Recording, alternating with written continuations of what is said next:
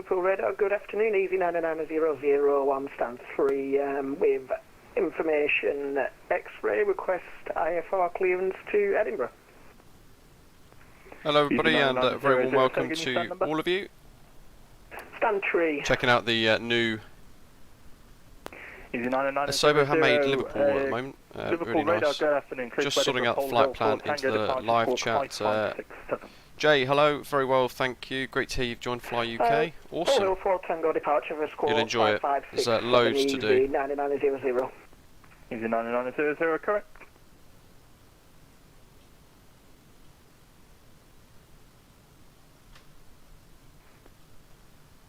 Liverpool radar, Skywards 4457, A320 at stand 36, with information X-ray. So there's the route. Tony, hello, welcome. Nice. 4457 Fly UK as well. Liverpool radar, good afternoon. Cleared to Zakynthos And ready in the winner of the LGZA screenshot competition decided the route today and the thumbnail as well, of course. So well done to you. Took a little while, didn't it? But we're there anyway. We got there in the end. 2 Victor, 92 Foxtrot departure. Call sign today, easy 7159er. Skywards 4457, negative NANTI 2 Tango departure, runway 27. And ready in, it's my pleasure. Well done for winning the competition. Runway 27. Skywards 4457. As I almost choked on my coffee. Correct. Right, where were we? Matthew T. Hello. The flight plan was in announcements and in the live streams tab inside our Discord server, but it's now in the live chat. And Mr. Smudgy, sure. Try and explain it in the live chat and we'll try and help you. Pretender and Paul Brown, members, hello to you two as well. So, we're at stand 4, and I've got to say I've actually been quite impressed with this Asobo handmade Liverpool. I'm not sure if it's Asobo that's made it, or if it's Gaia Simulations or anything, but it's really nice. The infamous yellow submarine, of course. And I've not actually been in the terminal yet, but it looks like there's an interior. There is, with departure boards. Station calling Liverpool, check your microphone, all received was carrier wave. Can't read that. Quite nice. For a Asobo handmade, I've got to say. I'm pleasantly surprised. Can we read this screen, do you reckon? Let's see. Mumbai. Ooh. Can't see Zakynthos on there. But it looks pretty good. Quite a few of us flying today as well. And runway 27 in use. Liverpool radar, hello, yes, that's much better. Readability 5. 555, thanks. Golf Bravo Zulu.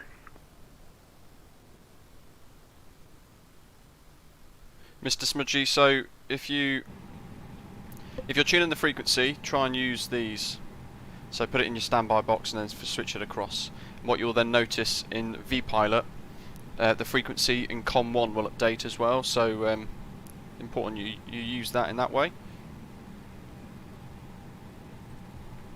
Ready in, that's good to know actually, because obviously Digital Designs have gone and created a payware version of this, but this is free. So you know what, I'm quite impressed. It's pretty good. Whoops. Good grief, fingers are all over the place today. Well, that's airside. We'll check that out more in a second. I wanted to show you guys the sign. Hampton Hotel does look pretty good as well. On the aviation ramp, request circuits, information X-ray, and there's the sign. It's pretty good, I've got to say. Zulu clearance will be issued at the holding point when ready. Engine start is approved. Report at Kilo for taxi. And all of these guys, I believe, are joining us to Zakynthos, which is awesome.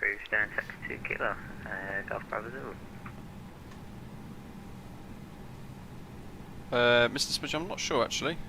Eagle, hello, welcome. Right, we need to get our clearance, and we're expecting a NANTI 2 Tango departure, runway 27. Let me just get the charts up so I can make sure I've got this correct as well, and it's ceiling of 4,000 feet. Yep. Wallasey VOR as well, flying a radial out to 17 DME. So, got VATSIM controller on as well, which is awesome. Liverpool radar. Liverpool radar, hello, Easy 7159er. Stand 4 Airbus A320 Neo with information X-ray. I request IFR clearance to Zakynthos. Easy 7159, Liverpool radar, good afternoon, cleared to Zakynthos 92 Tango departure, squawk 1476. Good afternoon, cleared to Zakynthos via the NANTI 2 Tango departure, squawk 1476, Easy 7159er. Easy 7159, correct. 1476, squawk that.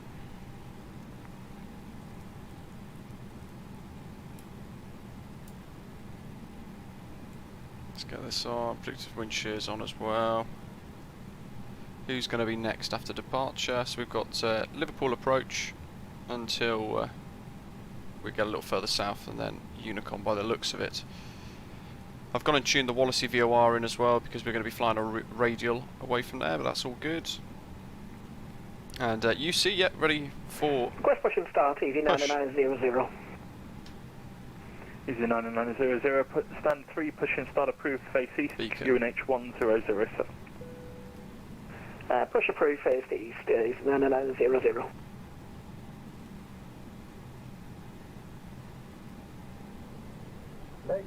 lights. Easy 82 Mike Charlie, stand 6, request push and start. Easy 82 Mike Charlie, The orange stand 6, flashing light is not a good face sign. east. I want them gone. Facing east, Easy 82 Mike Charlie. Stairs are gone.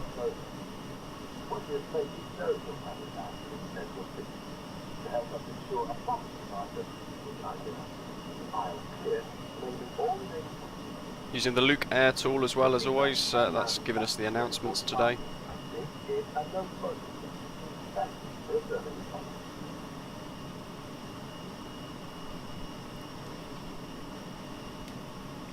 Easy 7159, stand 4, request push and start. Easy 7159, hold position, do traffic pushing off to the right, and I'll call you back shortly. We'll go hold position at Easy 7159. Oh yeah.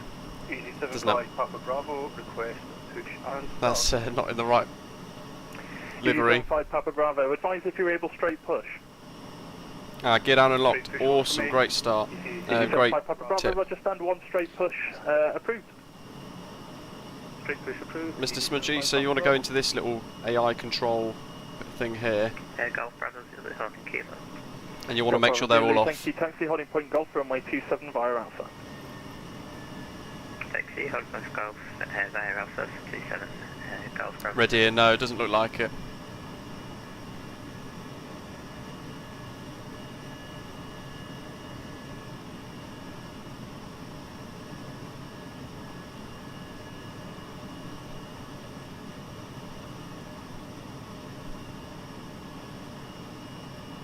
Make sure I've got my charts ready for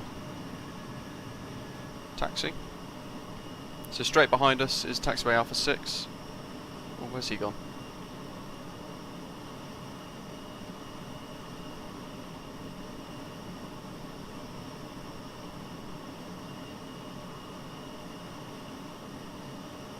Who knows? Jacob, hello, welcome. Matthew T, no problem if you're a bit behind. There's going to be about 2 minutes separation between each departure anyway. Ready for clearance. Golf Bravo Zulu, thank you. Hold position after departure, runway 27 cleared left hand visual circuits, not above altitude 1,500 feet VFR. QNH 100. Well, there's 4 of us, so that's about 10 minutes from the first departure to the last. So you've got a little bit of time, Matthew. Important, don't rush. 7, not above 1,500 feet VFR, QNH 1007. Our route today takes us over London as well, so we're heading over Lambourne, down to Dover. Golf Bravo Zulu, thanks, report ready. Philip, awesome, no problem at all. Great to join us for the first bit at least. William, hello. Jason, hello. We're heading to Zakynthos, one of the Greek islands. Not sure where the Lufthansa guy went.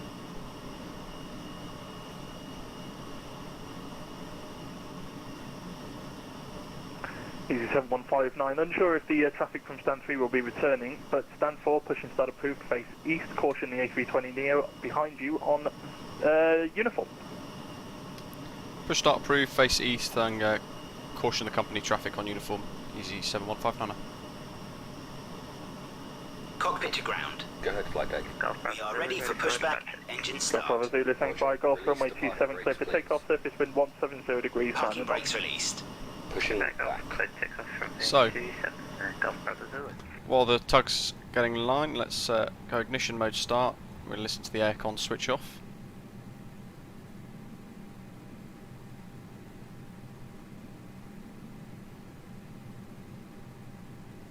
And engine 2 start. Start the chrono. Oh, there he is. I'm going to get a hold position now, you watch.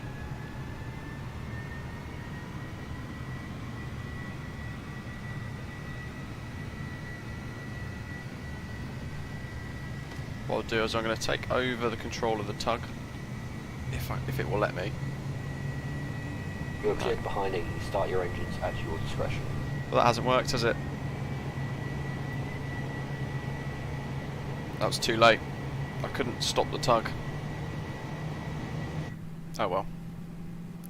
What we'll do is we'll look down and pretend like it's not happening. Oh dear. Ready in, no problem. I think we've just got away with that.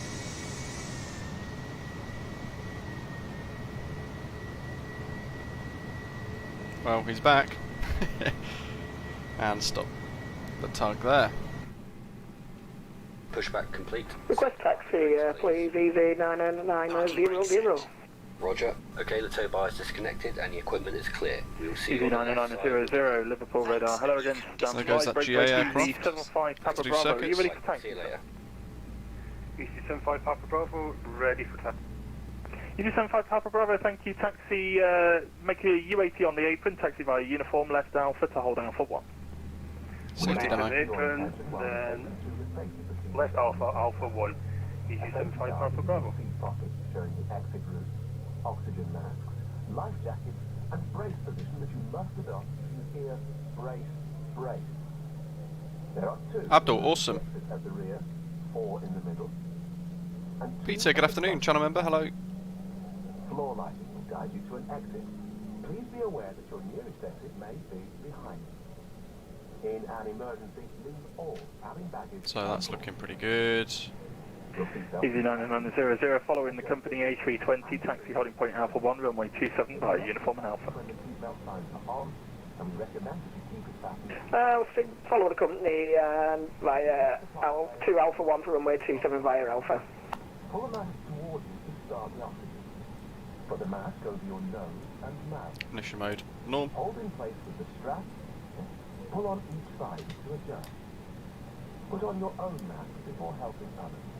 Let's Put put land on board. landing lights Take the out of the belly at least. Put it over your head. Easy 7159 over request taxi. Click together. Easy 7159, following the company A320, taxi holding point Alpha 1, runway 27 via uniform and Alpha. When outside, Following the company traffic ahead, taxi hold point Alpha 1 via uniform and Alpha. Easy 7159. there is a light and whistle for attracting attention. We also Easy 82 Mike Charlie is also ready for taxi. Easy 82 Mike Charlie, following the company A320 Neo, taxi Alpha 1 via uniform and Alpha. open and seatbelt. Alpha 1 way uniform and Alpha, Easy 82 Mike Charlie.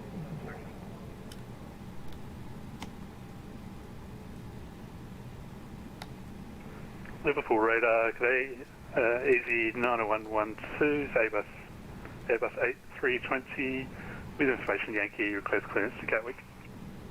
Airbus 91, correction, Easy 9112, Liverpool radar, good afternoon, confirm your stand number. Stand 40, sir. Easy 9112, thank you, you're cleared to London Gatwick, NANTI 2 Tango departure, squawk 4232. Clear to Gatwick, Nancy 2T departure, 4232, Easy 9112. Easy 9112, correct, break, Easy 75 Papa Bravo. Traffic is a Cessna 172 on a left crosswind, runway 27 clear to take off, surface wind 160 degrees, 7 knots. Clear to take off, runway 27, easy 75 Papa Bravo.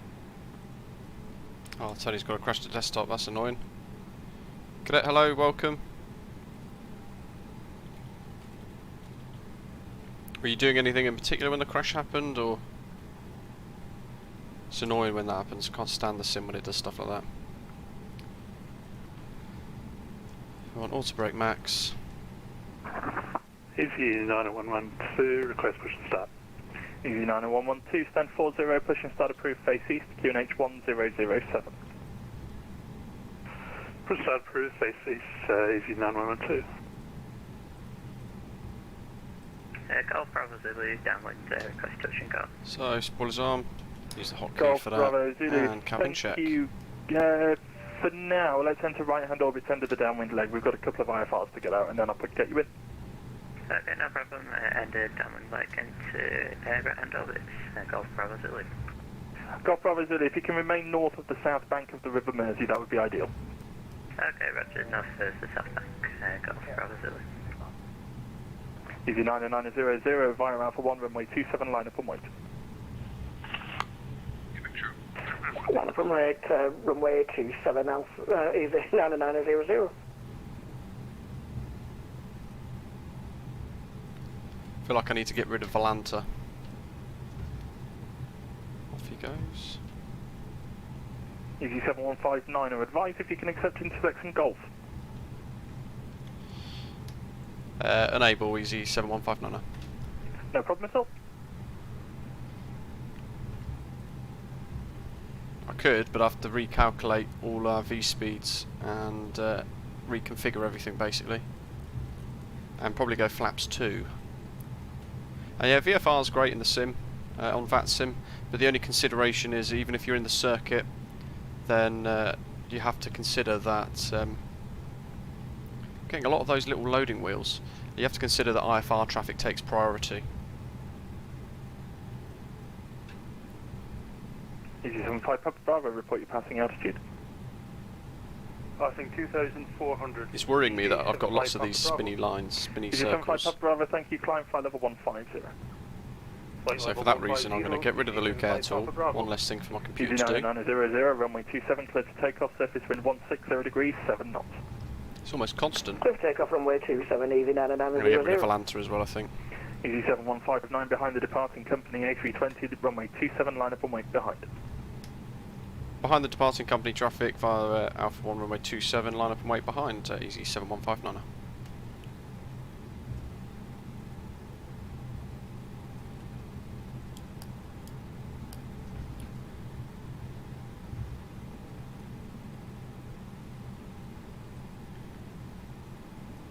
I feel like the dynamics of the lighting has changed somewhat as well. So we're tracking the distance from the Wallasey VOR there, because that's part of the departure. And let's get those wheels nice and stable, there we go. Brakes.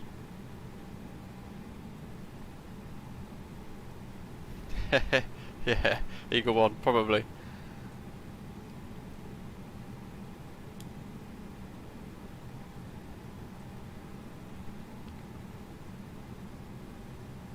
Easy 900, report your passing altitude.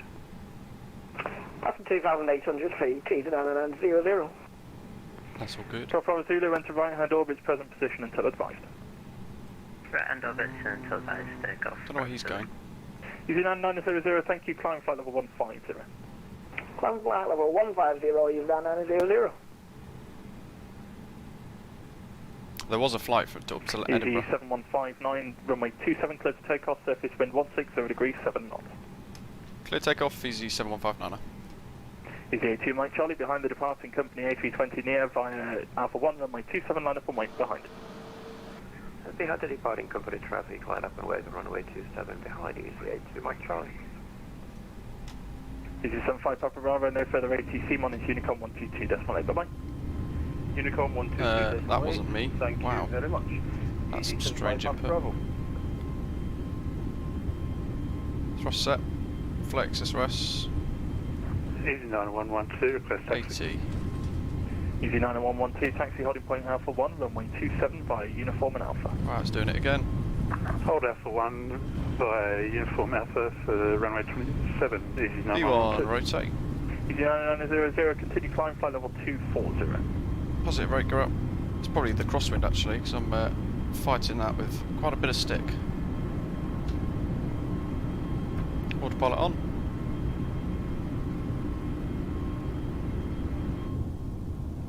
I just missed that. And up we go. It's looking steep, isn't it? Let's just take over. On vertical speed. Leave a climb. Easy 655 radio check. 55 readability 5, break, easy 7159, report your passing altitude. Passing 2000, easy 7159. Easy 7159, thank you, climb flight level 150. Fly flight level 150, easy 7159. Matt here, hello, welcome, good afternoon to you. Let's disarm the spoilers.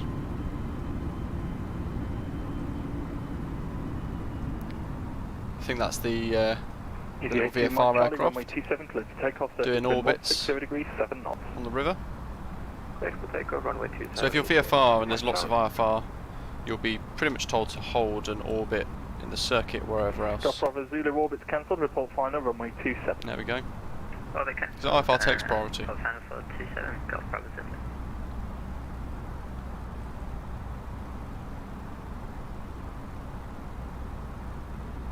Yeah, let's do 2400 foot per minute, shall we? We've got rid of the chrono because we're no longer on toga. There he is. He was orbiting around the wind farm. That's quite cool. Requesting IFR clearance to Zakynthos at stand 8 with information Zulu. Easy 655 Liverpool radar, hello, you're clear to Zakynthos NANTI 2 Tango departure, squawk 7016. Off he goes. Fly a little bit of his downwind to then base. One big flappy boy, hello, welcome. You'll probably need to spawn in somewhere maybe like Gatwick, if you can depart in the next 10 minutes, if not Paris Shonagall probably. If you want to fly along with us on the route. NANTI 2 departure, squawk 7016, easy 655. Easy 655, correct, break, easy 82 Mike Charlie, report your passing altitude. Let's put the icing on because we're going through this. Easy 82 Mike Charlie. Easy 82 Mike Charlie, thanks, climb flight level 150. Climb flight level 150, easy 82 Mike Charlie. Easy 7159, no further ATC for you, minus Unicom 122, decimal 8, bye-bye. Unicom 122, decimal 8, easy 7159, and thank you very much, bye. Golf Bravo Zulu, I know 27, touch and go. Golf Bravo Zulu, thanks, runway 27, clear to land only, due wake turbulence, hold position on the runway.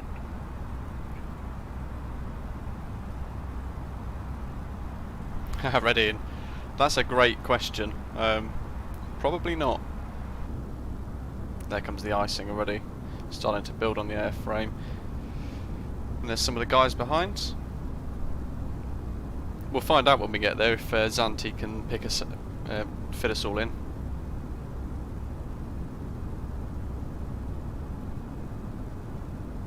Reykjavik control is online. Nice for some Northern Oceanic.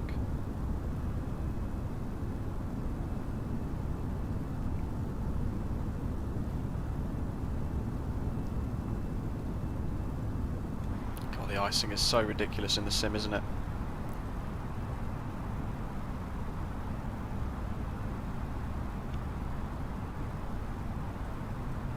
Oh, we're doing 10,000. Standard pressure. Let's get those off and retracted. Keep the signs on. We've got the Zanti freeware scenery as well, of course, which is on flightsim.to. visited there once already. It looks pretty good, so we'll have a little look when we get there again.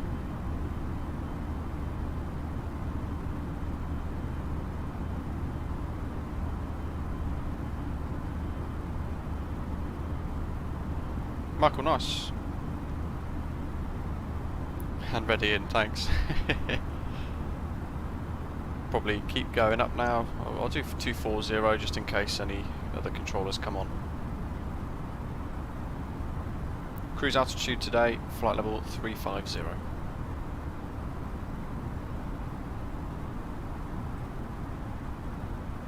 It's lovely. Good morning to you. Hope you're well. Ladies and gentlemen, please keep your seatbelt fastened while the seatbelt signs are. We recommend you keep your seatbelt fastened whenever you are seated, or that some are taken at the end of the cabin. Remember that smoking is not permitted at any time. This includes seats to the left. In just a few moments, we'll commence our in-flight service, offering you the chance to purchase from a selection of fresh Lovely. available today. We can turn the Wallasey VOR off now as well. That's at 30, so that's pretty much where we're at.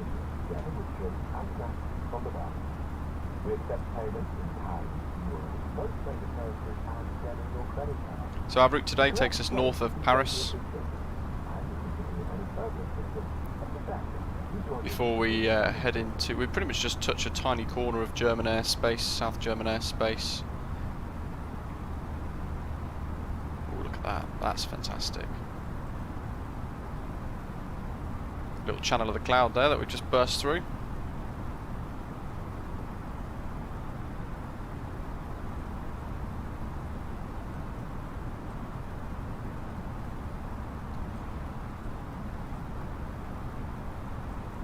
Then we'll be heading over Switzerland, down the northern coast of Italy, past Milan.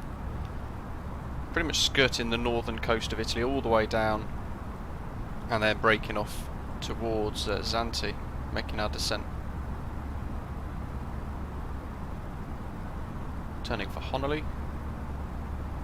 Ready and awesome. One from Birmingham as well. 7 flights. Well, for me, they seem to have fixed a lot of stuff with the way that all of this is rendered, at least. Clouds and things.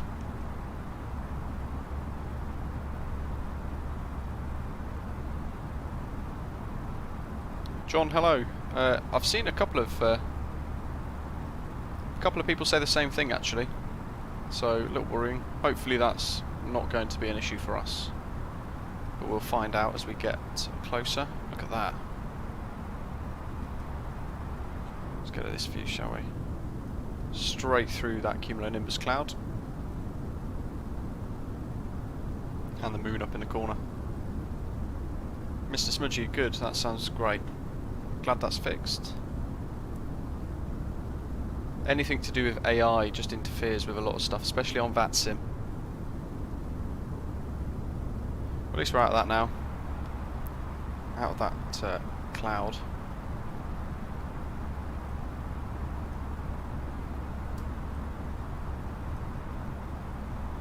Still trying to work out how to sort out this SailCal code plate that they've put in.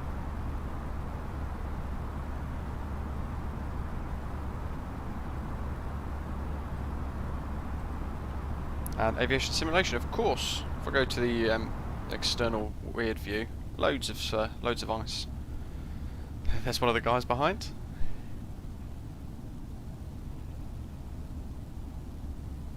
So we've got one in front, I think, and then we've got 3 or 4 behind as well. And it sounds like, from what Redian was saying, somebody joining us from Birmingham as well. I'm curious then, because I've never used VATSPY. Does VATSPY actually tell you your ETA?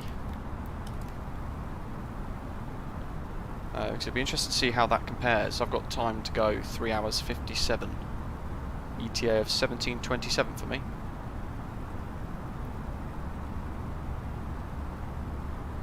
Henrique, hello. Very good, thank you. So they've changed all the cockpit textures, as I covered a little while ago, and I stamped my SailCal code here, but they've actually changed the way that we have to do that, and the things that I've tried so far have resulted in the entire cockpit texture just becoming washed out and blank, like pure blank white. So I haven't got round to fixing it just yet because I've been busy with quite a few other bits. But the coffee cup's in there, keeping the drink warm for the rest of the way. We're easy 7159, ready in.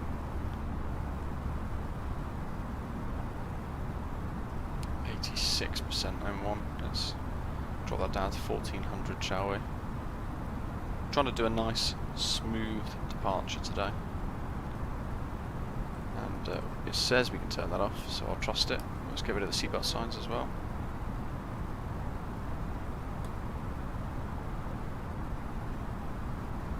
Ian, awesome. And UC, yeah, we were just talking about the clouds. They're fantastic today.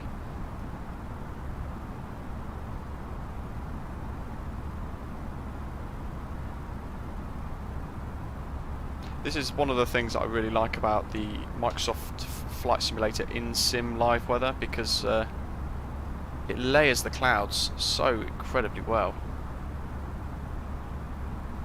And you can't get this on Unreal Weather or anything else. Kev, hello, welcome.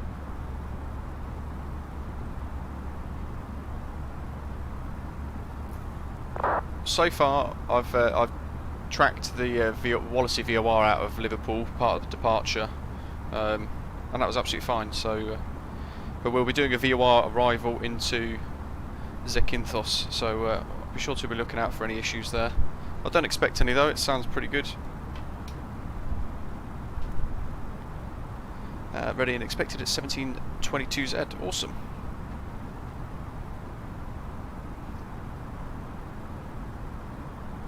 Michael, yeah, that's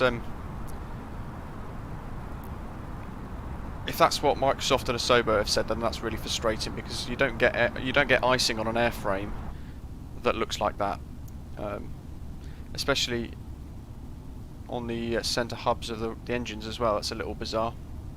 Never seen that ever, except for aircraft that's been sat on the ground for hours, hours and hours on end in really bad weather. But especially at this altitude now, there'd be very little moisture in the air, so the icing, for them to say it's realistic is beyond me, because you just wouldn't have anything like that on the aeroplane.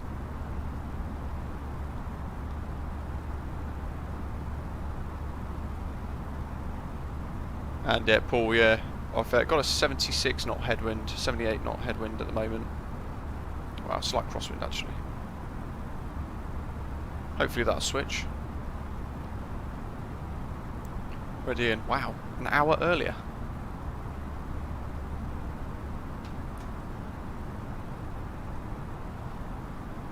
Let's get rid of this.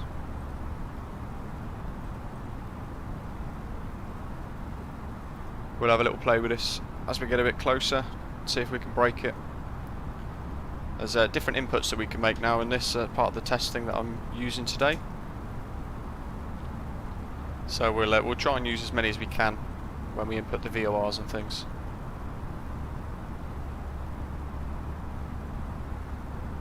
I'm just going to bring that tab up actually so I can make sure I'm testing the right things.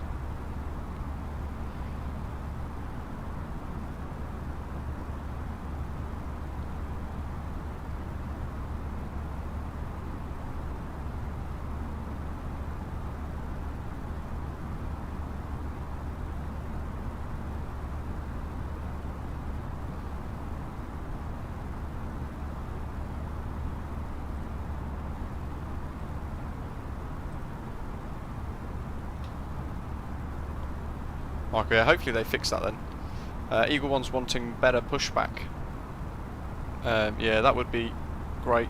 FS2 crew is good, but it's quite an expensive option for people that are tight on a budget, of course. But there is a free version as well. Pushing 80 knots now on a crosswind. And over Honolulu. So Heathrow is pretty much dead ahead, sort of around this area here, down below.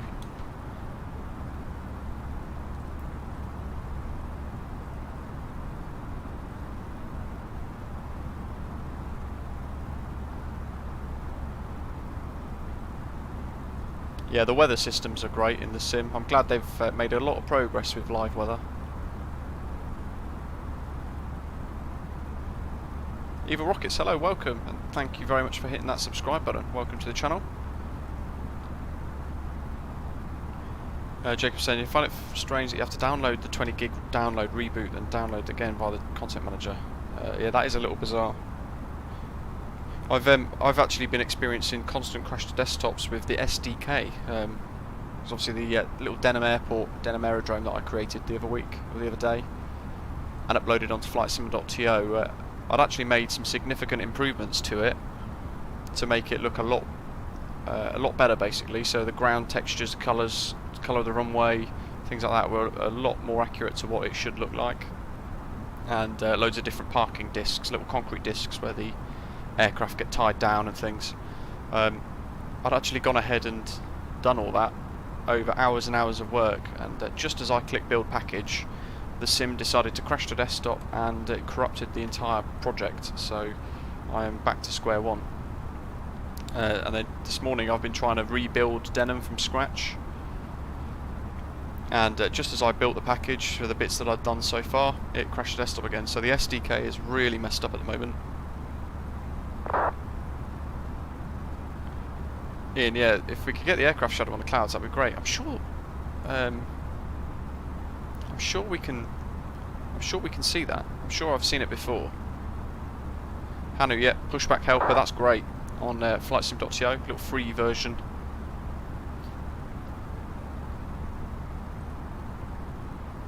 Kai, hello, welcome.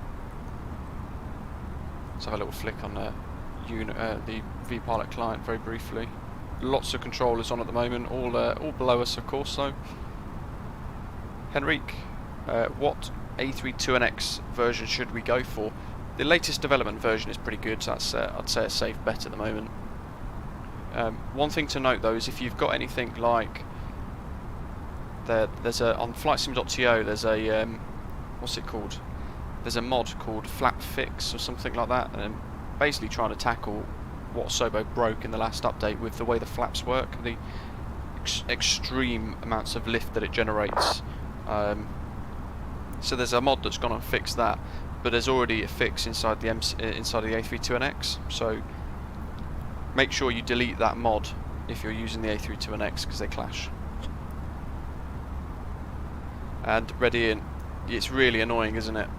The outline of the aircraft now since the UK update has pretty much begun to you get like an outline. I wonder if I can, what was the really good view? I think it was, we saw it yesterday on the stream, can't quite see it on that one. You can see it better on cloud, but pretty much there's like a little luminous blue outline across the whole airframe, which has appeared since the last update, and that's really annoying. No idea why they've done that or how they broke it.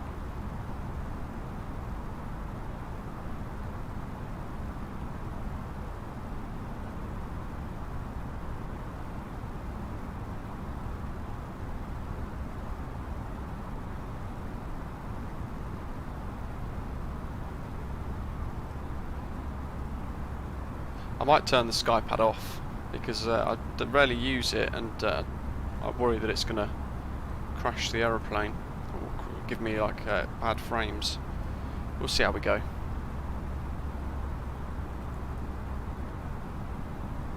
So almost coming up to a ton burnt already. 680 at the moment. Matthew T's just took off, nice. Yeah, there's a lot of things that have got a weird outline at the moment from the last update. And yeah, on the trees and everything as well. Some of the things that they do, it confuses me beyond belief, because they end up obviously going in and changing lots of things inside the updates, inside the sim between updates. But how they break stuff constantly, or whatever they've done to amend all that is bizarre. But to create some weird halo effect, it's like they were doing the flight physics of it all, and they forgot to turn that off. And ready, and yeah, you could turn all of that off over the side there. You could turn the first officer's PFD and then have display off, and that helps with frames ever so slightly. Although all of this has been optimised quite a bit, so it's pretty good now.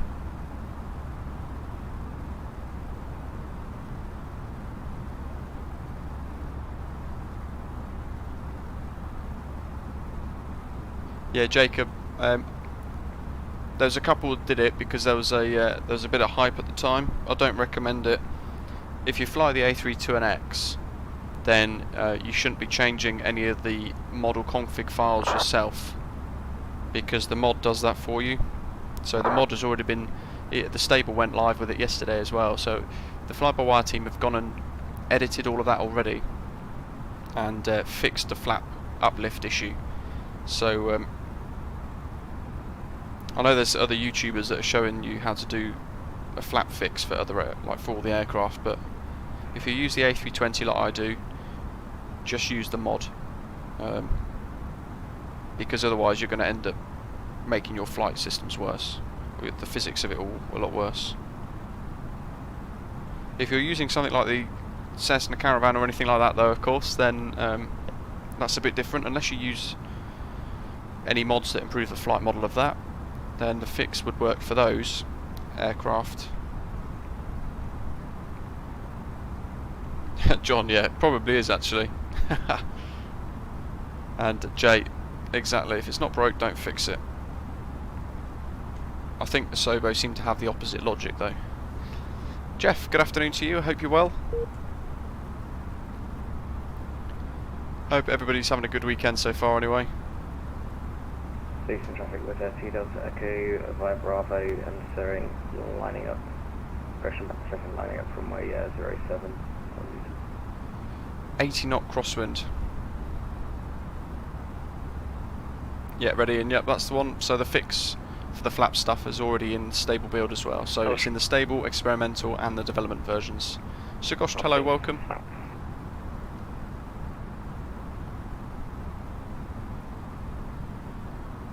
Yeah, Michael, the re-downloading of massive files is a little frustrating. You can see as well how the aircraft is tracking against the wind. So we're flying at the moment. Oops. We're flying at the moment at a heading of 136 degrees. But the green diamond there is our track, so that's where the aircraft's actually going. So the nose is pointing towards the yellow line, and the green diamond is where the aeroplane's actually going. And you can see that on the PFD there as well. Was that T-Delta Echo departing runway 07 Devon, 7 Charlie, please? And if we were flying this manually, so for example the VOR approach, and we were going to fly the entire VOR arc ourselves, if we wanted to do that, or if we were doing circle to land for example and we were using track FPA, then we would be looking for setting tracks instead of headings. ETF 1642, awesome. Matt, hello. Kenway, welcome to the stream, hello. Hope you're well. And yeah, 2 hours 58 minutes apparently, ETF 1642. Wow, that's come down quite a bit. Lovely.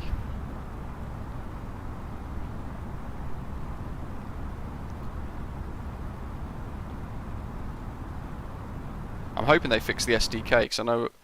Whoa, hello. My sim started doing bizarre things today, I've noticed. I booted it up earlier, and something's changed, because bizarrely, when I clicked... What did I click? I opened the sim, did nothing except for just move my controls into the right position, and for some reason there must have been a button that's changed its configuration on the joysticks or throttle, because it ended up trying to open Microsoft Flight Simulator, I think it was like 23 times, and it just kept pinging up with the little error saying the sim's already running. Yorkshire Purd, hello, welcome. Yeah, the latest graphics update for the Nvidia stuff has really made my graphics card a little unstable. So I'm not sure, every now and again you might be able to see the little micro flashes and things like that. There's, I think, Stansted down there. I might be wrong. I feel like that's Stansted. And we should see, now the weather's cleared up significantly. There's London. London City Airport, just on the left. And there's all the bridges. Houses of Parliament is kind of where the cursor is now. And then up there is sunny Heathrow.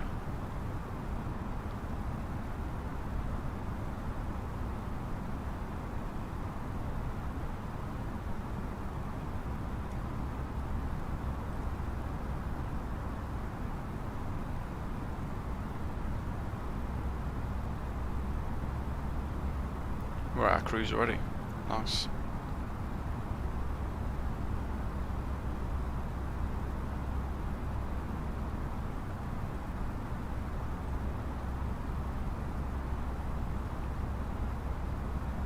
Keith, yeah, the new textures are fantastic. The only thing that I find frustrating is they've changed the way that the cell cow plate gets stamped on now, so it's messed my up my little custom cell cow code, and the method that I did a video on a little while ago now doesn't work either, so I'm having to work out how to do that again.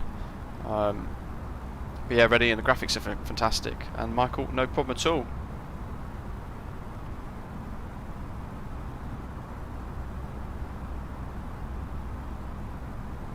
Matt, it's interesting. So the other day I noticed that the live weather was working for a little while for me, and then about 10 minutes later it all sort of just went clear skies. Yesterday, in fact, as we were making our way into Lima in Peru, we had to switch to unreal weather because live weather had stopped bizarrely.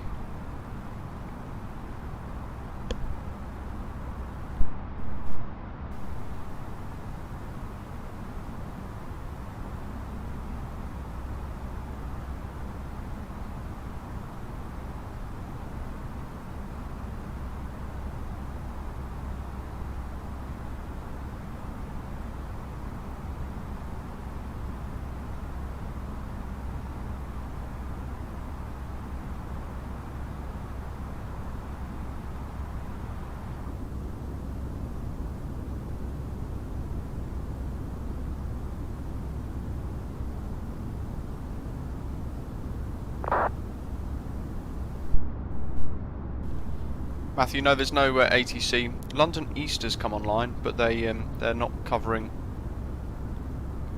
our sector, I don't think. I'll have to check actually.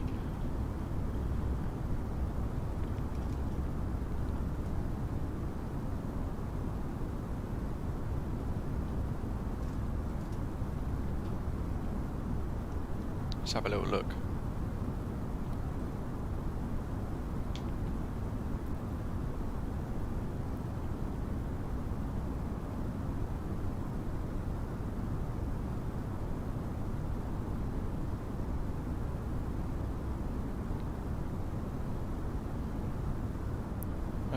London East. They're not even on the area sector map, bizarrely, so I have no idea if we need to contact them. Secondary sectors are defined London East Centre.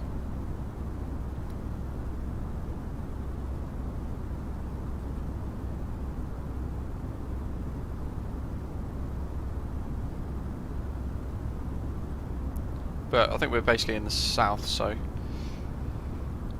Sagosht, no, use auto brake for landing, so part of the routine that I'll go through as we start to make our descent, we'll activate, we'll do sort of like ground spoilers armed, and we'll select an auto brake depending on the length of the runway as well. So ordinarily, in most cases, it will be low, and basically when we land with auto brake low, there's a 4-second delay from the main wheels touching down on the runway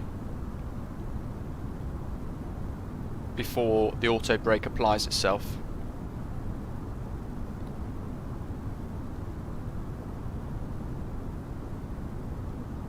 Mats, yeah, I found over about flight level 150, unreal weather becomes quite useless these days. So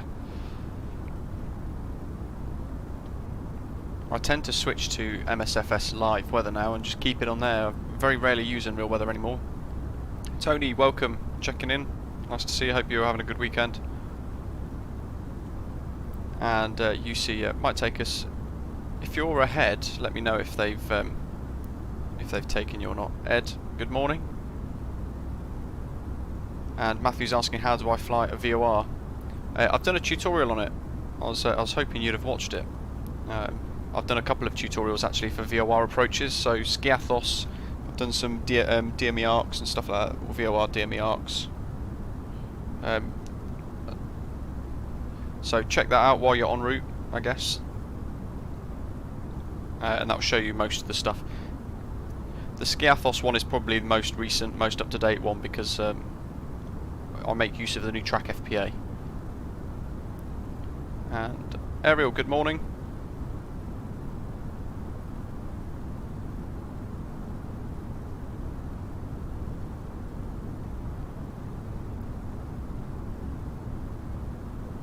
Frank, hello. We use vPilot.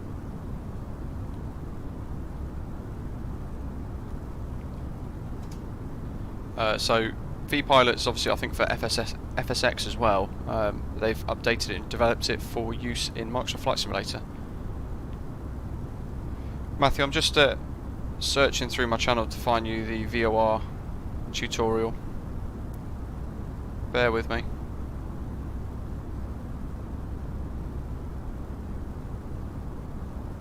Get a shareable link. There you go. And ready, and yeah, that's probably why your cockpit went completely red. Mine went all completely white. Matthew, wait, there's a difference between VOR, DME and VOR. So DME just means decision measuring equipment. So that's basically you looking at how many miles you are from a VOR or an NDB. So all you're doing is measuring a distance. So if you're using a radius, if you're flying a DME arc, for example, you'd be, if it was a 14 DME arc, you'd be tracking the distance between the runway or the airport, the VOR station that you need to track, and your aircraft. So and you're basically trying to fly an arc that keeps you exactly 14 miles away until your final approach fix. And as Tony's saying there as well, the VOR gives you direction, so I'm not sure if it will pick up the Wallasey one, no. Basically we'd have a white arrow here telling us what direction the VOR station is in. But Matthew, you're about 15 minutes behind, I believe, so you'll pretty much watch me do it live as well, just before you do it yourself, so feel free to ask questions as I do it.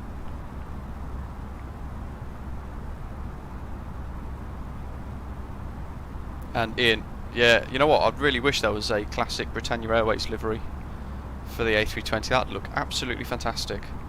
Someone was asking as well a question a little bit further up. Let me catch up. George, I haven't used the 747 for a while actually.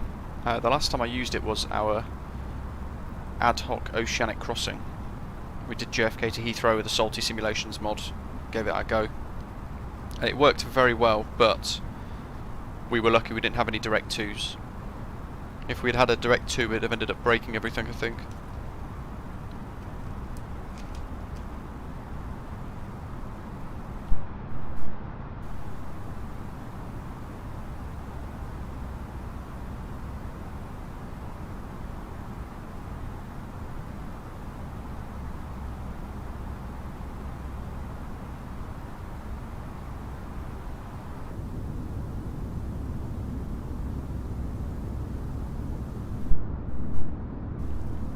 Frank, vPilot's only AI. No, vPilot is it connects to the VATSIM network, and on there you have real people who, as we are at the minute, just flying. They're pretty much simulating a radar, an air traffic control. So we talk to them like we did at the start of the flight today. We had Liverpool approach online, or Liverpool radar, and they gave us our clearance for the IFR trip. They gave us our pushback and start, our taxi instructions, and our takeoff and initial departure instructions as well. So real people, and of course VATSIM is a network that you connect to. So we're on Microsoft Flight Simulator, but there will be other people who will be flying on VATSIM at the moment who are using FSX or X-Plane or P3D or Microsoft Flight Simulator like I am, and we all connect to the same network and we can all see each other basically. But Frank, yep, you can reply in writing. You can, yeah. So if you don't want to use voice, you can type in on the client. There's a chat box, and you can just type in any responses, any ATC lingo that you want to make. So if you're clear for takeoff and you're using text only, you'd just write clear T/O.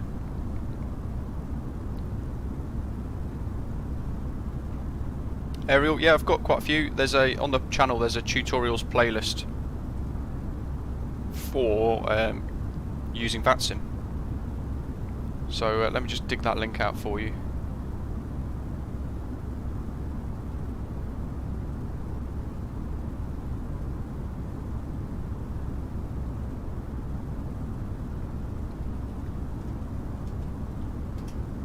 There you go. Michael, yeah, I think it is quite difficult. I think there are quite a few things that are broken with various aircraft on the sim at the moment.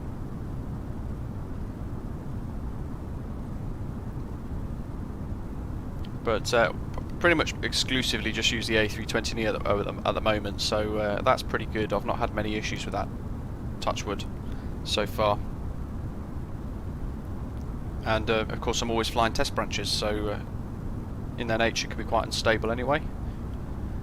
V Hakai is asking, can I go into Gatwick VATSIM and just watch planes landing? You can do, yeah, but what you will need to do when you connect, you need a VATSIM account first, but what you'll have to do is connect to vPilot, and as you connect there's a little link, there's a little checkbox that says log in as observer mode.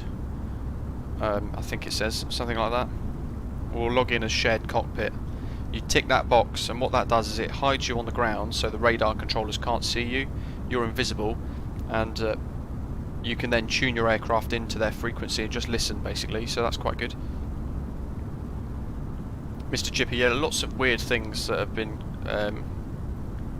quite difficult actually from the last update. I've noticed I was in the Cessna Caravan the other day just flying into Barrow when I was recording that, and the way that handles has changed dramatically. So I'm not sure what they've changed, but they've made some tweaks that have ended up really adversely affecting quite a lot of stuff. Matthew, awesome, great to hear. Any questions, you can fire them out on the chat and we can answer via I'll try and explain it.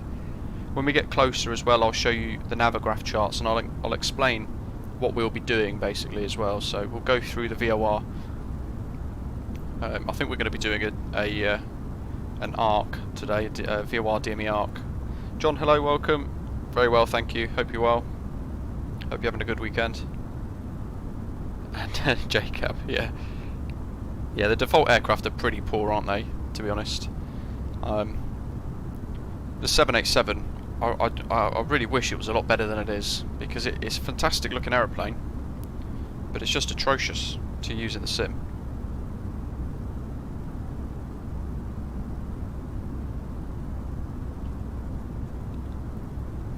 Matthew, it all depends on the weather, and the weather can change quite a lot in the next few hours, but if I pull the latest METAR for Zakynthos, its winds are 040 at 9 knots, so we'll probably be flying I think we'll probably be landing on, let's have a little look, runway 33 is it, I think? Runway 34.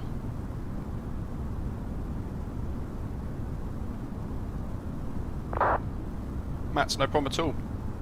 See you in a bit. Perhaps we'll bring some British ice to Greece, yeah. Probably will be.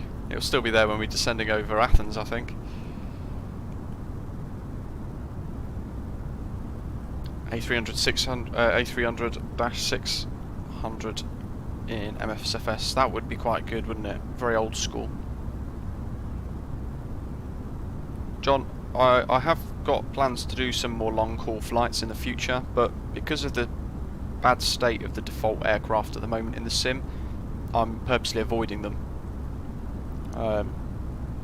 Because it's not particularly good. Jason was asking, are we flying over Belgium? I think we might be. Let's have a little look. Yes, no, we're just south of Belgium. We're pretty much right at the north of French airspace at the moment. So in about 10 minutes we'll be passing maybe 30-40 miles north of Paris.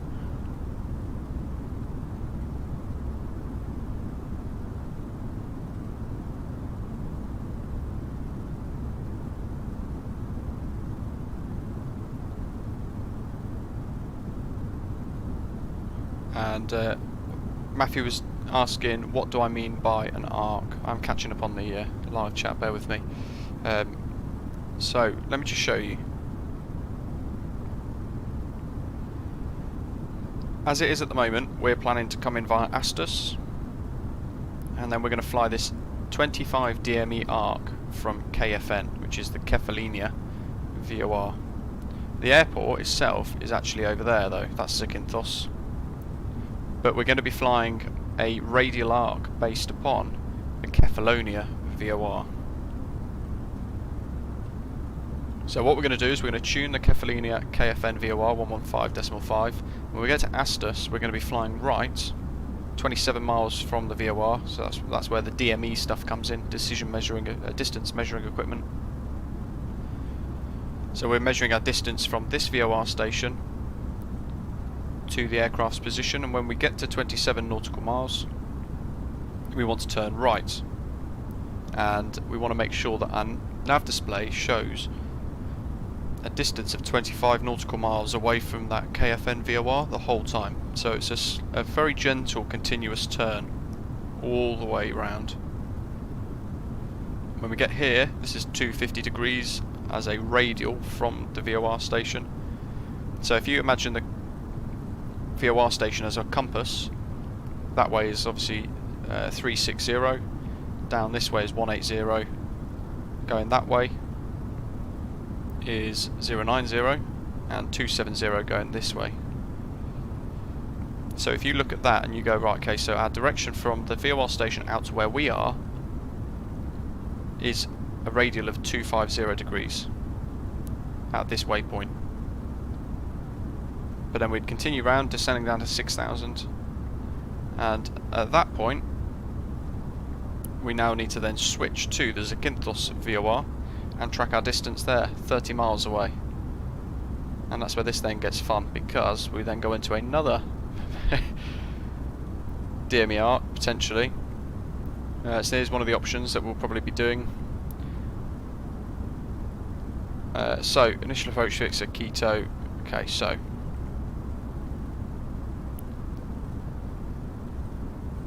to Juliet, I think is what we were doing.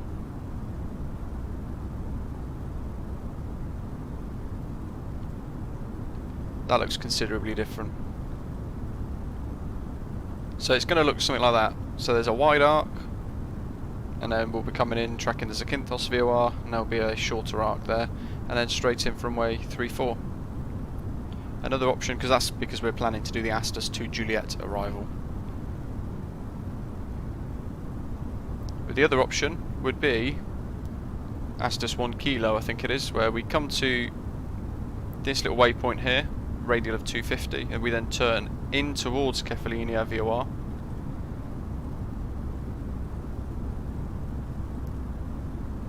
Before breaking off on a radial intercept of 290 to the airport.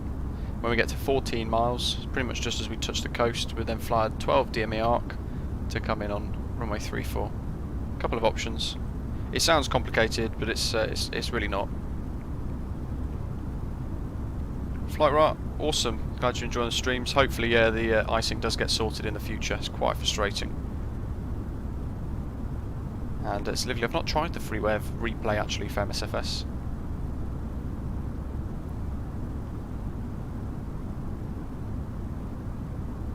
Hakai was asking what was the pushback tool I was using. That was FS2 Cruise Pushback Express, but there is a freeware version called Pushback Helper, and I'd recommend trying that first to see if that's going to be good or not for you, because that's free, completely free of course.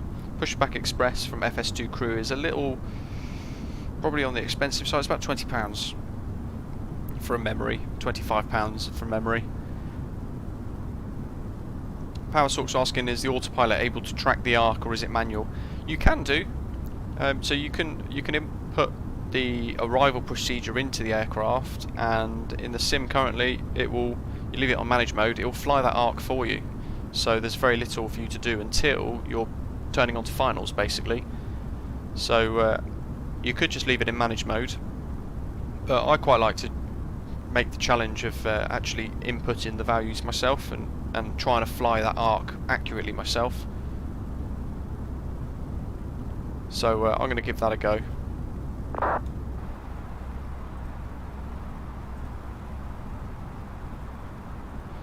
John was asking what's my I think F flight I've ever done. Favourite flight? Probably Heathrow to Mauritius, I would imagine. Gatwick to Mauritius, I would probably say. Fantastic flight that was. Ian's going to do the Kefalonia 3 Alpha arrival. Nice.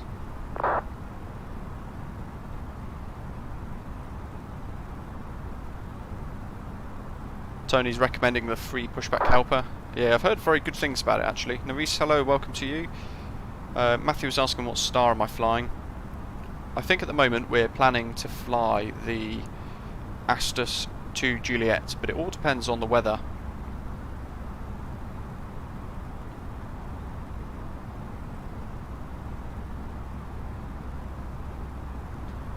Ian's flying the Kefalonia 3 Alpha, so that's going to be a transition over the airfield. I'll show you guys that. That's what Ian's going to be doing. So flying in over the Kefalonia VOR, and then he's basically going to switch from tracking the Kefalonia VOR to the Zakynthos VOR, and he's going to be flying on this direction straight to the airport, descending down to 4,000 feet. And then he's going to break off heading 180, and when he gets to 12 miles, turn left and go back on himself to Litsi, which is the initial approach fix, and then his approach would be, it would look like this. No, let's see. Let's see. Okay, so he's coming in from the north. That's better. And then when he gets over the airfield, he's going to head down 180, 12 miles, and he's going to turn base. And then he's going to line up with a runway and come in and land. There's a couple of options with this, all fairly nice. The great thing with the Greek islands is that they, a lot of them have got challenging approaches, which is really cool. Nice to throw ourselves in and make it difficult every now and again.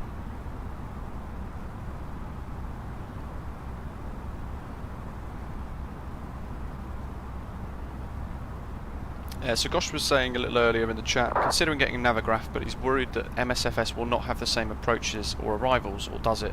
It's pretty good. Microsoft Flight Simulator gets updated every month as well with the AirAx for free, so all of the latest nav data, all the latest waypoints, arrivals and things will be fed into the Sims database by Asobo, or whatever the company is that's is it nav data or something like that? I can't remember. But whatever company it is that's feeding all of the information across.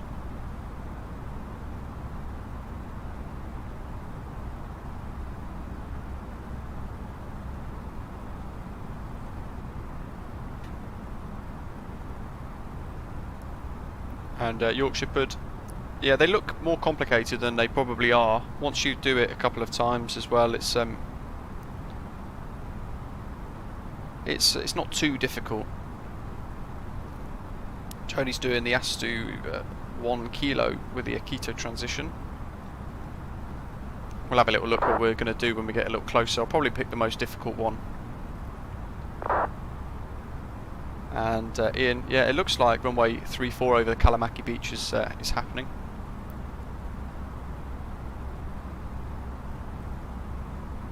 Matthew T, no problem. If it's the 2 Foxtrot.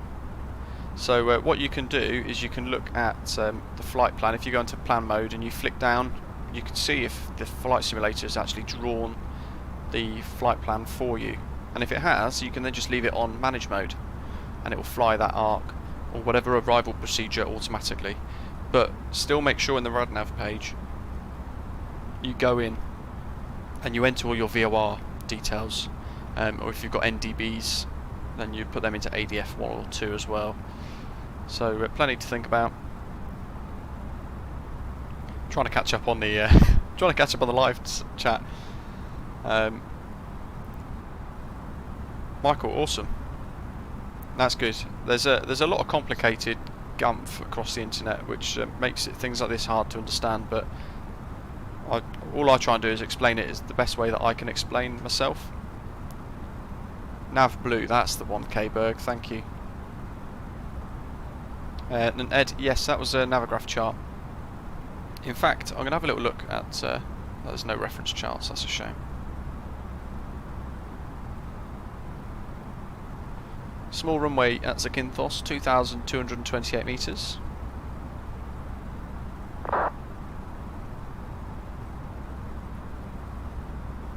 And Jacob, yep. That's not Zakynthos, you're thinking of Samos, that we did a little while ago on the stream. We did the live circle to land into Samos on a live stream a little while ago. I think we did Manchester to Samos, but that was fantastic. And I did it live to show that I could, A, I can do it, and B, it's not too much to worry about, so everybody can give it a go. And as Lively's saying there, if you love flying, then Navigraph is a must. Yeah, for things like Microsoft Flight Simulator and updating your SimBrief account as well is really vital. Jurassic may have slept in lightly, no problem. Matthew T, you can message other aircraft by doing .chat and then the call sign. Yeah, Jacob, yeah, Samos is a Greek island, you're right. It's a tiny little Greek island, it's about 3 miles away from Turkish airspace, so I've done a tutorial on it on the channel, and that's a fantastic approach. If you're looking for something quite dynamic and quite, not complex, but it all happens quite quickly, then that's a great one to give a go, have a go at. Alright, K-Berg, yeah, we're doing the MCDU RadNav update.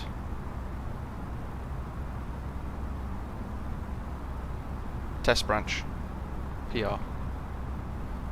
Let's see.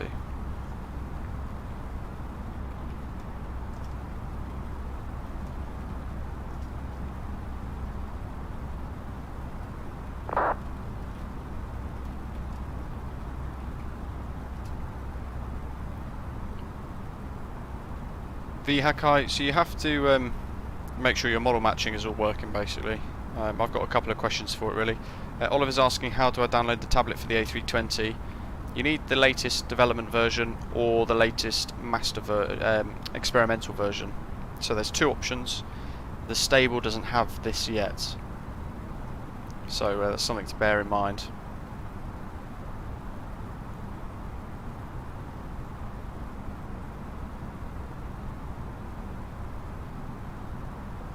And Tony's overtaken Matthew. Nice.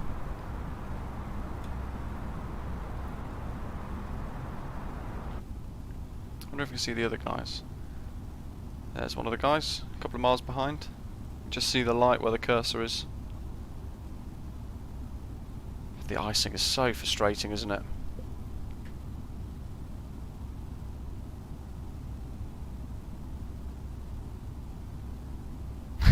Jacob can barely fly in a straight line, let alone an arc. Company message. Somebody sent me a free text. Tomjet234, found the climb gate today then.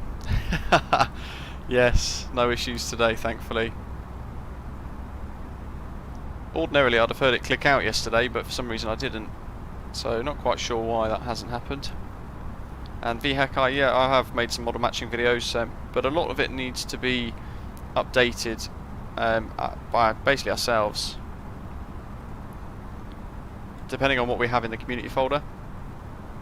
I'm sure you guys just saw that flash on the screen as well. That's the latest NVIDIA graphics driver, and it's caused nothing but problems. NVIDIA can't get anything right. Asobo keep breaking stuff. What chance have we got, eh? Lively likes the TBM. Yeah, that's a great little aircraft. I've not really tried it too much, I've got to be honest. I'm pretty much just living the A320.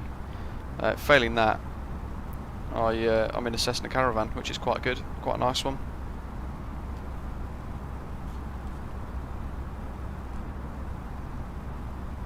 There's another weird flash on the screen.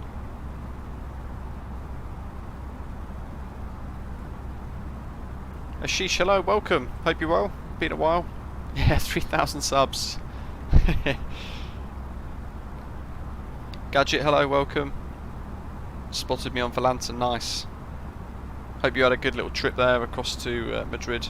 I'm going to turn the airport thing off because it's I'm not sure if that's causing some issues on the nav display.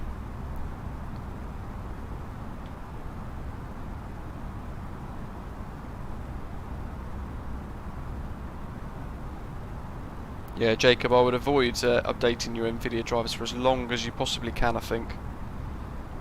It's quite unnerving, a lot of the issues that I've been having lately. And quite a few other streamers have been getting lots of crashed desktops, so luckily, touch wood, I haven't had any yet.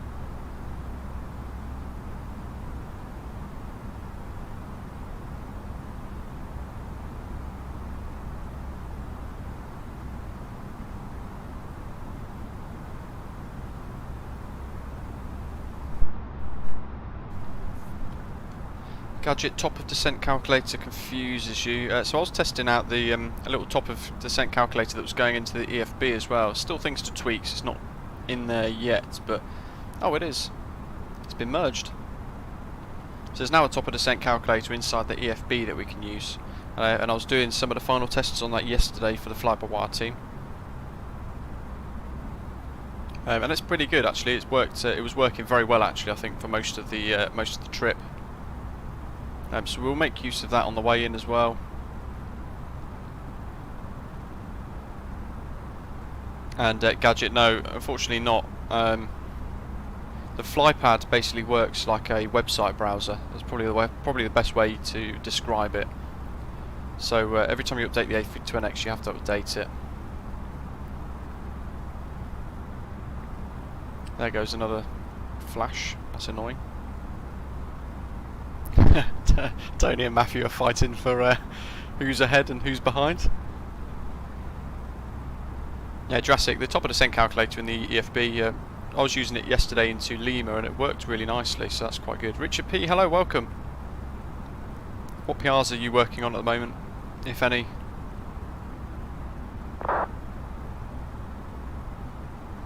Eager One's all about AMD. You know what, I'd probably recommend that.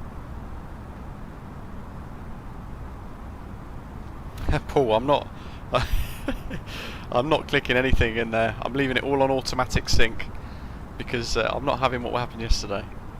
That was a headache and a half. I thought we were going to absolutely lose control. We got so close as well to throw away 2 hours. ECam rewrite, awesome.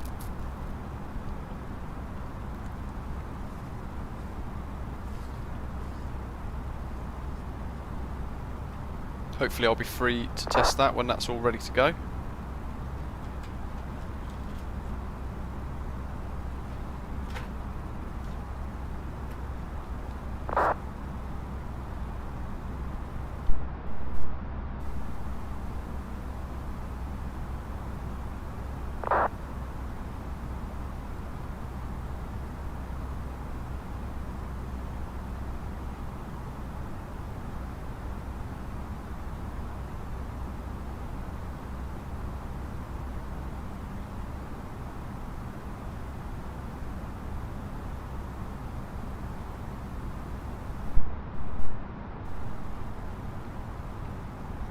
You see, I've almost got a AMD graphics card, and everything I was reading basically said get an NVIDIA graphics card as well to go with a AMD CPU. So I ended up doing that. But I can't help but think maybe I should have got an AMD, like a full pure AMD setup. I'm just reading the news on the United Airlines flight that had the engine explode in mid-air.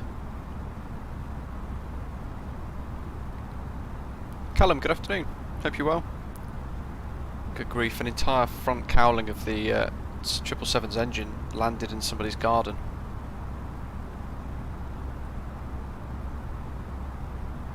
Wow.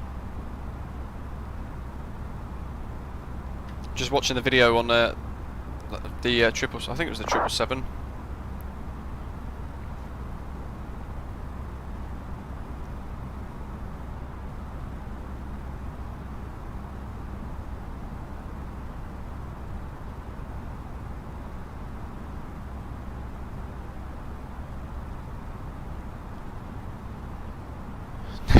Jacob. Yeah, that is the problem, isn't it? Simming as expensive as it is. I went ahead and got a custom-built PC for the new Microsoft Flight Simulator, so I maxed out as much money as I could use, really, but still crazy money involved. The RX 5600 XT is pretty good, isn't it? Russ, good afternoon. Matthew and Tony are matching their speed. That'll get interesting when you're both trying to get into Zakynthos. Jurassic's been waiting for the Nvidia card to come back in stock. Yeah, you know what? I find it quite frustrating when I'm getting all these screen blips and flashes all the time with the latest Nvidia graphics drivers. Their updates have not been good lately. But as Callum's saying, everything that I could find online, Nvidia was slightly better than Radeon for handling things like Microsoft Flight Simulator. All the benchmark tests and things that I'd looked at. And as all of you guys know, I've got the RTX 2070 Super, and that's pretty good.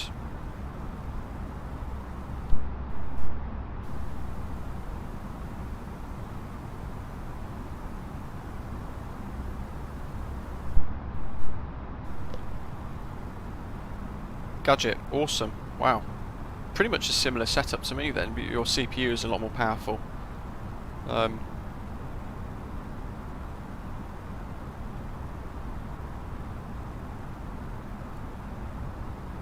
But I've pretty much run everything on a blend of medium to high, and that gives me an average of around 40-ish frames per second in the cruise normally.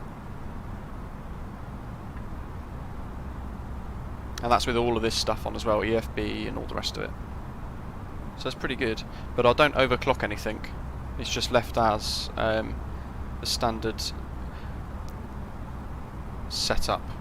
Although it is, I think it is not necessarily overclocked, but I think they've, when they built it custom, they've uprated everything permanently. I'm not sure how it all works, to be honest. Russ, completely agree. Nvidia are starting to fall behind, as are Intel. AMD are so far ahead with CPUs, especially for something like Microsoft Flight Simulator. The AMD CPUs seem to be a lot better. I mean, I've only got the Ryzen 5 3600X AMD CPU, and it's incredibly good. It's really, really good. haven't had any concerns or anything to fault it with yet. K-Berg's waiting for his 6900 XT. Whoosh. Nice.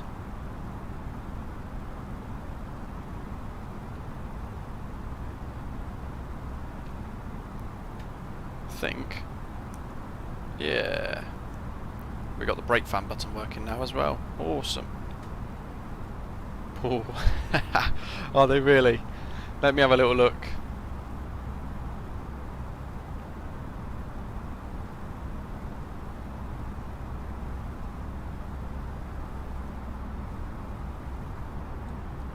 Are you guys all using Volanta as well, or is it just me and UC? Easy 655. Who's that? They're just over French airspace at the moment.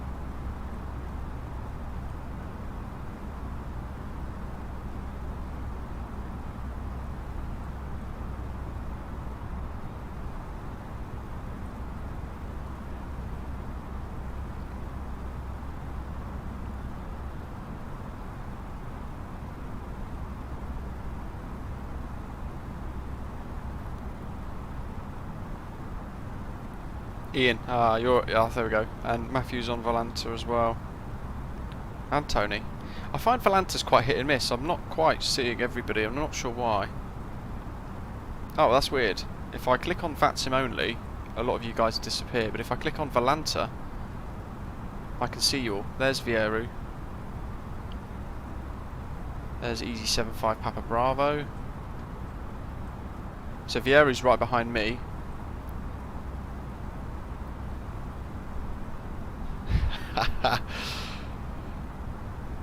There we go. Tony and Matthew are on top of each other. I can see that. That looks great. And who's that? Ian. What good grief. Ian, you're miles ahead. You're over Zurich already. Wow. You're about maybe 20 minutes, 30 minutes ahead of us.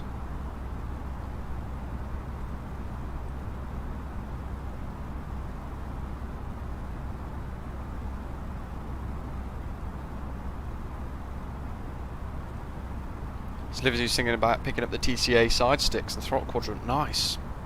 I'm really tempted. I've got to say, I'm very, very tempted by it. It does look fantastic, but I've seen quite a few people mention problems with the way it all works and how difficult it is to set up. So for me, that sort of puts me off a little bit. I'll probably keep my little setup until it starts to break.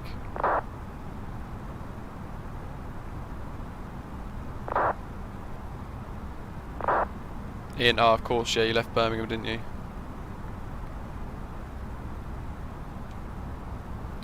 Once Microsoft finalise Xbox build, they will have to optimise much more. They will, won't they, actually? Yeah, that is a good point.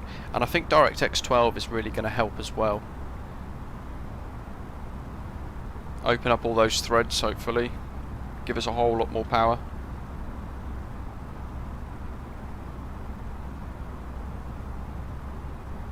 Eagle, good shout. Yeah, if you're enjoying today's stream and you've not already done so, please do click that like button, give us a little thumbs up. YouTube's algorithm cares greatly about that.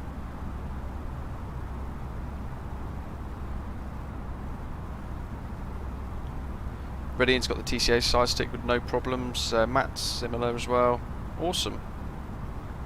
It's quite expensive. I was going to buy it back, back a couple of months ago, September, October time when it all first came out, and it instantly went out of stock. I was going to put an order in then for it, but they suggested it wasn't quite ready, and there was some issues, so that made me hold off a little bit.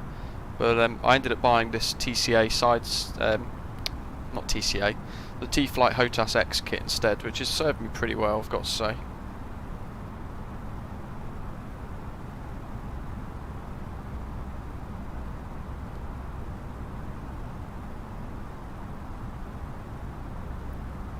But there's no difference to the Logitech Extreme. Wow, okay.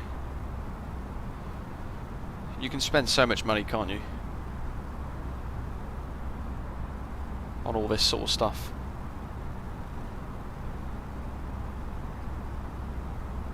for me, I was gonna just throw in the money to go and get the setup because it does look really good. But then I figured what I'd rather do is I'm going to hold off because I want to use whatever money I have got to the side for simming for the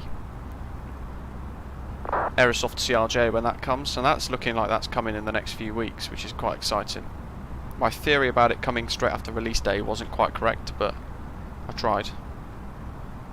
There's some great teaser videos and pictures and things coming out from Aerosoft at the moment.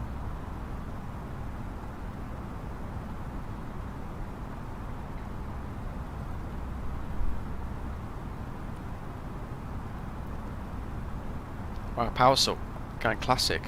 Still got his Microsoft Force feedback too. Thing is, if a lot of these still work for you, there's no need to change, really, because it can get so expensive.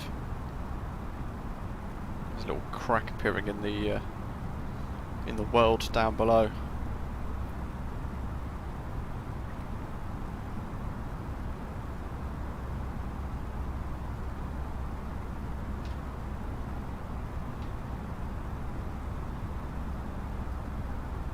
Let's see, let's try and get a little bit of a different view for you guys.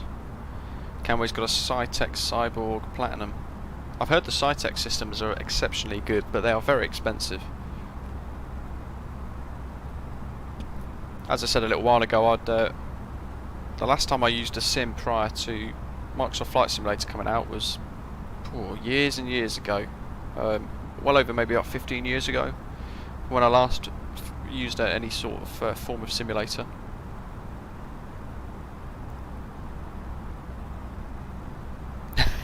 Ian, wow, that's dedication, and no one would have known any different watching those landings.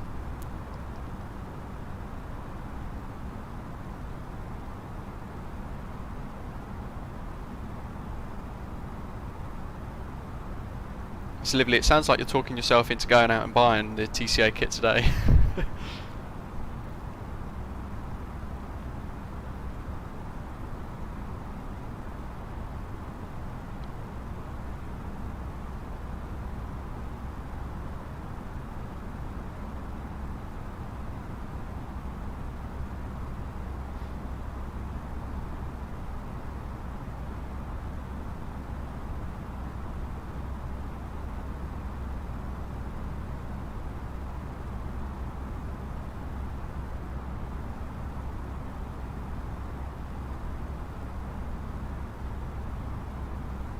Asia Blade, hello, welcome.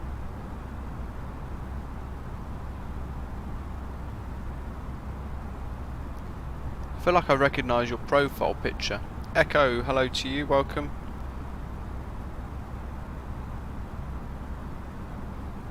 We're pretty much, I think we're just starting to approach Swiss airspace at the moment.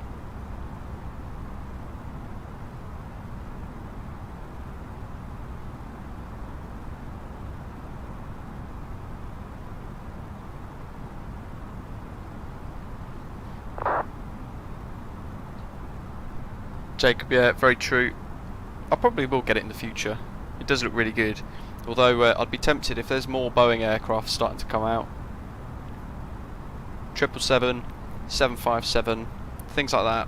Then I'd be really swayed at getting a yoke, I think, instead. That would be cool. UC, I know, it's a little disappointing. For a Sunday on VATSIM, I was really hoping we'd have had a load of ATC. We've got Wien Centre, but I don't think we're flying through their airspace. No, we're not. And we've got Euro East, but I think we're just skirting just out of their airspace. I always hope that on VATSIM, especially on a weekend, we get lots of ATC. It's a Sunday, so usually it's pretty good, but a little bizarre today. There's all the Alps coming up in the distance. Scooterpap Gaming, hello, welcome. Hope you're well, holla.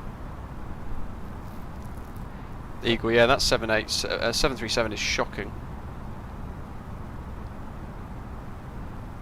777 for me would be great. I'd love a 757 as well for the classic side of it, and I would have to have a Britannia Airways livery. That's a definite must-have for me. Most definitely.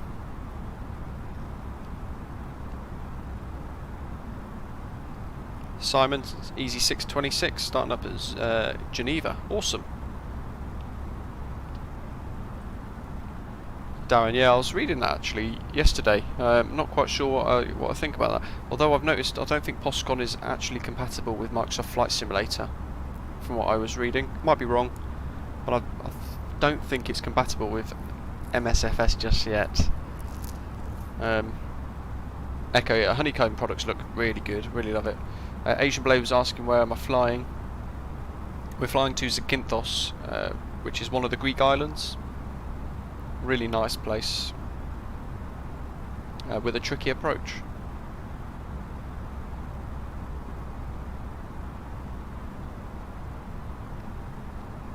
John, yeah, the hobby, if you like, it's been really blown up into massive proportions, hasn't it, with Microsoft Flight Simulator coming out, and I think it's really thrown everything into a bit of chaos, really. I've never known everything to be out of stock so much.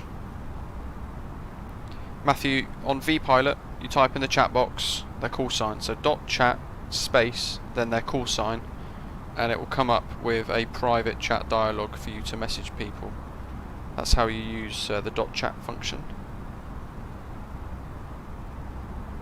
One thing I need to get is a wireless headset, because my wires for the HyperX headset that I've got are permanently winding themselves into little loops.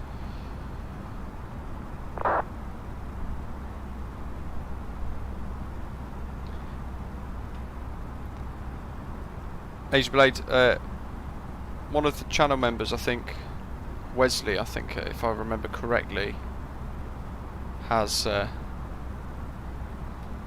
same profile picture.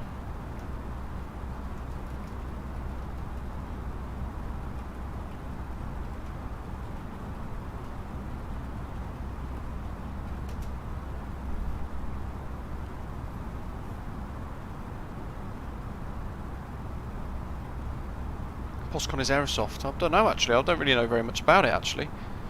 I saw it pop up yesterday, but I really don't know very much about it at all. There we go. That works.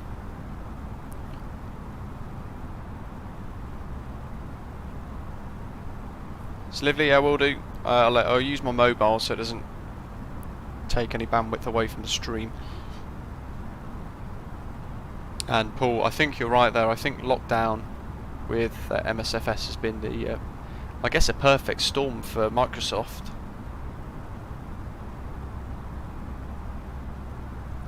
But I think it's so good in relation to the way that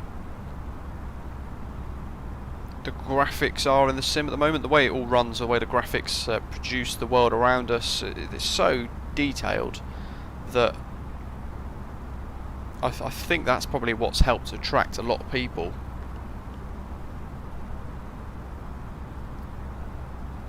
Jacob's got a wireless headset. I wouldn't mind a wireless headset. The only thing that concerns me is when that runs out or gets low on battery. If it ever cuts out, I know people have been getting crashed to desktops with USBs disconnecting and things like that, so I tend to worry about that sort of thing as well.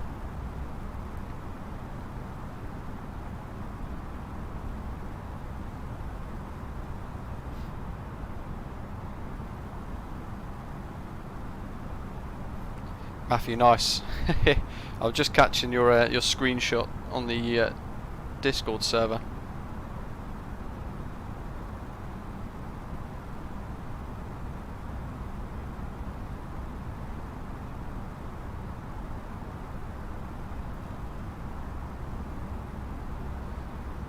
I could do. I could sell a HOTAS, but then I wouldn't have a joystick at all.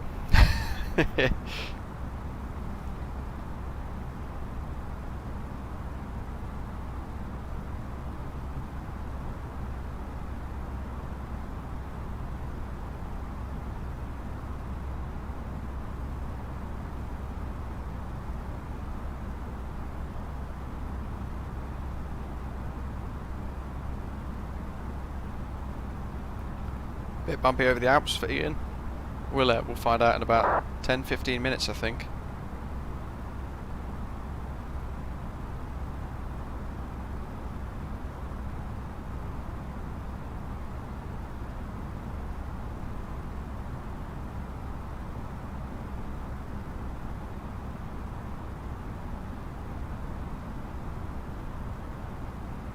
Timothy, yes, we discussed it earlier actually.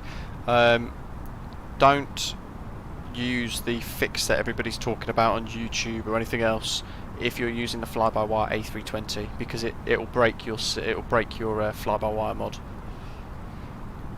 Yeah, we had I think we had a message a little earlier. Echo. So we had a message earlier from Tomjet. Who was it? Tomjet 234.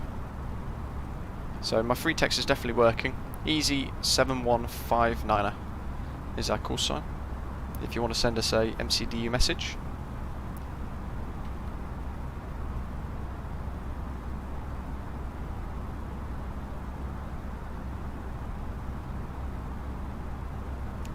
Jurassic, their sponsor is Aerosoft. That means Aerosoft have given them a whole lot of money so that they can get their brand added onto their website, I guess.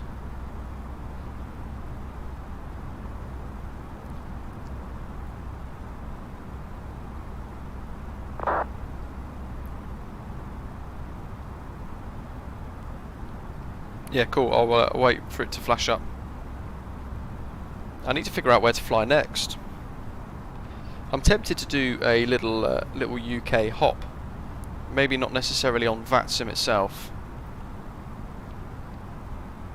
I've not done a VFR on VATSIM just yet.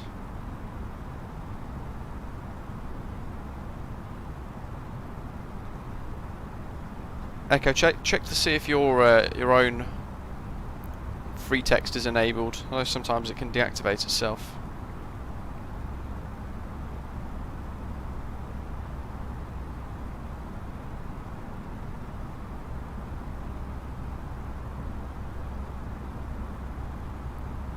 Wow, Matthew, you're getting real close. Just looking at all the screenshots from today so far, it's pretty good.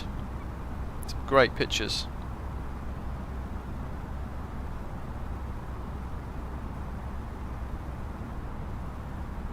Oh, Olivia, yeah, your setup's looking awesome. Thomas, looking at Gatwick to Edinburgh.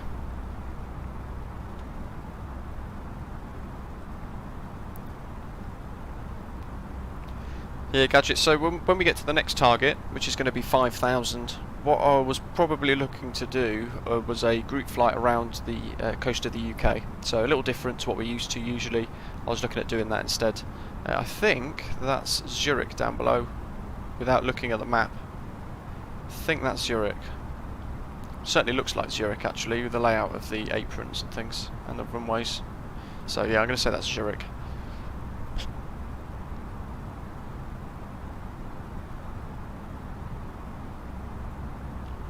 Matthew 2 was asking to do MCO to WCR or the opposite. Yeah, that is on my list actually.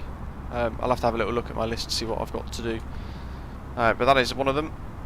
And I think you asked for MCO to KJFK a little while ago as well. If I remember rightly.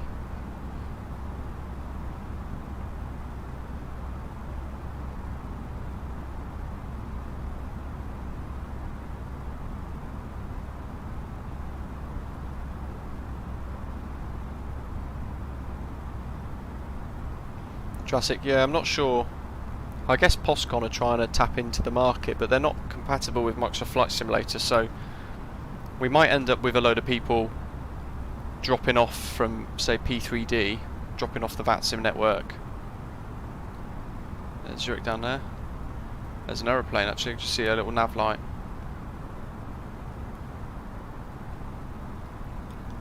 Gridman, hello, welcome. Redian was asking to do Shannon to JFK in a 320. I could give it a go. To do Oceanics. if you want to learn Oceanic, I'm working on a tutorial for it at the moment. But you can watch back the live stream I did a little while ago in the Salty Sim 747 JFK to Heathrow. So we did all the Oceanic stuff there, which is quite good. And that was the first ever time doing it as well, so I was pretty much learning as I was going.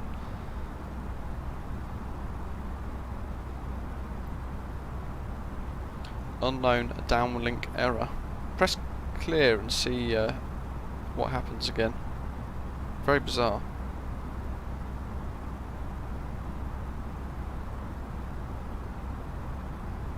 Or alternatively, Echo, send me what your let me know what your call sign is, and I'll try and send you a message as a test to see if it's working. William's off to Tvat, nice. Yeah, some great freeware scenery that was, well, actually payware scenery, I guess, that went free for 24 hours yesterday, which is good, so quite a few of us snapped that up. Gridman, we're using the, I guess, the latest dev version, but we're also testing some updates to the RadNav page in the MCDU. So as we get a little closer and we start tuning the VORs and things, we'll be looking at working all of that, seeing how that works, seeing if it breaks.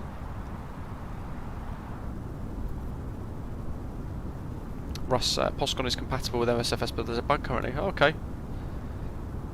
I thought I'd read something yesterday that said that it was compatible with FSX P3DNX plane. I didn't read anything about MSFS, so that's good to know. Be interesting to see if it works. Ready in, no problem. Echo, Skies 5488.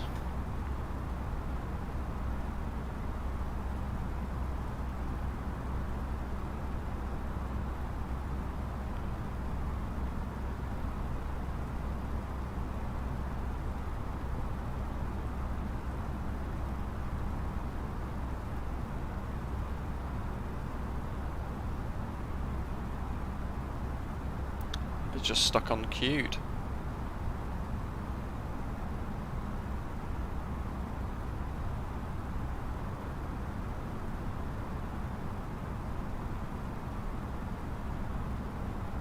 And Echo, you've definitely got the free text switched on, right?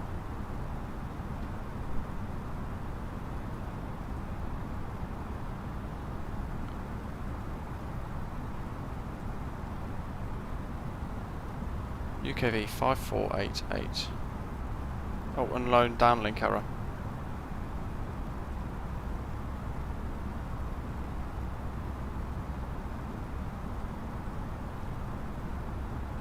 Maybe the server's down that handles this.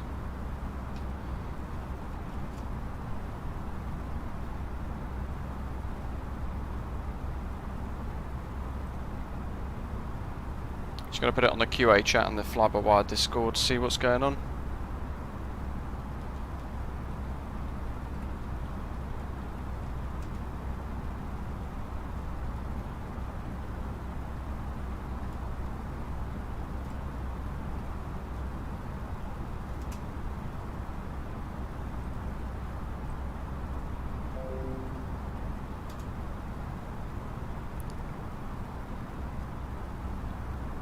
Very bizarre. RESIA, ADOSA. Anyway, distance to go 780.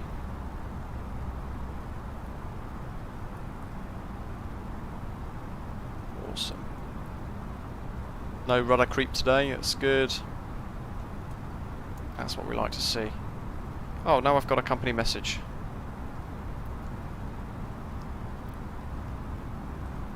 That's bizarre. And there we go. I think I'm getting them all through now, bizarrely. Yeah, there we go. Hello, hello.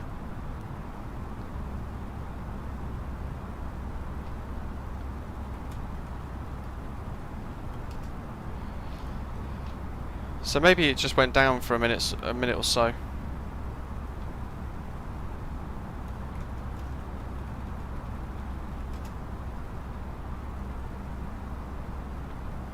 Cool. Oh well.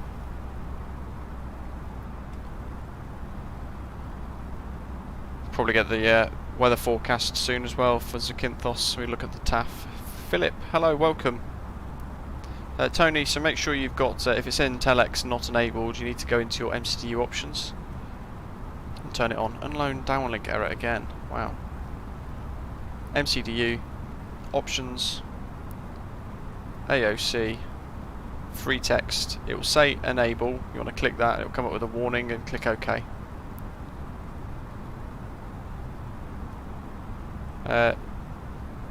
Echo, yeah, bizarre.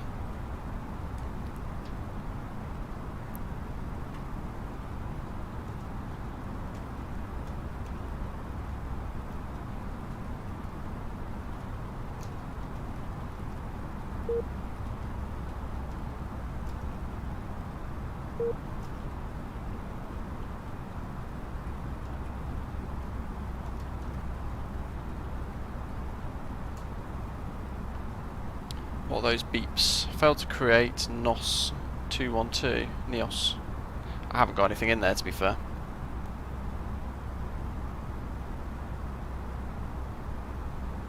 I haven't got those on. What's LKAA?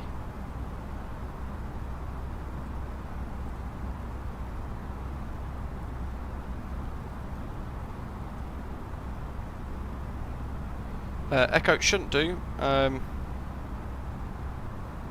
reckon the little server's gone down. Must have done. So normally with this, it doesn't matter how far you are away, because similar to our location on the map, here's comes some turbulence. Similar to our location on the map, it's feeding into a massive map that Fly-by-Wire have got, showing us pretty much every aircraft that's using the mod around the world, and its relative position on the simulator, which is quite cool. So if that goes down, then I guess the free text doesn't work either, because it all feeds in through that. Jacob, no problem. It takes a little bit to get started, but highly recommend, once you feel a little bit confident, give it a go. You're always welcome to join us on these trips. Today would have been great as well. We've only had Liverpool radar, sadly, on a Sunday. Disappointing for VATSIM. But we've only had them online, so it would have been a nice way to start. I always recommend choosing a quieter route. Ian can't get METARs either, so definitely the APU must be down. Let me see if I can request maybe like a TAF. ATIS. No, actually I don't want ATIS, I want weather request. TAF. Queued sent.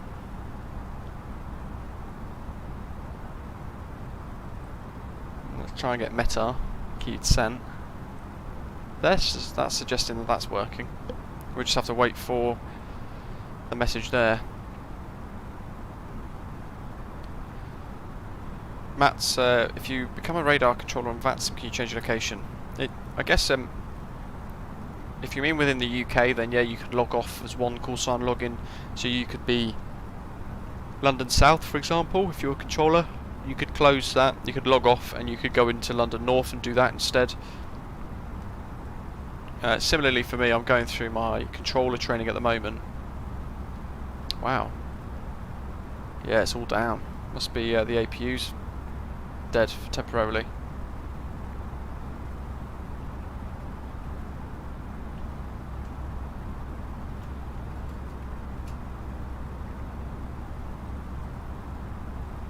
Bizarre.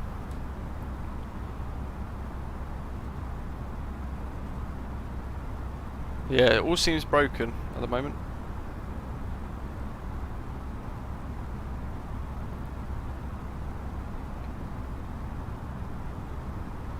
So basically, when I'm working away at doing my ground controller stuff at the moment, as some of you know, so I can do ground control on days that you guys might want to log in and maybe do your first flight. So it's a familiar voice, and I can try and help sort out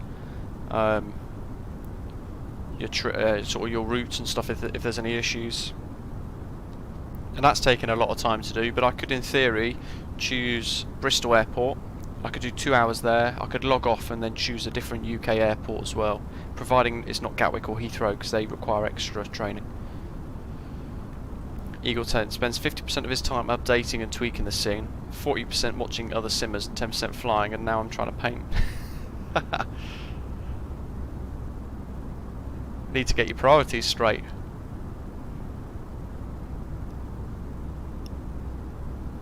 I think their system for free text metars and stuff's down. I've mentioned it on the QA thing anyway. But as Matthew's saying, it took a few months to gain courage now, but you don't really have a fear of VATSIM, and that's it. Once you've tried it a couple of times and you've handled a few issues or reroutes, over time you get used to a lot of the lingo as well, providing you know some of it from watching videos and things. FlightRide, yeah, you can. I'm catching up on the live chat. You can fly close to people. You could do a formation flight, for example, in a couple of light aircraft. You'd use a call sign, but it'd be a flight of 3, for example, so that they know there's 3 of you grouped together. Echo can't get his metars either. Wow. Yeah, I think the server's definitely broken. Peter, what happened yesterday? You got told off by VATSIM. Matt, I'm not sure if I'm looking forward to becoming a controller. It's taken a lot of work, and I thought I was doing well. The other week, 2 sessions ago, I was pretty much being told I was almost going to be ready for my exam, my practical exam and stuff. And then the last session, that guy decided I wasn't quite ready, I don't think. So still working away.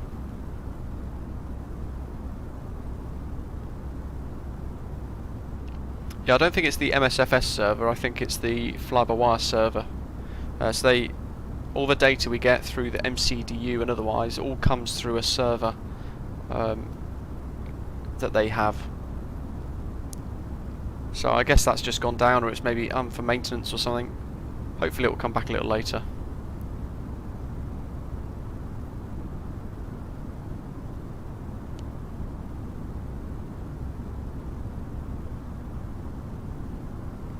Flower. Yeah, it took me about 6 months to get even just that very first seminar, like a voice chat thing, to start my controller training. And I've had 5 sessions now over 2 months, so it's a long journey.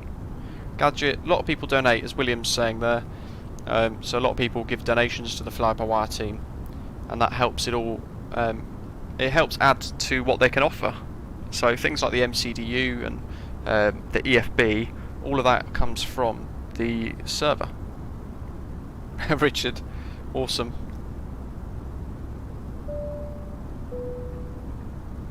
Hope him gonna ever meet you on VATSIM. Hey, thank you very much, Mats.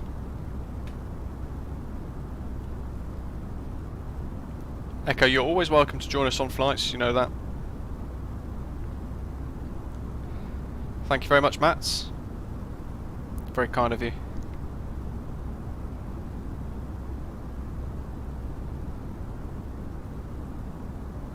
Haha, Peter. Okay, yeah. I'm guessing you didn't log in as observer then, so you were invisible on the radar. Instead you went full Top Gun and buzzed the tower. Whoops. Kai, no problem at all. Yeah, the Lisbon default's pretty poor, isn't it? Wow, look at that. That looks great. Shame about the icing, sort of ruins the screenshot that I would have taken otherwise. Tony's just passed his ground before Xmas. Wow. 12 months for tower training. Oh man. I think it's one of those I'd probably end up being put off. It's taken so long just to get to ground, and it's taken such a long time that I would probably I'd probably just stay as ground.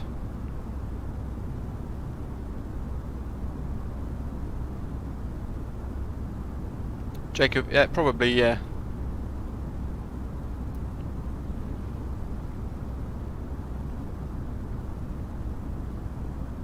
No Way Ever's been on VATSIM twice now. Lots of learning, major huge mistake flying to a busy event without checking Discord first.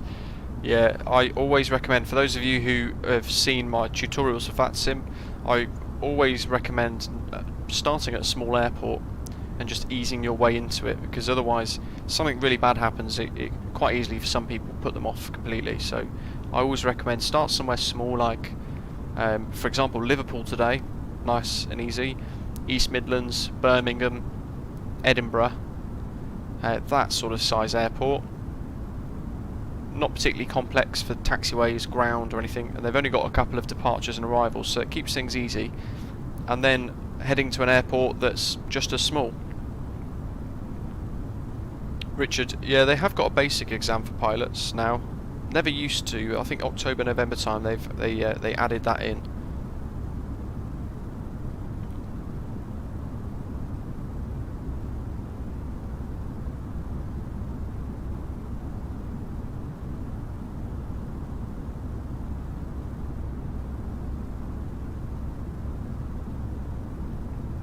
I don't think it's particularly complex though. Kai just went straight into Gatwick. Yeah. Peter, yeah, he probably sounded quite annoying, but or annoyed I should say. Probably sounded quite annoyed, but at the same time I guess they sort of understand if people just log in randomly. But try not to keep doing it, because if they get the hump they can apply for you to be banned, sadly. But there's a little tick box where you log in. There's a little tick box that says log in as shared cockpit or something like that. Matthew, we're not getting that close. We're probably about halfway. We're a long way to go yet. Thomas started at East Midlands with Dave for his first flight. Yeah, nice and small. 2 departures, a couple of arrival routes into East Midlands. But it's always good to get used to a small amount of traffic first, working around using the controllers. With less traffic as well, you then have more time to you've then got more time to think and reply to the controllers' instructions as well, so it gives you more time to deal with everything that's going on, especially if it's your first flight. A lot's in your head. Eagle One, I'm not very good at it, sadly. My channel livery, for those of you who have seen it at the start of all my videos lately, I absolutely love it, it's fantastic. Tommy HBK from flightsim.to did that for me. So I pretty much drew exactly what I wanted on the A320 on like Microsoft Paint, for example, and then I sent it over to him and asked him if he could do it kindly for payment. So he went working away. He's got an incredibly good skill set. Philip, welcome. If you're in the Discord server, please let us know what your username is on Discord, and we'll get you added into the members lounge. Thank you for subscribing and joining us as a member. Ian had to shut down once on a taxiway at Heathrow because he forgot to start Skytrack. Yeah, that's really annoying when it happens. You don't want to throw away the flight for Fly UK, so you end up having to just do a workaround like that. And as Flight Ra's saying, yeah, you can get the Meta via vPilot itself, but it's not quite the same as getting it via the MCDU.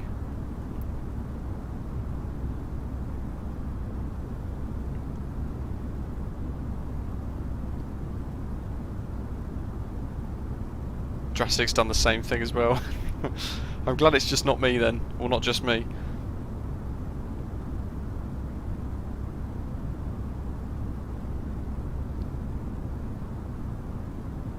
Thomas, nice, yeah. First East Midlands, then you're going into Gatwick. So it just sort of eases you in again a little bit. Jacob, what do you think of those sheets I did? They were pretty good actually. I'm yet to...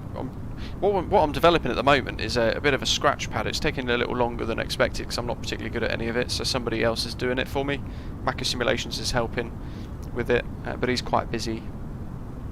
I'm trying to create a digital scratch pad that everybody can use, so that you can write down all your taxi instructions and everything else throughout different phases of flight, all on this scratch pad, which you can have open on Chrome, and it'll all fire on really well. And it looks pretty good, but still a lot to be done.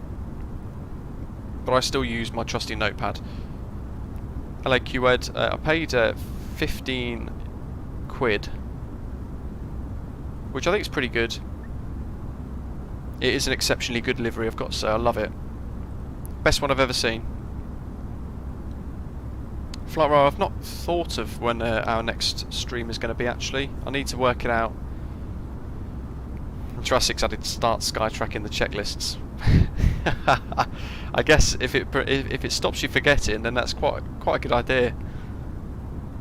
Let me have a little look to see when my next stream is likely to be. I have to remember what day of the week it is today, actually. 21st of February. So I might do one on Tuesday the 23rd or Wednesday the 24th. But then beyond then, it all depends on work.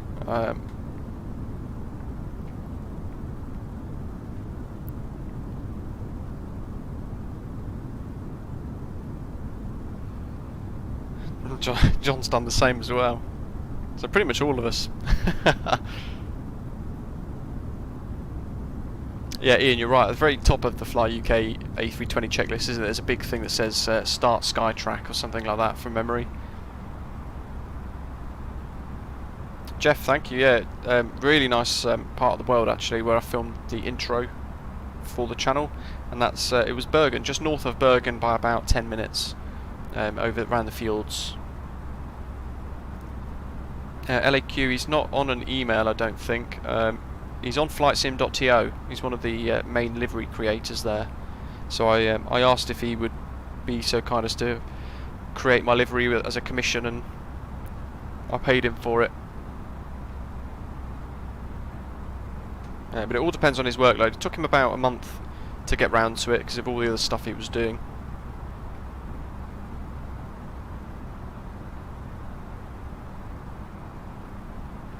Oh, Jurassic's done the same. 3 hours, yeah. It's frustrating, isn't it, when you realise too late, especially on a 3-hour flight. That's a long trip.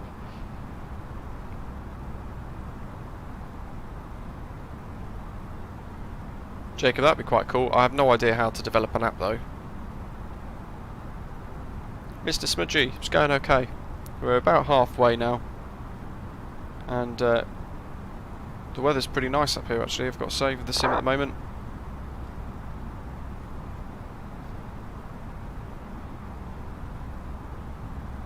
Ready and saying 3 of us might need to space out a little more because we're arriving within 4 minutes with a backtrack required. Ooh. Or we could see if we could do it. It would be a challenge accepted. LAQA, I've already said it's Tommy HBK.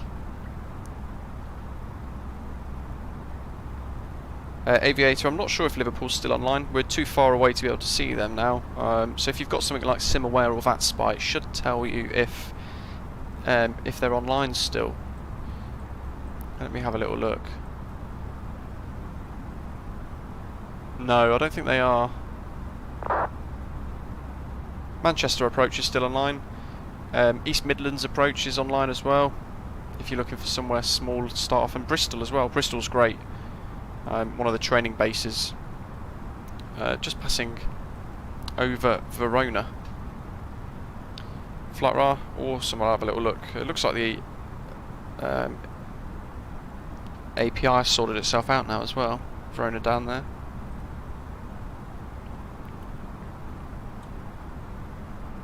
Ed, awesome. I'm glad you're enjoying it. As always, anything VATSIM related, if anyone has got questions about it, then and you've watched some tutorials that I've done on the channel and you're not quite sure, you want to ask anything during a live stream, feel free. Easy566. Hi, I'm FlightRadar. Hello. It seems to be working again now. Let's see if I can pull a TAF and METAR.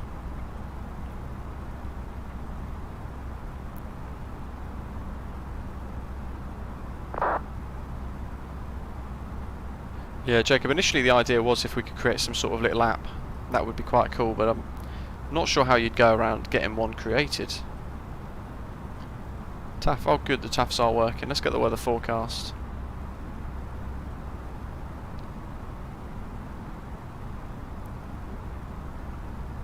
Ed, not a stupid question. That's the latest development version of the A32NX, the fly-by-wire mod. So, latest development version or the latest experimental version. So those two have both got the EFB in it, as Mr. Chippy's just mentioning now. And that's how you can get hold of that. Same with the coffee cup as well, actually. And there's a load of textures there available too.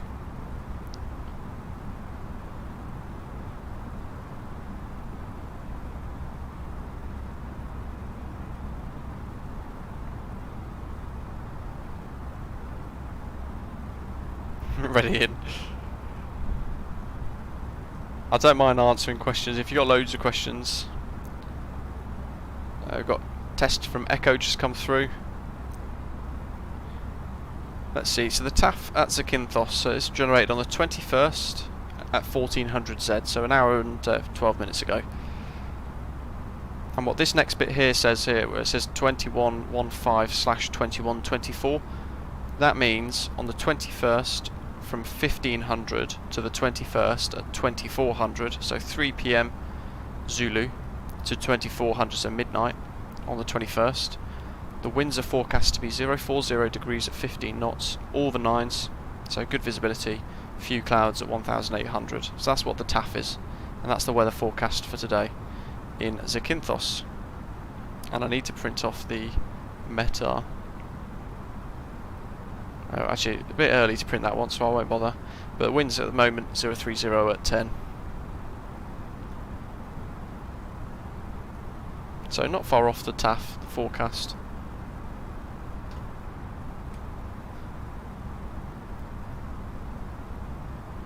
Ready in? Yeah, that's a good way to just jump in. That's how I did it.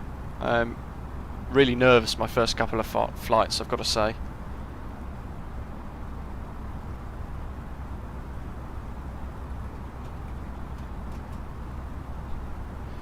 Yeah, so the API was down basically. The installer's not working for some people as well, apparently.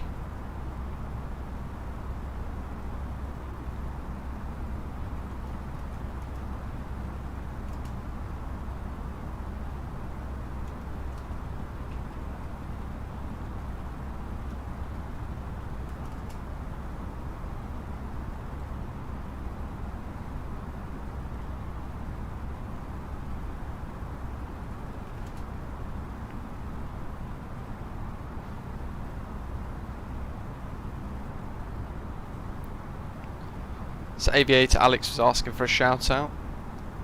Not quite sure if this counts as a shout out, but there you go. Thanks for tuning in. Max, hello, welcome.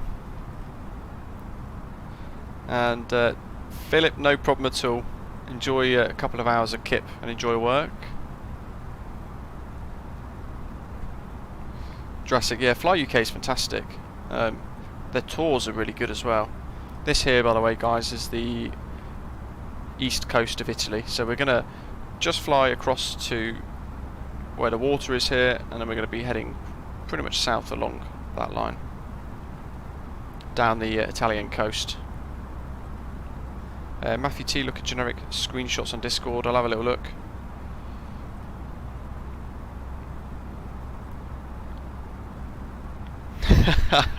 There's some great screenshots. You guys are really flying close together.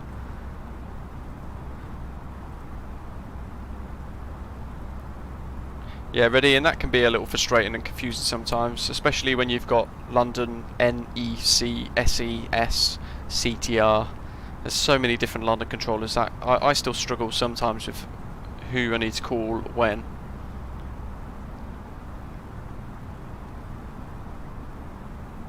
Simon's cruising at flight level 370. Nice. Remind me where you're flying in from again. I can't remember. And Thomas, no, it doesn't look like there's any ATC at the moment, which is really annoying. It's a Sunday and it tends to be quite busy. So a little disappointing. The only one we've got is Euro East, but they are slightly to the left of us on the Adriatic Sea, which is what we're flying up to at the moment. So I don't think they're going to cover us, because we're pretty much scraping the Italian coast all the way down the east side of Italy. And normally at this point as well we get like Athens radar or something online as well. We're not even getting those online. Quite sad for a Sunday on VATSIM, I've got to say.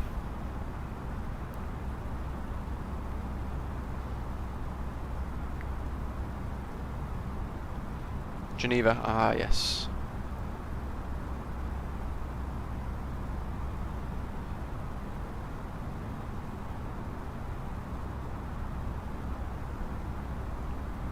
Yeah, the areas aren't accurate. They've not really been updated that much either. So things like LON-E doesn't exist on the area sector map on VATSIM UK. So things like that can get quite confusing as well. Well, we've got fuel there of minus 0.6. That's better. 2.8. 2.8.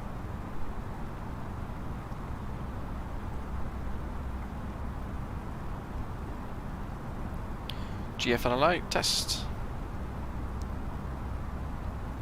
Yeah, it looks like the server's working again. Good stuff.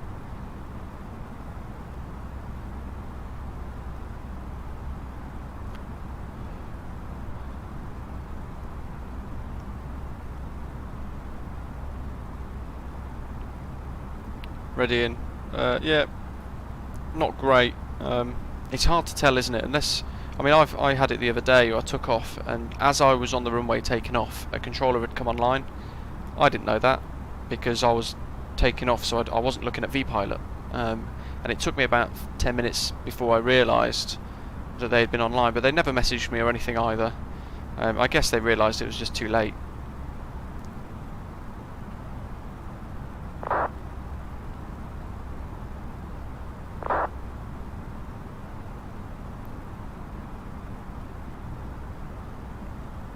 Jurassic's had a map from the West Controller, that's quite cool.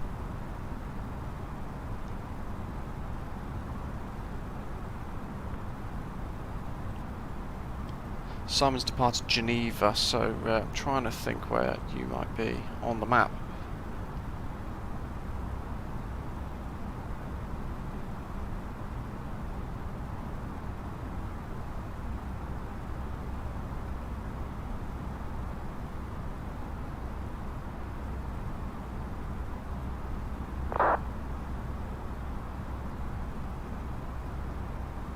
Quite far behind us still, by the looks of that. Right, 30 minutes, 20 minutes behind, I think. There's so many of us bunched up. Ian's miles ahead. He's halfway over the Adriatic already. What we'll have to do shortly is start looking at top of descent and things as well, working out when we need to start making our way down. What I might need to do actually is look at the inputting our arrival procedures in as well. Awesome, Jurassic, thank you very much. So, what arrivals are we going to be using? Lots of Unicom at the moment.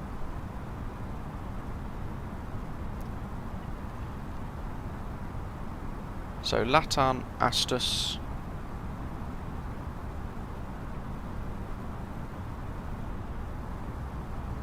ASTUS 2 Juliet. So we need to fly a 25 DME arc for KFN all the way down to 30 miles from Zakynthos VOR. David, awesome. Frosty Jacks. Nice, keeping it posh. And David B, hello, welcome. So this is probably the approach I'm going to program for. I'm just going to put it onto Navigraph for you guys. There we go. So starting up here at LATAN at the top of your screen. 73 miles, to ASTUS, where we want to achieve 8,000 feet. We're then going to break off at 27 DME from the Kefalonia VOR.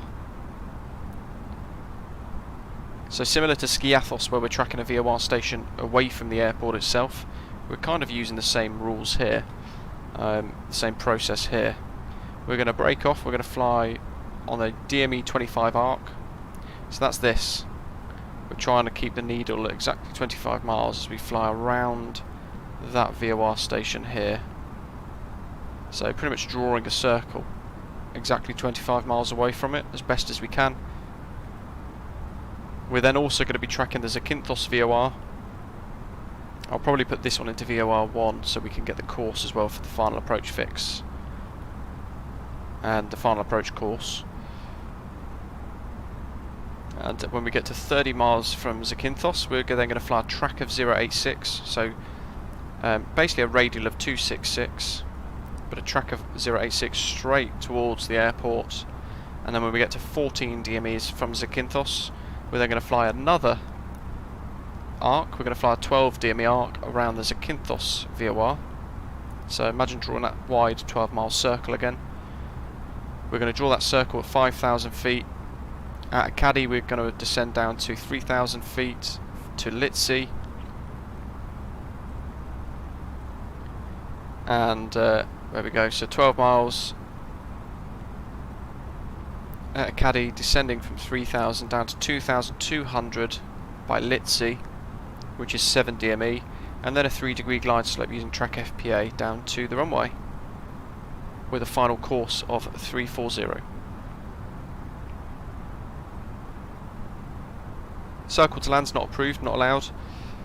Decision height here for this is an MDA of 800 foot.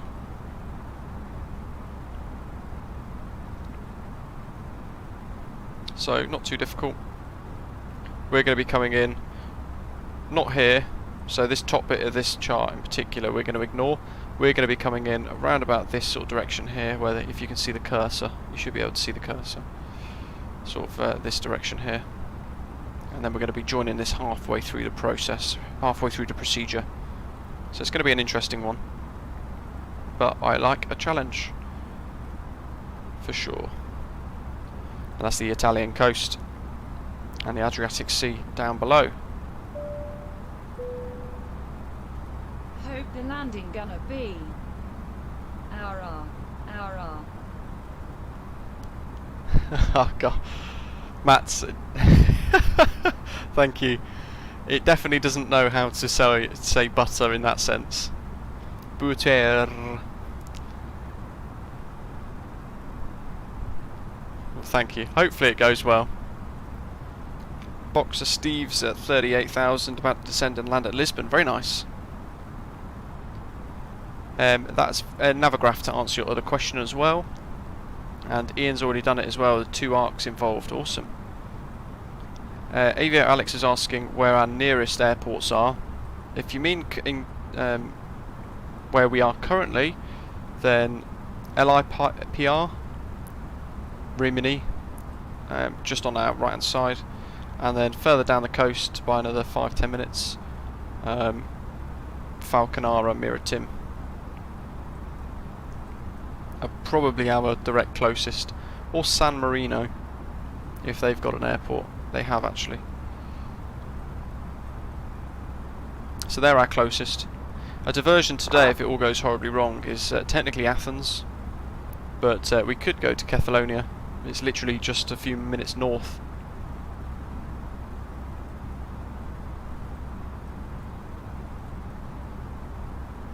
So there's lots of options really for us. Kalamata's en route as well instead of Athens, but SimBrief always says Athens for a diversion for some reason. Not quite sure why. We're in the A320, I can get into most places. But we're going to give that a go. And Redian was asking, how do I fly an a VOR arc? Is it manual or autopilot? I like to do it manually, so it's quite a bit of a challenge, especially when you're trying to configure everything for your approach as well. It can get quite full on. So I'll probably be configuring to do it manually, but I'll show you now. So LGZA, arrival, and we're going to pick VOR DME runway 34.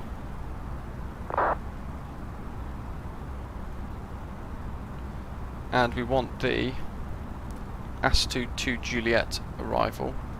I'm not sure if this is going to pick this up. So actually, let's go to flight plan.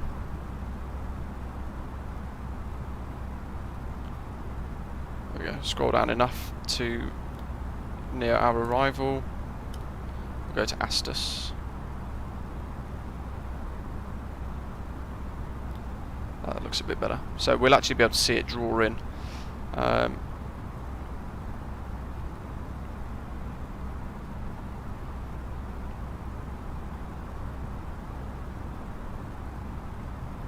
So LGZA, arrival, VOR DME runway 34, and we want the ASTUS 2 Juliet. You see on the nav display now, what it's done is it's drawn in that DME arc, that first one, and then that straight line towards Zakynthos. So that first bit there tracking the Kefalonia VOR, and then what it's done is it's drawn the Zakynthos VOR DME arc as well. So it draws it in for you. You can just leave it on manage mode and it will fly all of that automatically, which is absolutely fine. You can just leave it to do the whole procedure automatically and you just manage the descent. So that will keep you flying along the line. You'll have to manage your descent yourself and your speed, of course, as always, because this isn't an ILS approach. But you'll also have to manage the final descent as well, that final leg. And we're going to be going via a caddy, which I think is correct. A Quito via a caddy, yes. So on the map, I'll show you Navigraph.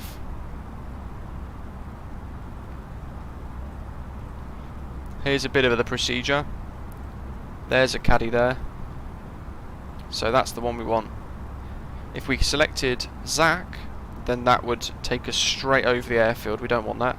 And if we selected a Quito, it's going to take us all the way up here, which we don't want either, because that isn't compatible with the approach we're actually flying. That's a different arrival procedure. But for the ASTUS 2 Juliet arrival, we're going to be doing this procedure here. You can see on that chart there's a caddy, so we're going via a caddy. So we can go ahead and select that. It's already selected in green. There's all the other options. We just want a caddy, so we hit insert. And then you'll see in the plan mode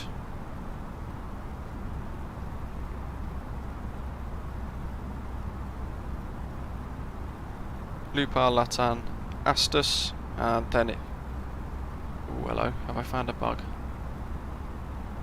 Yes. So then it takes us to ASTUS and then a radial. So it's going to fly all of this itself automatically. And then into LITSI. And then runway 34 LGZA. So interestingly, what's going on here? Okay, that's fine, good.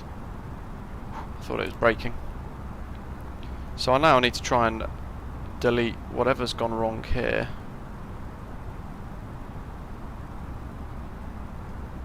Actually, what I'm going to do is I'm going to take a picture of that, because I'm obviously on a test branch, so I need to keep a log of any bugs or issues that I'm encountering.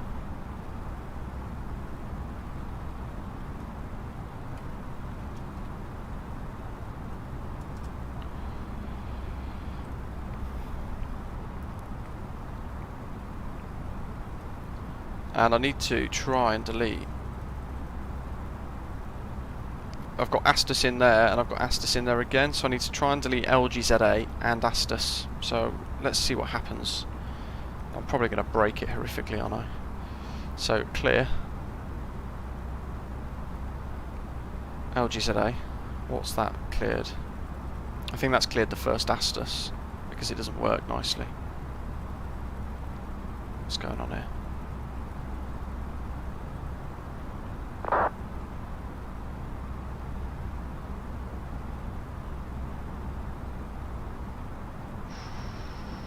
can't remember if the bug's been fixed where you have to click the one below. Yes. So it's cleared the first ASTUS and it's cleared the second ASTUS. There we go. So now it's going to be the yellow line, not the green. Insert the new flight plan. It's giving it a minute to think. And we can scroll down on plan mode again to make sure it's fixed, which I think, I'm pretty happy it has actually. I think it has. LUPAL, LATAN, ASTUS. There's radial 1 around Kefalonia. And then radial 2 over the Zakynthos VOR. And then the LITSI waypoint, which is our final approach fix. And it's saying there 2200, so that's helping us as well. Awesome. RadNav page, of course, is blank. I'm going to catch up on the live chat in a second, bear with me. Paul had to delete a second LATAN from the plan. Have I got one of those? LUPAL, LATAN, ASTUS. No, I'm all good. It put ASTUS and Zakynthos in there twice for me though.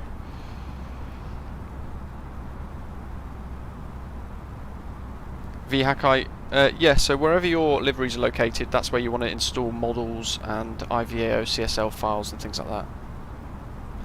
So, RadNav page then. Now we're going to need 2 frequencies, but I might put more in.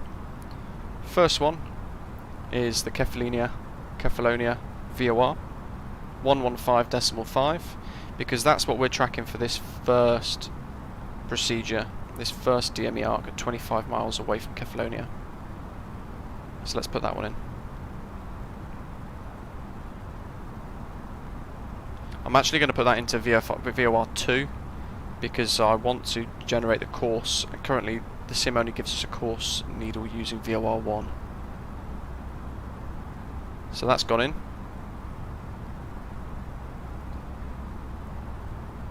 And then we want, for the second DME arc and the final approach fix, the Zakynthos VOR of 110.8.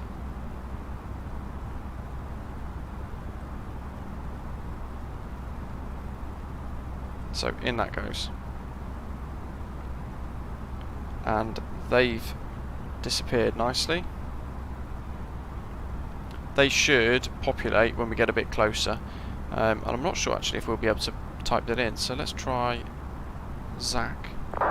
Over time, the person that's developing this is trying to create a database inside of this so that we can type in Zach and it will come up with a VOR, or it might ask which one we want. I'm not sure if we'll be able to do this.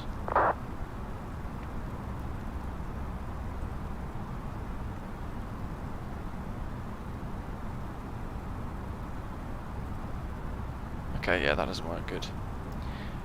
Not supposed to. Right, next one.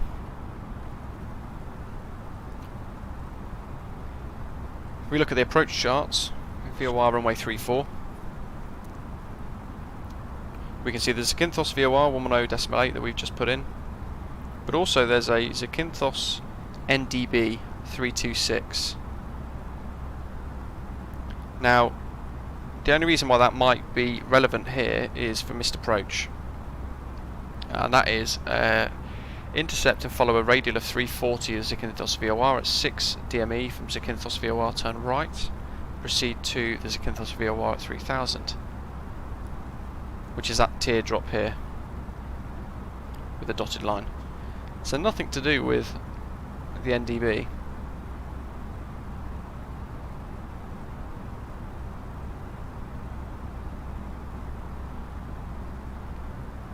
But it's there, so we will tune it in anyway, just to test, make sure it all works. So that's going to be, I'll use VOR, well ADF2, sorry, so 326 is the frequency for that. So we go 326 into ADF2, and in that goes. Now for the final approach course we need to look at our heading. That's it, going to be in bold there, similar to ILS charts, 340 in big bold numbers with an arrow. That's going to be our runway heading pretty much, and you can see at the top of the chart it also tells us 340 degrees as our final approach course, with the relevant VOR frequency as well. So this little corner, this tile on the left, would be also where your ILS stuff goes. So in this instance we're flying a VOR approach, so it's VOR Zakynthos, the 3-letter identifier, and the frequency of 110.8 that we've already processed. So we need to add the final approach course of 340.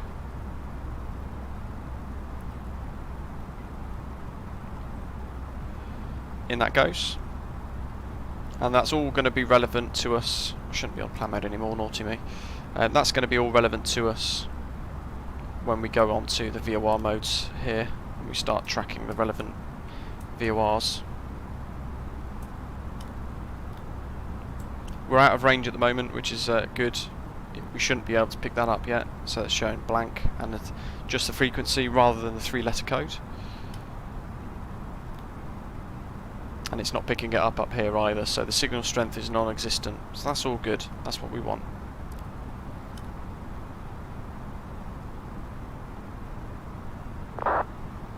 What we're going to have to probably do in a second is look at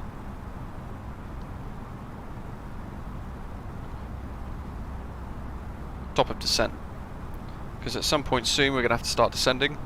Mats was asking, is there a way to make SimBrief know your approach? Yeah, so SimBrief most of the time does give us an approach, especially for ILS, and it will give you one. But what it's done in this instance today is it's given us a waypoint. I thought I'd pinned the route actually, but it hasn't. Oh, Eurocontrol's just come online. Awesome. Eurocontrol South. Oh, amazing. Love it. So let's tune to them. 13555.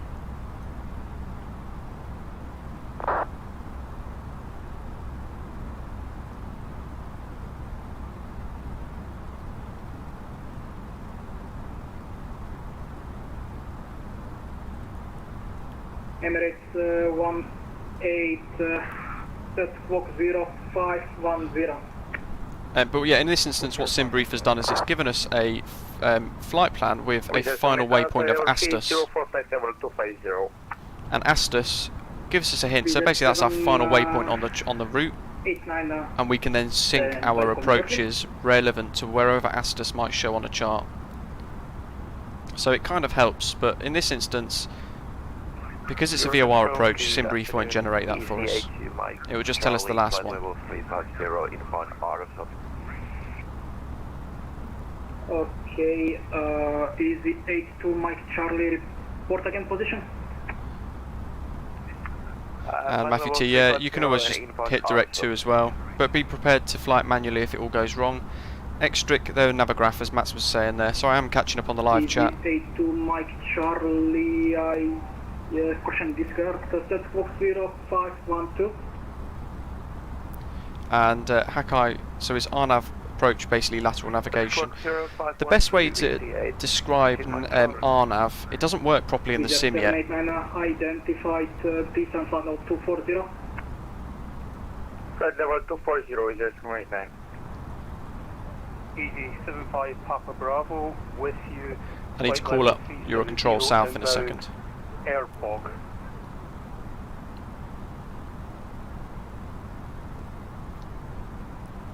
Easy 75 Papa Bravo. And Jurassic Lark, yeah, basically, if the VOR goes down, you can track the NDB and it will still help you get to the airport. Squawk 0513, Easy 75 Papa Bravo. And the best way to explain RNAV is an ILS approach, but using GPS. And then the final 1,000 foot or so is manually flown, effectively. Control Squawk 0516. Let's call up in a second while Jacob's eating his fruity couscous. Airport 714 Papa Squawk 0516. 0156, Apollonia 714 Papa. That's just off. Stubby time. Eurocontrol South, hello, easy 7159 over inbound Asobo flight level 350. Okay, multiple transmission, lost station, easy 7159, report position. Just passing Asobo inbound Erpog, flight level 350. Easy 7159 Squawk 0520. Squawk 0520, easy 7159. LAL 352, good evening, please use Satellite 10. So we need to look at top of descent.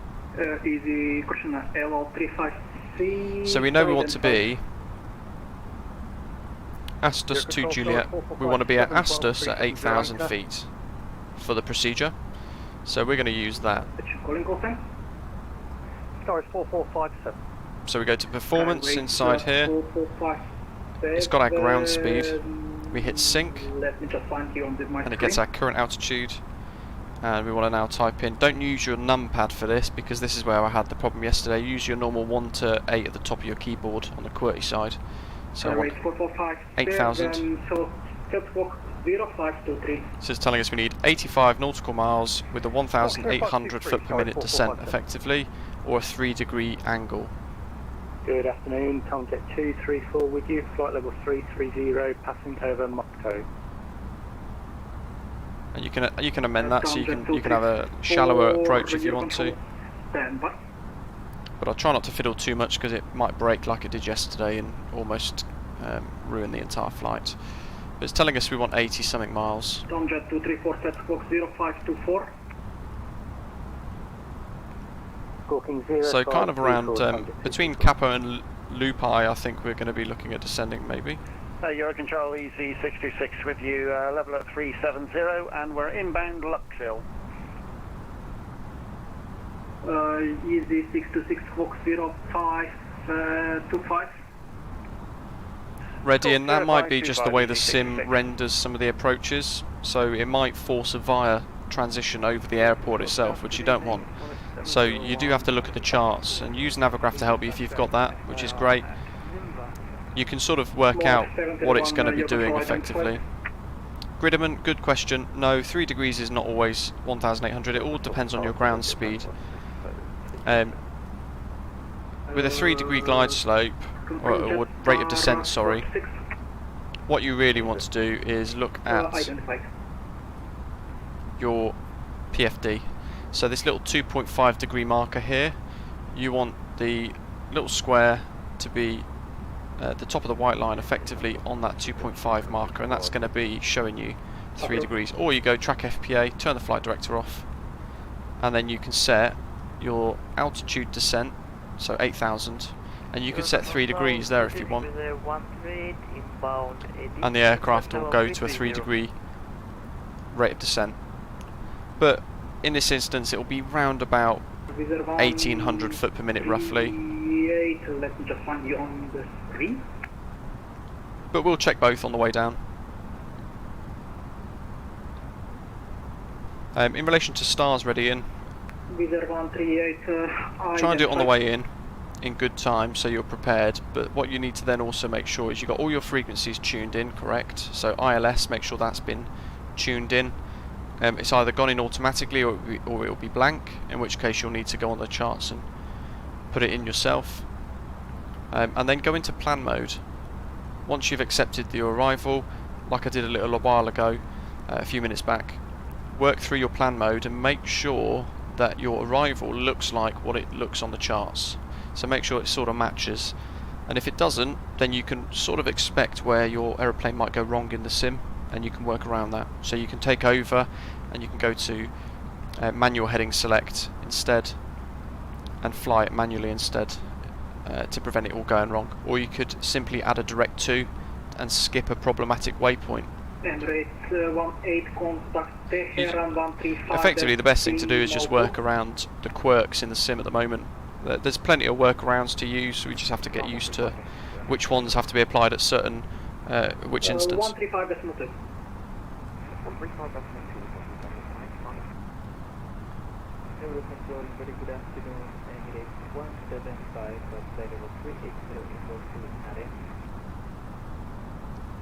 Two-thirds of the way now, which is good. Mats has got his name up twice on the tip tracker. Nice. Showing off. Thanks for supporting the stream.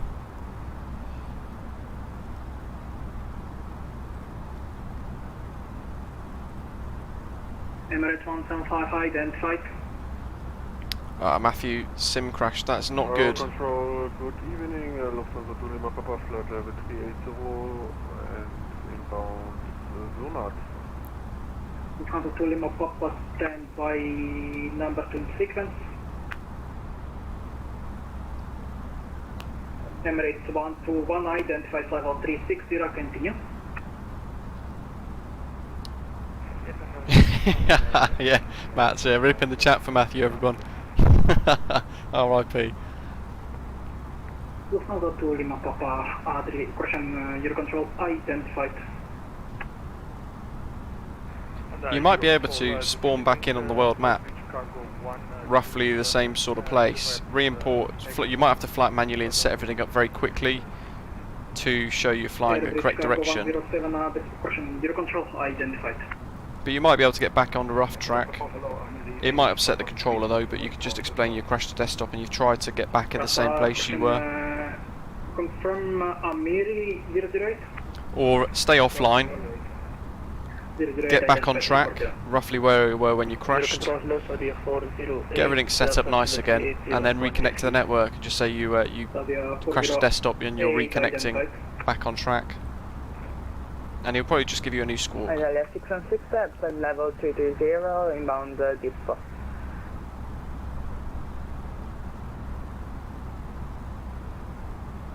Alitalia 616. Gridman was asking, is there a rule when to set it back in manage mode? Depot.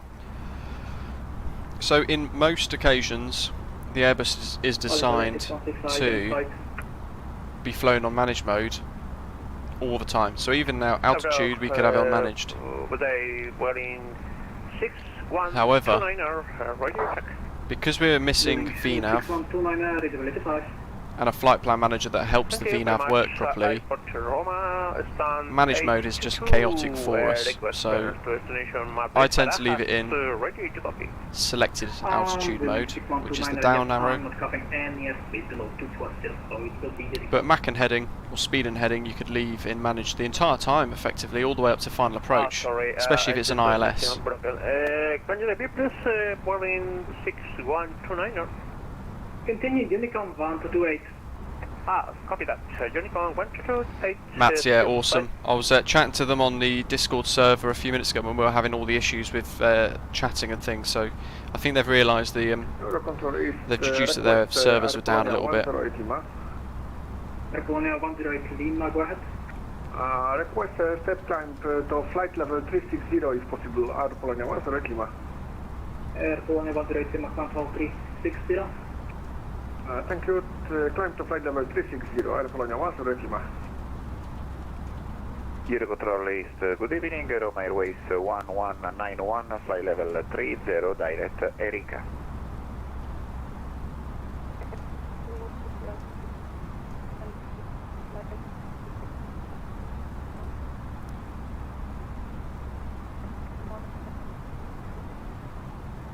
L358, stand by.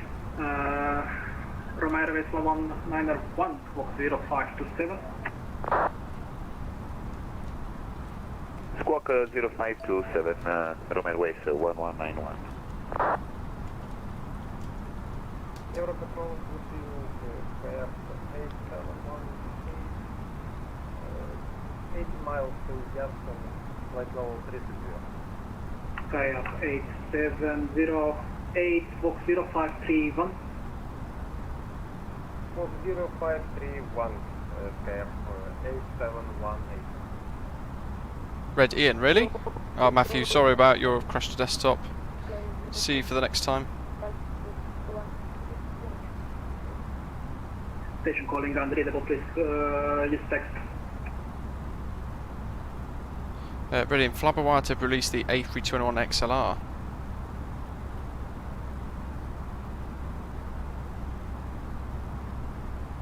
Eurocontrol, 27 new inform. In 5 minutes I will be crossing your airspace on the north flight level 360 direct. Eli 358 is LL. Lot 27 uniform, Fox 0532. Fox 0532, lost 27 uniform. Redian, where have you found? Where have you heard that? I know they're creating a A319, A320 Neo, which is the current mod, of course, but also then put into a A321 as well. So I know all of that is coming, and an A321 Neo from the Flybywire team. Lots of really exciting stuff, of course. 34 and 0534 and 358.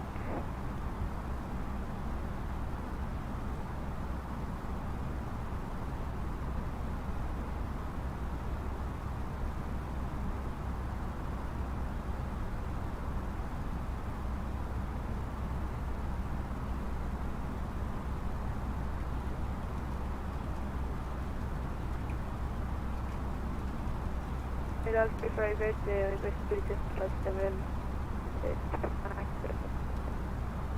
Hello 358, you are coming broken, please use text.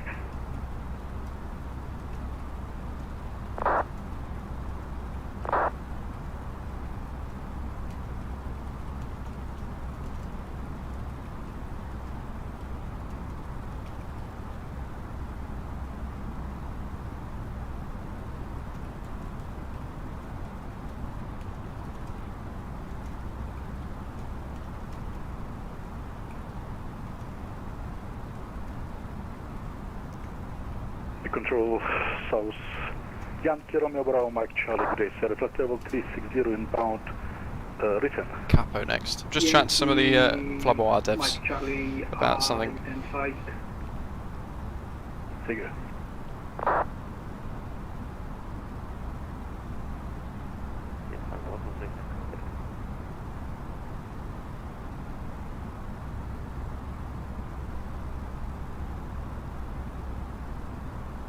Italia 616, request flight level 100. Italia 616, descent, flight level 100, report passing 240. Descend flight level 100, report flight level 240, Italia 616.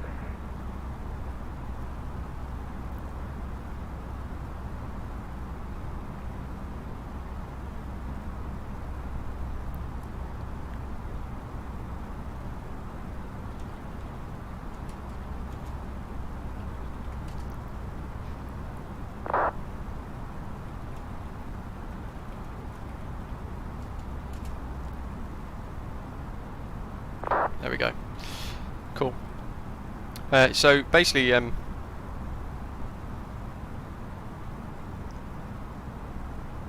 I think you mean Redian. I think you mean.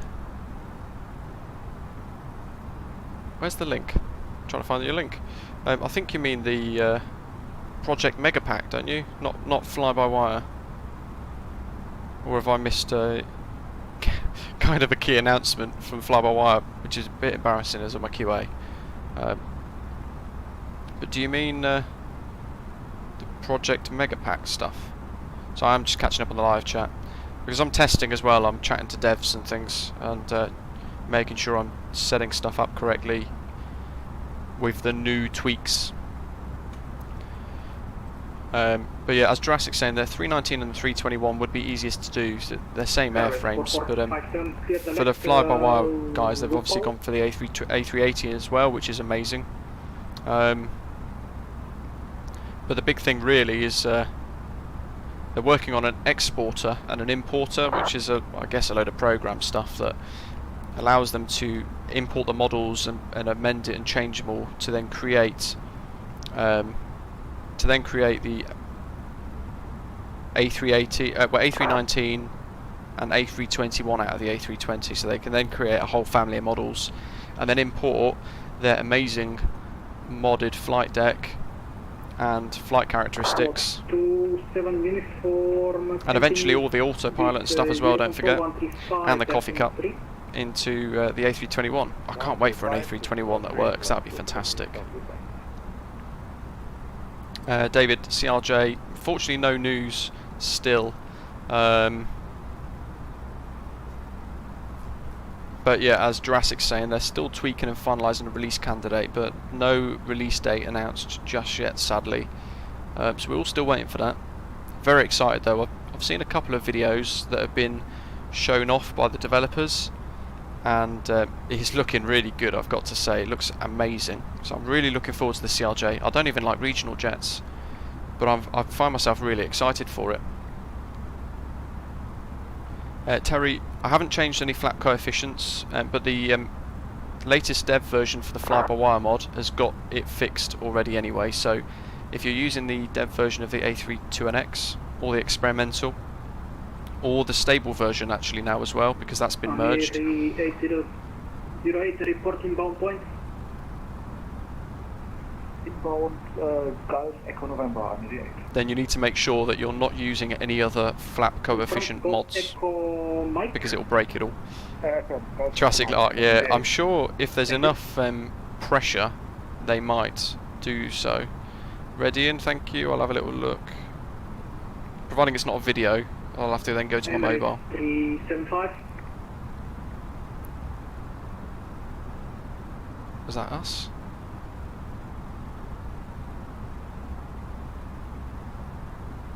Emirates 375. Oh, Emirates 375. I'm gonna have to catch up on the 375, please go ahead. Yes, report your speed. I saw you decreasing.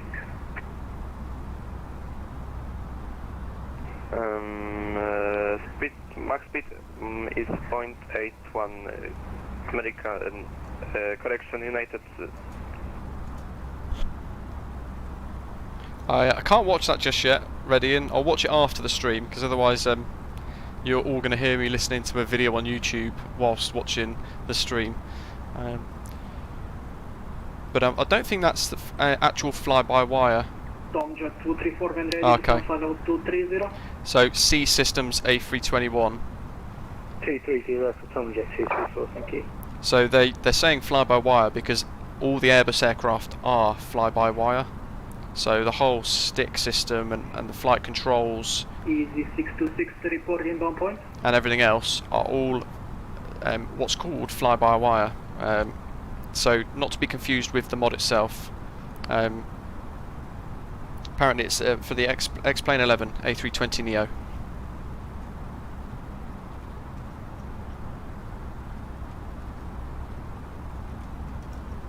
Roma Airways 1191, ready for descent. Roma Airways 1191, descent, flight level 220. Descend 220, Roma Airways 1191. Easy 66, we're currently inbound Luxville, Lima Uniform, X-Ray, India, 00, Lima. expect airnav 60 left, right, Lima India, Roma Foxtrot via Wow. Riteb 5 Alpha, 3 Blocked. Okay, that was multiple transmission on this frequency.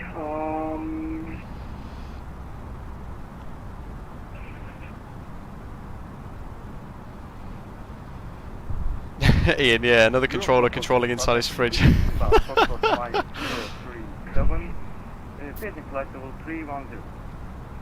I guess it all depends on their setup. Sometimes it's supposed to make it sound, so V-Pilot puts on a bit of a muffled sound. Turkish 5526 5, caution 0545 0541. Jacob uses the is it self-loading cargo? I've not used it myself. 0541. Anything to do with FSU IPC, I stay well away from because I worry it's going to break everything. Yeah, ready in, yeah. So I think you might have just got the fly-by-wire bit confused with the way that Airbus flight control surfaces and everything works with the mod, which is easily done. Uniform 1228. Bye bye, thank you. Turkish 5536, climb follow 330. Climb flat level 330, Turkish 55.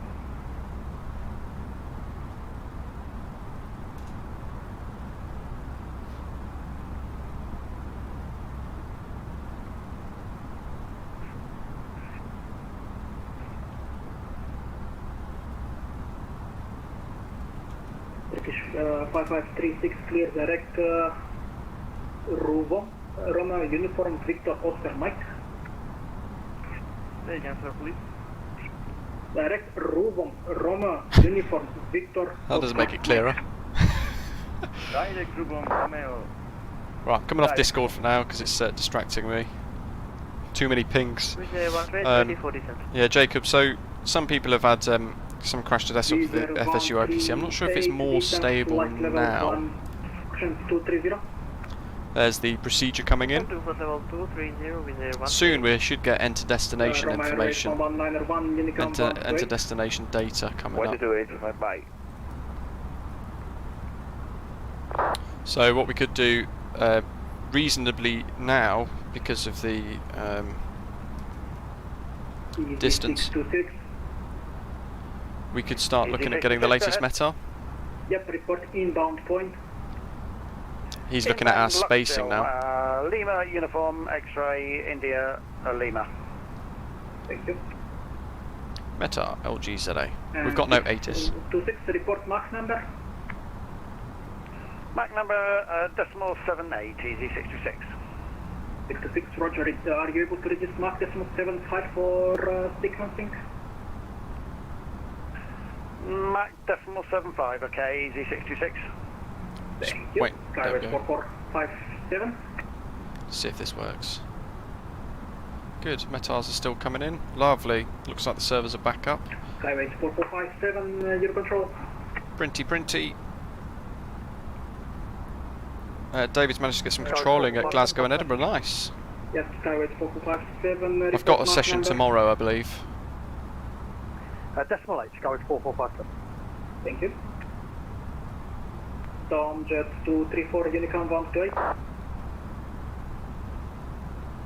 So METAR Unicom, Tom Jet 234. 1450, that's well old. Is that the same as what I've got here? Yeah, it is. We'll probably refresh that nearer the time as well, just to see. Interestingly, this should be the same as the one in here, so 85 target.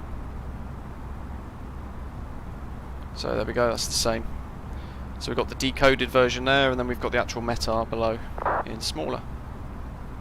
Gridman, so TCAS works usually when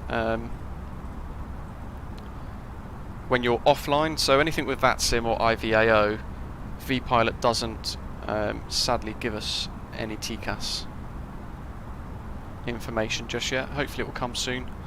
What was I doing? METAR. Yeah, leave that one up. Oh goody, that stayed there. Lovely. So, QNH 1026. None of this should change too much. 718, contact Sofia 131.225. Contact Sofia 131.225.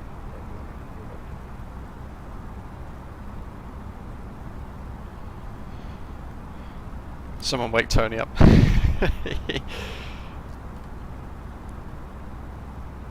Yeah, so offline live traffic, I think it is, that gets rendered by the sim.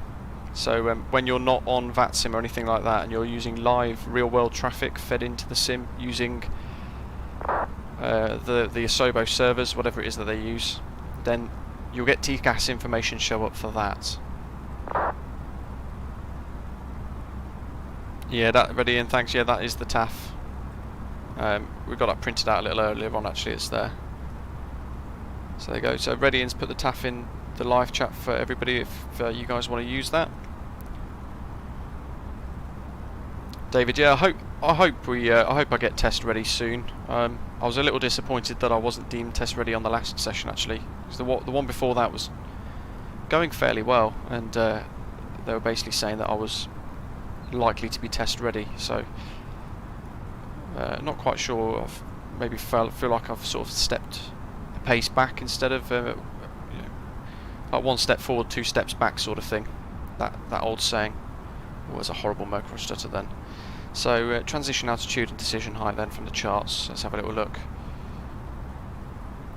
It says transition level by ATC. A lot of these Greek charts, but the approach chart for the VOR shows a transition altitude of 8,000. Easy 9 Papa Lima, Unicom 128. And MDA of 800. So there we go. I can show you guys where I've got the transition altitude from. So I'm on the VOR approach for runway 34, zoom right in, transition altitude of 8,000. And that's what we're putting in there for the approach bit of the MCDU. And just monitor the turn. So pretty much at LUPAL, we're going to be committing to a descent to 8,000 to start this DME arc procedure. One report Mach number. Speed-wise, I'm just having a little look at the charts because I don't think there's any speed restrictions. It's probably, I guess, going to be 250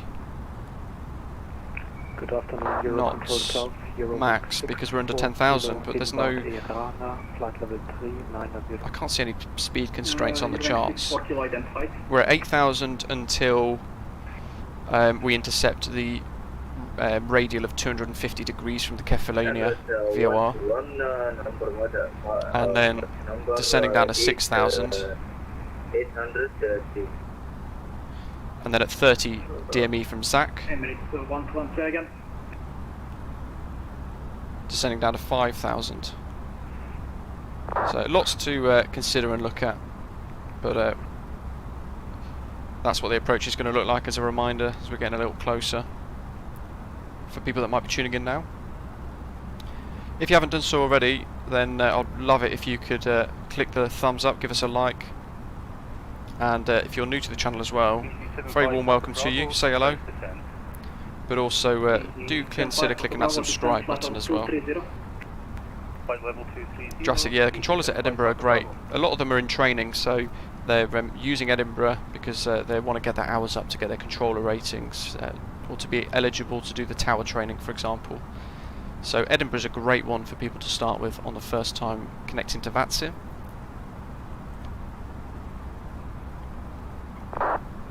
And UC's star's broken. Yeah, mine was a little earlier on as well. If you were watching the stream, we had to fix a few of the issues with the star, but we got it all sorted. It's pretty nice now. Now, you guys can choose a poll. Do I fly manual for the VOR radial? So do I fly the arc, sorry, do I fly that arc manually like I've done in previous streams, or shall I fly it just leaving it in automated mode? You guys can choose. Let me know in the chat. Redian's getting a coffee, nice.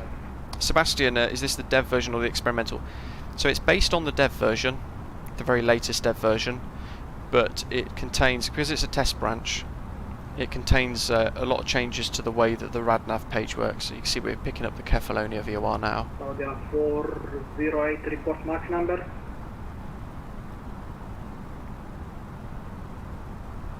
.83, so the 408. Thank you.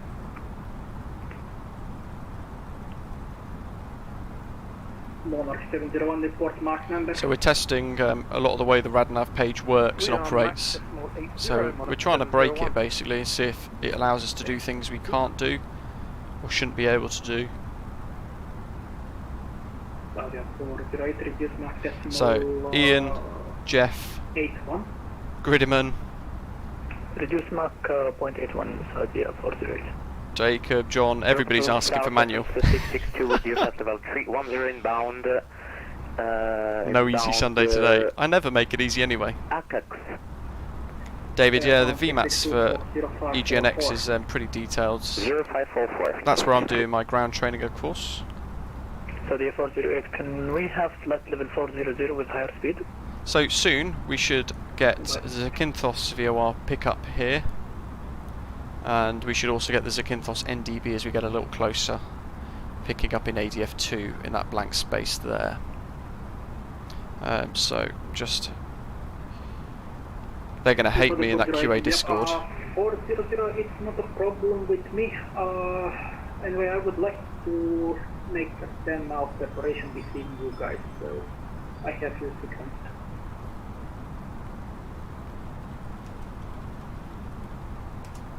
Let's see. Okay, so no speed change. That's Even at done. flight level 400. That's on the 40, quantum 400. Manuel. We're flying flight level 400. Sebastian, so it's for QA testers to test, and they offer no support with it whatsoever. But it's all on GitHub and it's all downloadable if you know how and you've got an account and things like that. Charlie, Sofia, 13125. Although I can't remember, you might need a special access code. I can't remember how they do it. I've been a QA since August with the flybywire team, so the very early days of the process, though I was known as a different username at that point.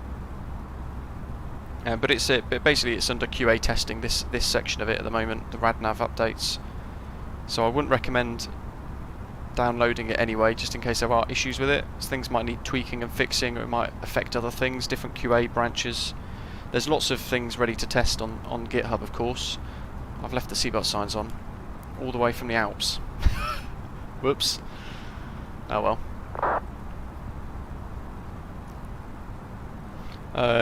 Let's see, what was I doing?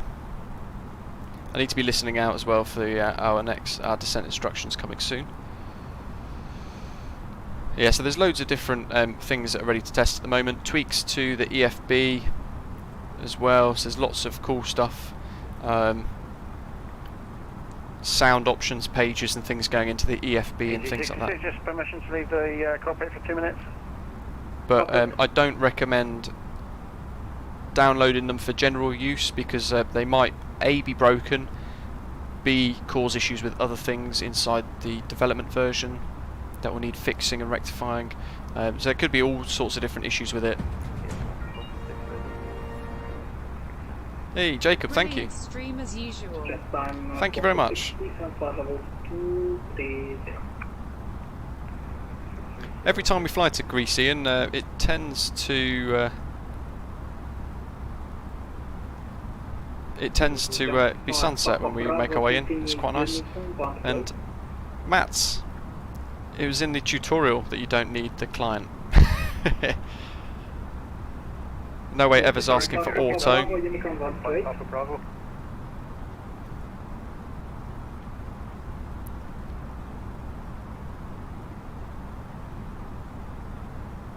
Everyone's bursting for the toilet. Sunset into a Greek island doesn't get any better than this. I completely agree, and yeah, I'd love a bit of Kleftiko and Mythos.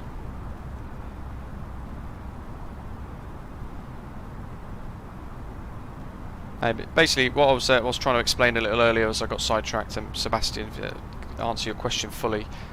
There's loads of things that can be downloaded. I don't suggest downloading them because they might be broken.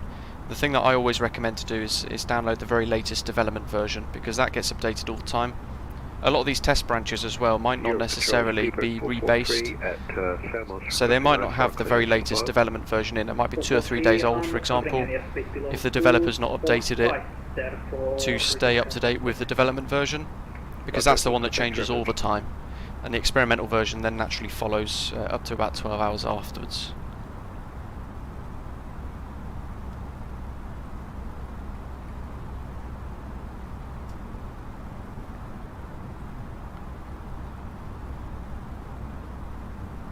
Might have to do a poll of where to go next for our next stream, because we've got quite a few options.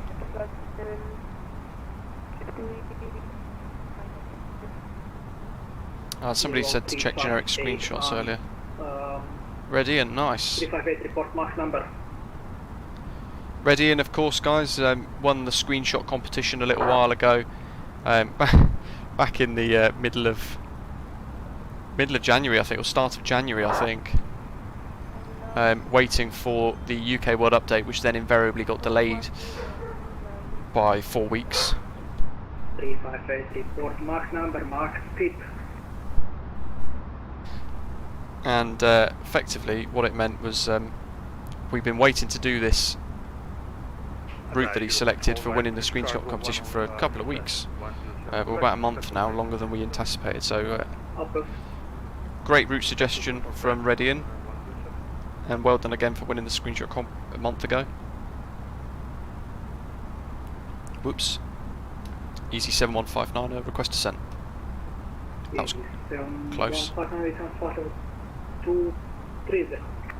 7 flight level 230, easy 7159.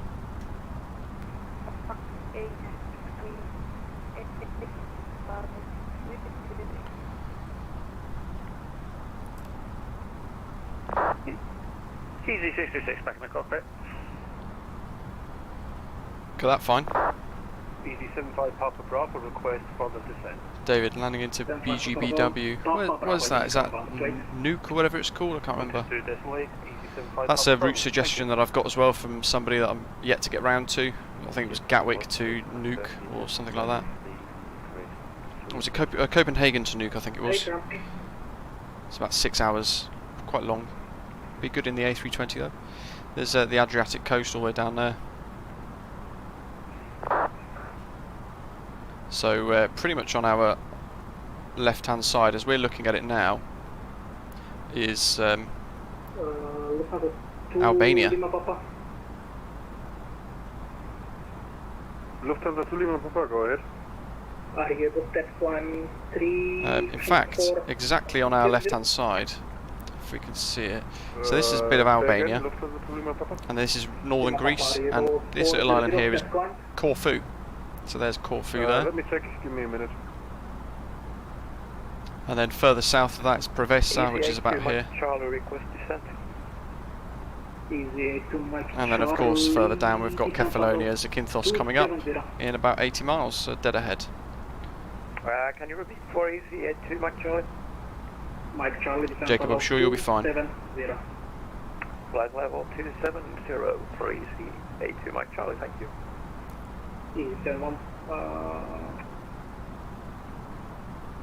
David, nice. I keep meaning to do the Fly UK Cross Atlantic tour actually.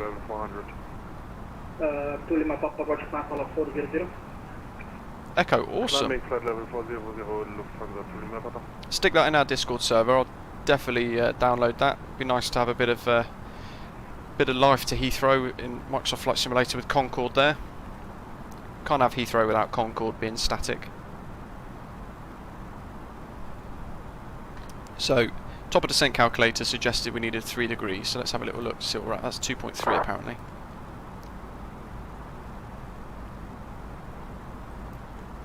That's 2.5.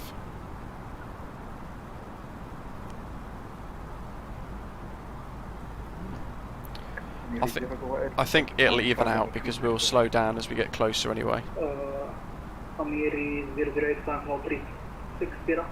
But I'll leave it on 2000 for now, I think, or let's see, we'll leave it on 1800. As long as we hit that waypoint exactly 8000, we can then work a descent down. There's the Kefalonia VOR, VOR2. 94 miles. Sounds like he's going to hand us off in a second. Easy 7159, I continue the Unicom now, Unicom 122.8, easy 7159. Thank you very much. Have a good evening. Yeah, break, on Unicom. So we'll continue our descent down to 8000 in that instance.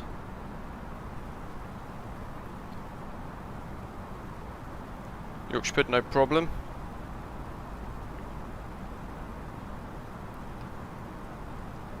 Normally on the weekends we get Athens radar on, so I'm a little sad that we haven't got them on tonight. Let's start our next EasyJet announcement for descent. Ladies and gentlemen, you will shortly be landing. Please ensure your cabin bag is safely stowed with your laptop inside. Gridman, yeah, I agree. It does look good, doesn't it? The new textures are really good in the mod.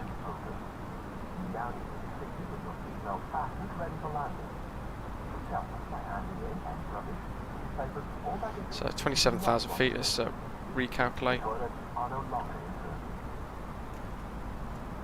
60. Oof. So that's showing that we're not descending quickly enough.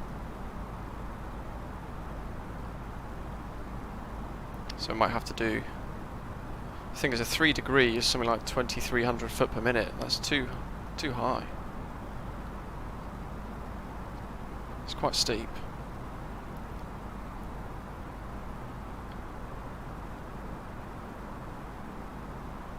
What I should have done really is put 2 in there. So that's saying 90. Well, if that's correct, we are going to be way too high. That's giving us 3 now at 2200 foot per minute.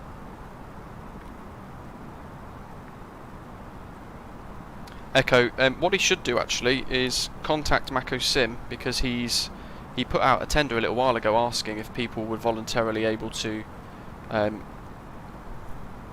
put their build a cockpit and build a Concorde and some other aircraft as well for Manchester Airport for his scenery.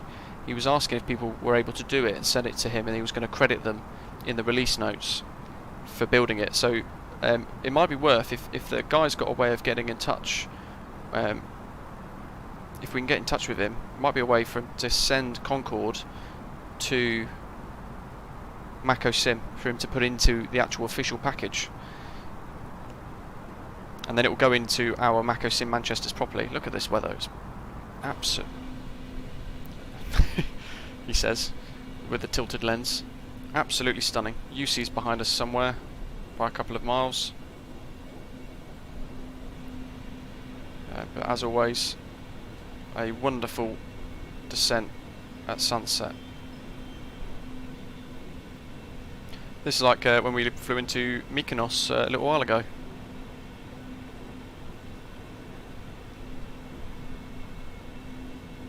Gadget, yeah, I was, to be fair, I started descending a little later than the top of descent calculator in the EFB had told us to. I was getting sidetracked with other things.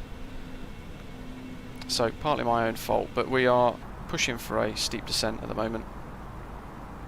And you can go into this, so you can desync it and it will come up with this.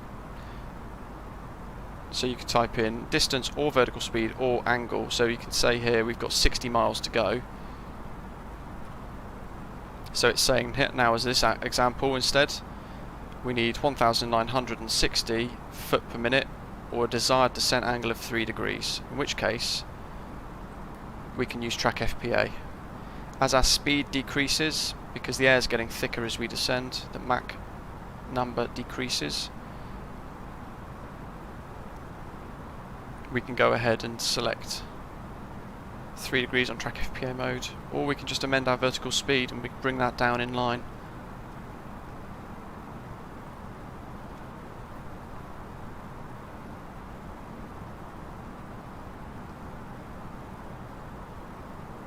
Cool, yeah, bizarre.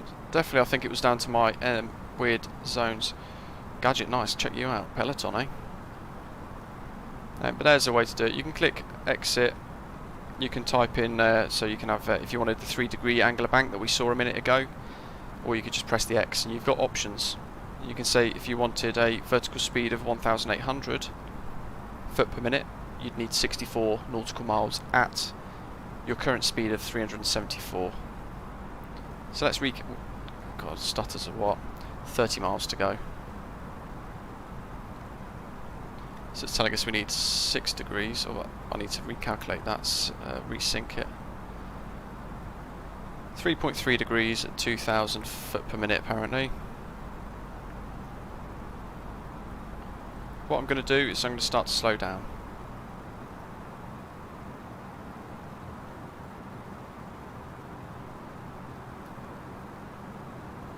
Slowing down is going to reduce our ground speed, and the direct result of that will be that our rate of descent increases, if you like, because we're slowing down, ground speed slows down, so our rate of descent, our vertical speed, means that we're descending over a quicker distance.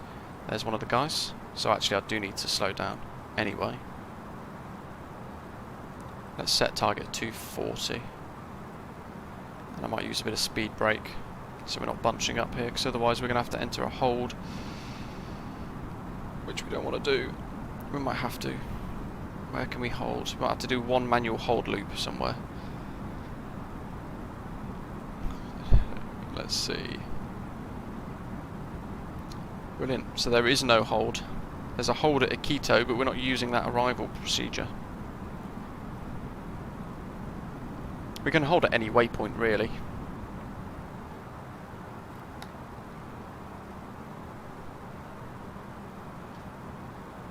At 122, wow. Decimal 8. 0547, to wait Lima Mike.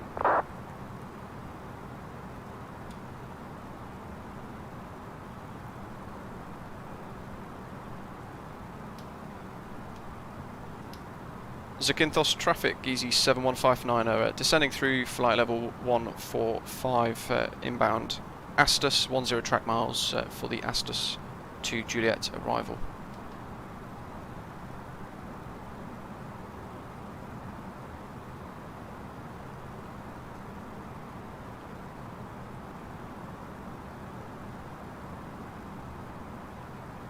And UC's 10 miles behind, that's pretty good, works out nicely. I'm not sure how far he is, or what arrival. I can't remember who this is actually now. So let me know if this is you in the live chat, and also what arrival you're doing via the Unicom. And also we need the latest METAR. So interestingly, we're not picking that. Yeah, that's pretty good. That's not picking up yet.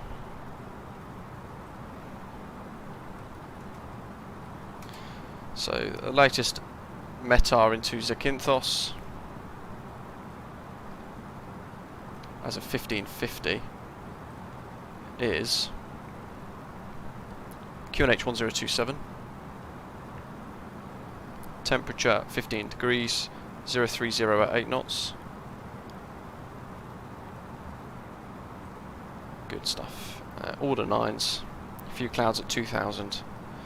So QNH is 1027.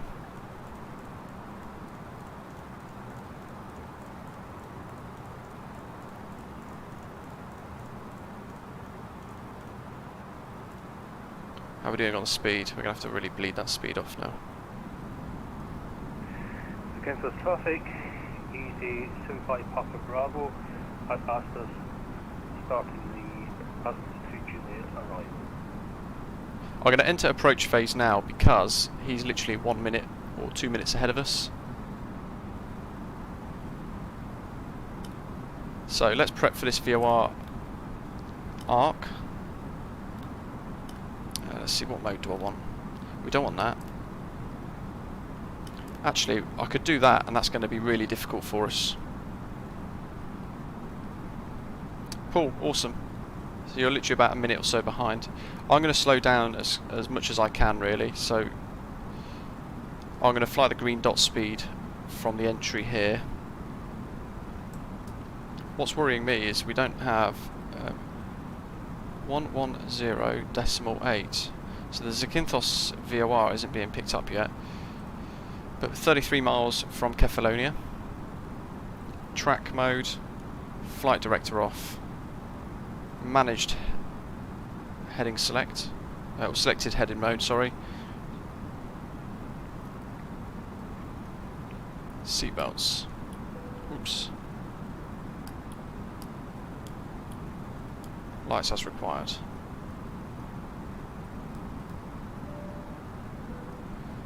$31 miles.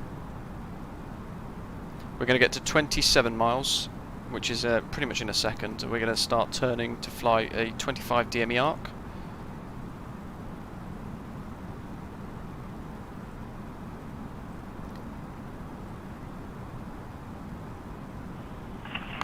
Giving 29.3. He's off over that way. Now we're picking up the Zakynthos VOR as well, which is the singular arrow. Paul, awesome. That sounds like it's going to work nicely for us. Zakynthos traffic, easy 71590, passing ASTUS for the 25 DME arc, ASTUS to Juliet, VOR DME approach, runway 34. Track turning. So initially want to fly. Let's see. Better. It's just going to be by guess, really. what we need to do is we need to keep the Kefalonia VOR at 25.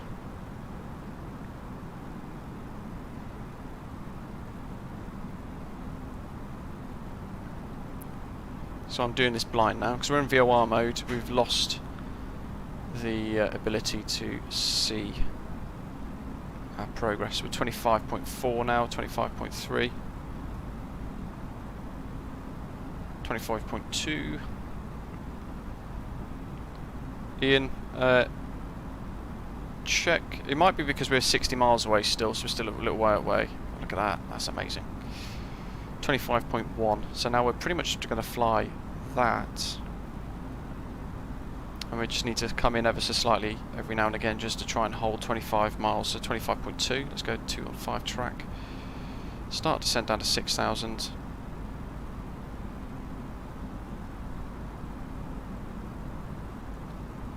Actually, not just yet. We need to go to local pressure. I'm going to hold just a 1 degree angular bank, I think, for now. We want auto brake medium due to traffic behind. Let's get rid of the speed brake now. I forgot to get rid of that. We'll arm that as well. 25.3, so let's go in, maybe tracker 205. Oh yeah, good grief. I set it on the, I got sidetracked again, didn't I? There we go, that's better. In fact, that means we can do it a bit nicer. We want to do 8,000 initially.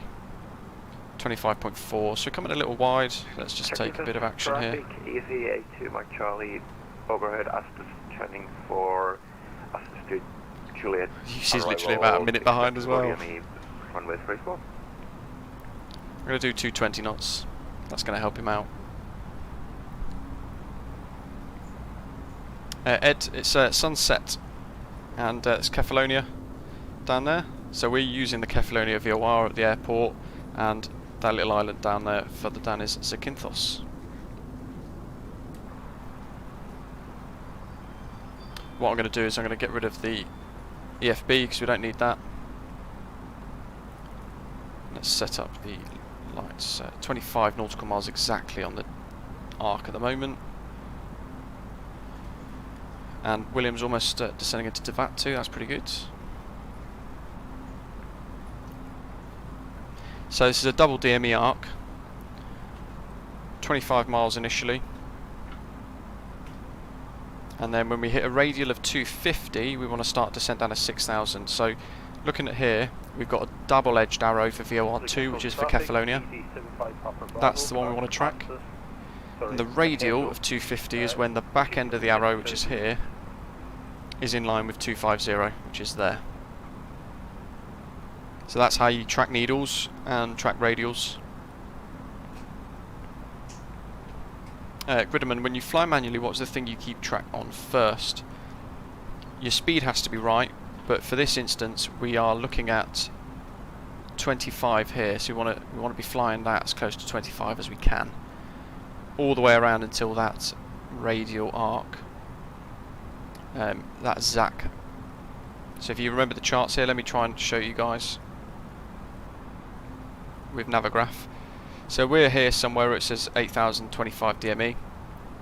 There's that 250 radial arc where I was just on about where the back of the needle's going to touch. We'll then descend to 6,000, and then when the nav display for VOR1 shows 30 DME from ZAC, we're then going to start focusing on the Zakynthos VOR instead, and we're going to fly a heading of 086, which is a radial of 266, straight up to Zakynthos, basically. So that radial from Kefalonia currently is 270. That's where the back of the needle is. And if we were looking at a Zakynthos radial, that's at 290, because Zakynthos is off that way. And you can, because we can look out the window as well, that pretty much tallies up quite nicely. Zakynthos Airport's the other side of the island that we can see just on our 11 o'clock, 10 o'clock. But I mean, there's loads there. The blue arrow is what we're going to use to line up with the course for the VOR for our final approach. So that blue arrow is going to be what we're going to be lining up with if we can't quite see the runway at that time. But initially we're looking at the double arrow. When ZAC becomes 30, we then need to be turning and focusing on VOR 1 instead. So at that point we could probably in theory turn VOR 2 off, because that wouldn't be needed anymore, and it then clears some of the VOR display for us. Oops. Let's keep that neat, shall we? Let's go 170 and cut that back in. Ian's landed, nice.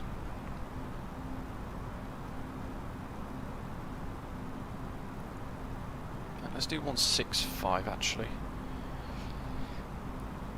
Just trying to cut it in so we... I was too busy chatting and sharing the chart, so I forgot to keep an eye on the Kefalonia VOR radial.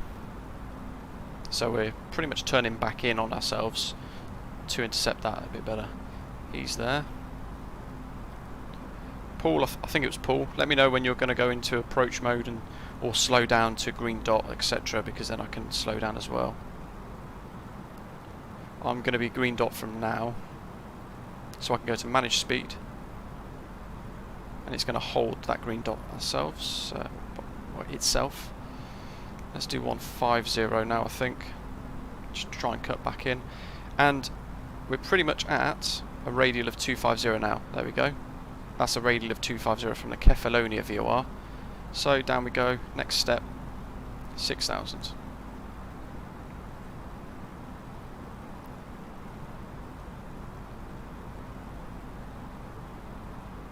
Ian, check your Unicom. Mine weirdly went to 122.9 for some reason, so I had to then rechange it. So we've got ground spoilers armed, auto brake medium, we've done the cabin secure thingy. 140, 44 miles from Zakynthos, 2.5 miles, 25.5 miles. So I'm just trying to get us back into as close to 25 as I can.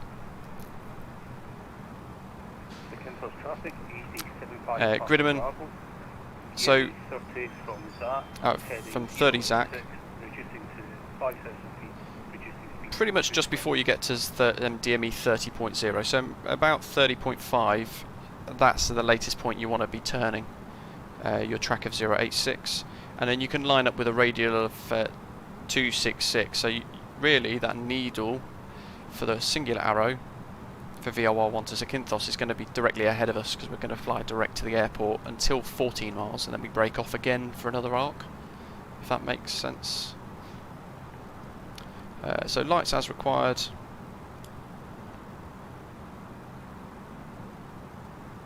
That's looking all good. Let's put some panel lights on. 25.1 DME, so we're back on the arc nicely. Probably just come out a little bit. We'll do 152 degrees. Track. Pause reduced to 220, that's pretty good. Mats, no problem, thank you.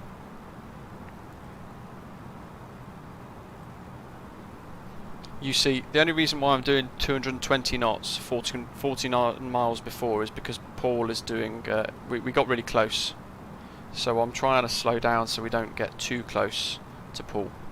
That's all. I ended up about a minute behind, so I've had to slow down, or I'd have to enter a hold. So that's the reason why we're doing 220 knots, 40 nautical miles before. When we go into the second DME arc, 14 ZAC, and then we go round to a KD, that's when we're going to start configuring for our landing, so we'll go flaps 1, etc. Let's come in a bit, 145. Awesome, Paul's going approach mode when he gets to 12 nautical mile for Zakynthos. That's perfect then. So in that case, I'll go back up to 220.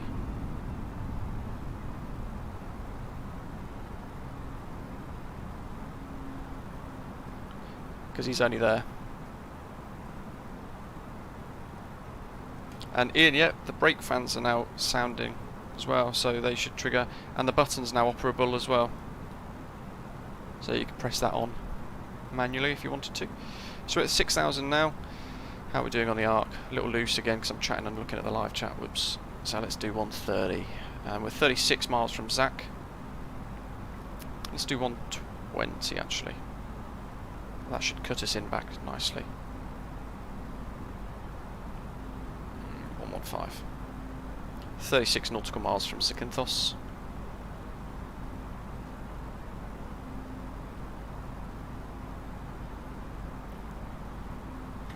I'm going to do 110 actually. We should be able to see UC. There's UC. So he's a couple of minutes behind us as well. So I think we've managed to get our spacing quite nice by just managing speed ourselves, even though it is on Unicom. Let's see, 25.9 for Kefalonia. Let's do 100.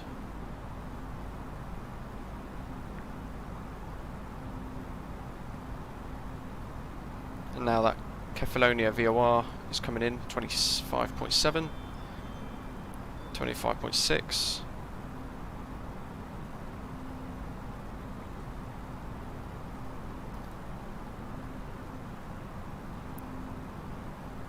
.4 with 32 miles from the Zakynthos VOR,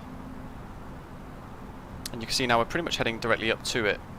We've almost got that needle for the Zakynthos VOR in line, and that's going to be at 30 DME for VOR 1.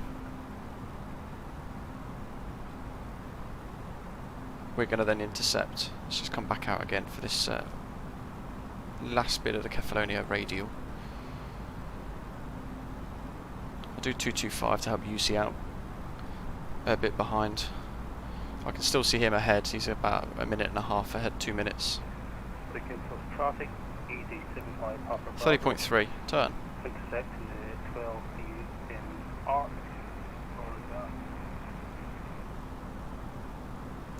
Let's get rid of VOR 2. So we neaten the aircraft up a bit.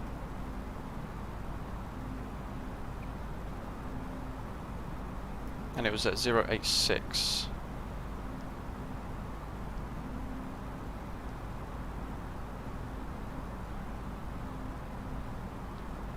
Radial of 266, so that's the back of the needle because it's the signal coming out from the VOR station. So that's about right, 255, 256.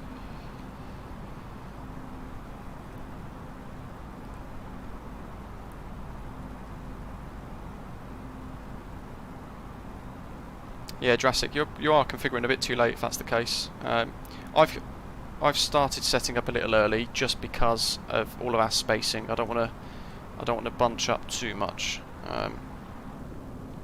See, UC's there, so he's only a little bit behind. Let's do 230.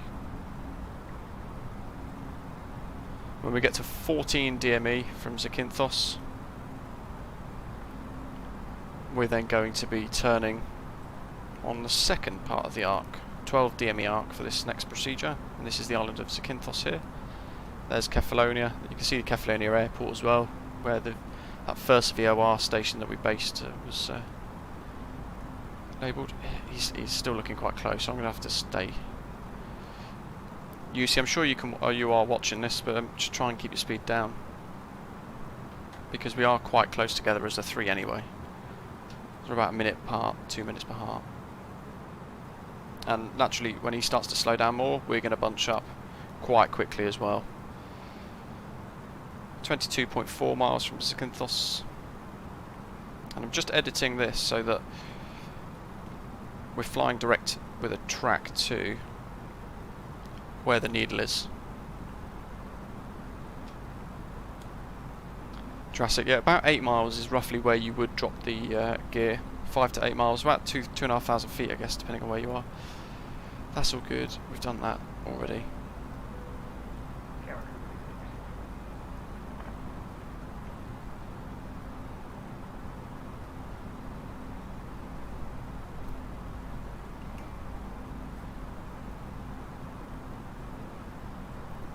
Well, you know what I needed to do as well. Drop down to 5,000. Whoops. We'll do 1.5 degrees. Or should we do 2? We'll do 2. 18.9. At 14 DME we start the turn to intercept a 12 DME arc.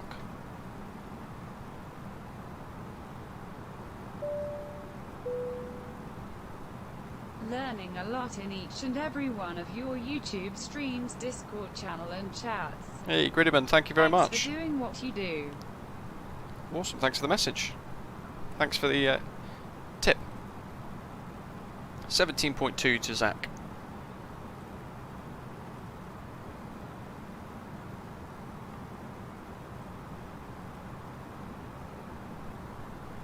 And then we want from 5,000, we want then to start a descent 3,000 to our finals. It's getting dark really quickly, good grief. 15.6.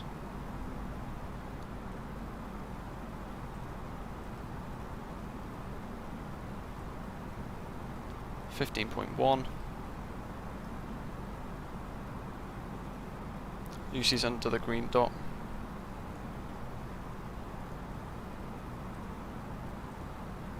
Yeah, UC is fine. It's just so we don't want to bunch up too close. 14. There we go, turn.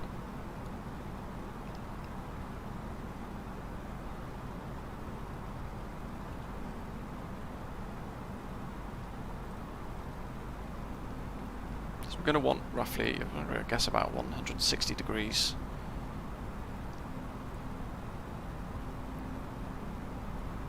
You can see now, by the time we're almost completing the turn, we're at 12.7, 12.6, so we're almost intercepting that 12 miles.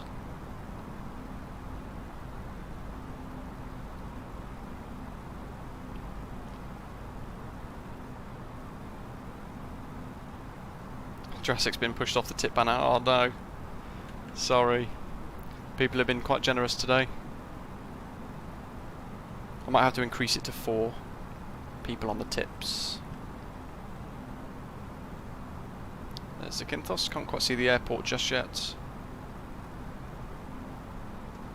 Zakynthos traffic, easy 7159 on the 12 DME arc, inbound Zakynthos. So he's there. So I'm very conscious we don't want to bunch up, but similarly we don't want to cause UC problems, who's a similar amount of distance behind.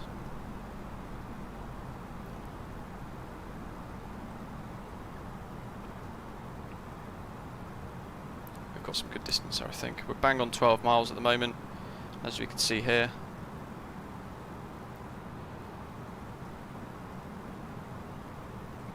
So we're just feeding our turn, ever so slowly. Ooh, 129625.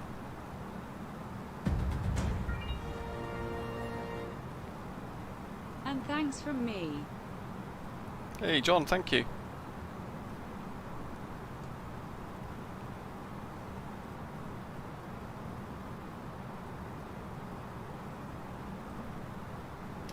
Athens radar, hello, easy 7159er. Inbound Zakynthos on the 12 DME arc for VOR runway 34.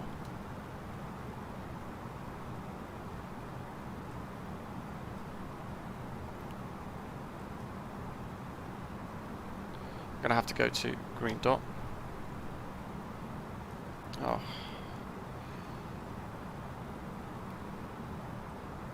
That's where he came on last time in Samos as well, same sort of thing.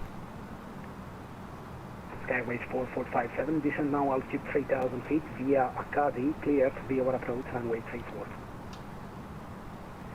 Descend 3000 feet and cleared the VOR runway 34, Skyways 4457.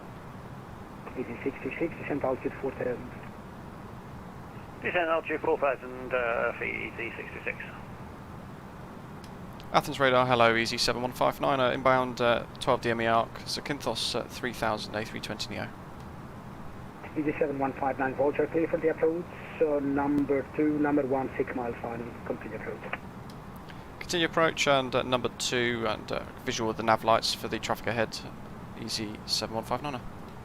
Out. Sky travel 19 India Fox, maintain present heading, descent flight level 120. So we're flaps 1. Descent flight level 119.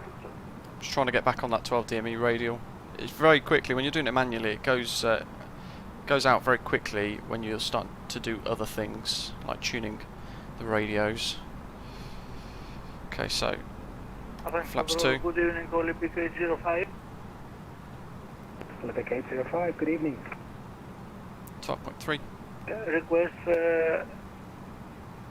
departure. I will get back to the live chat shortly. I know it's a couple of people have been asking questions, but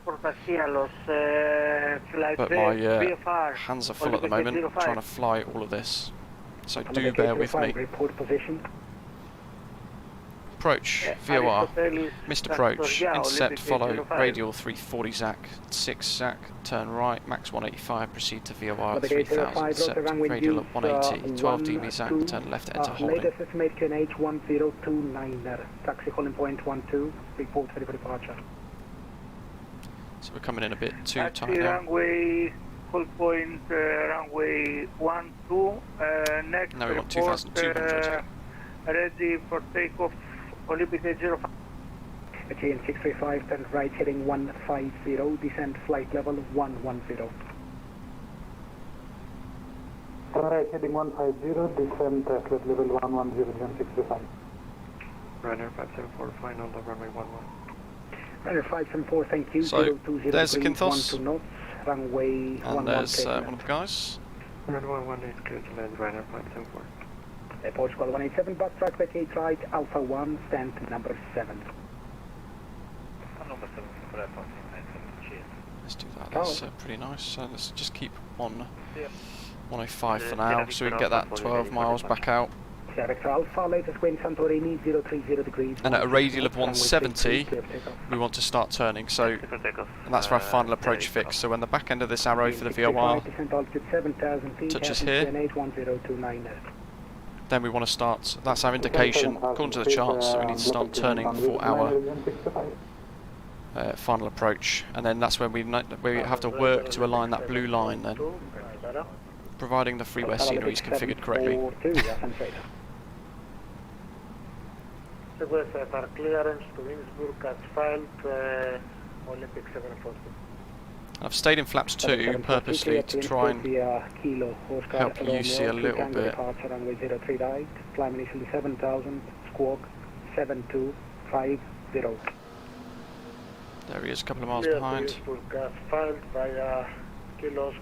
you can see now we're about to touch that radial of 170. 7000 feet, squawk 7250. So now we're going to be working the turn to align that blue arrow now. So now we'll find a VOR final approach. Control, good evening, Condor 855 Alpha. And the runway course was 340, remember? Good evening, Athens. We're clear to final destination, Innsbruck. Flaps 3. Clearance to Innsbruck Airport, please. Condor 855 Alpha. QNH 1029er. So we're level at 2200, that's good.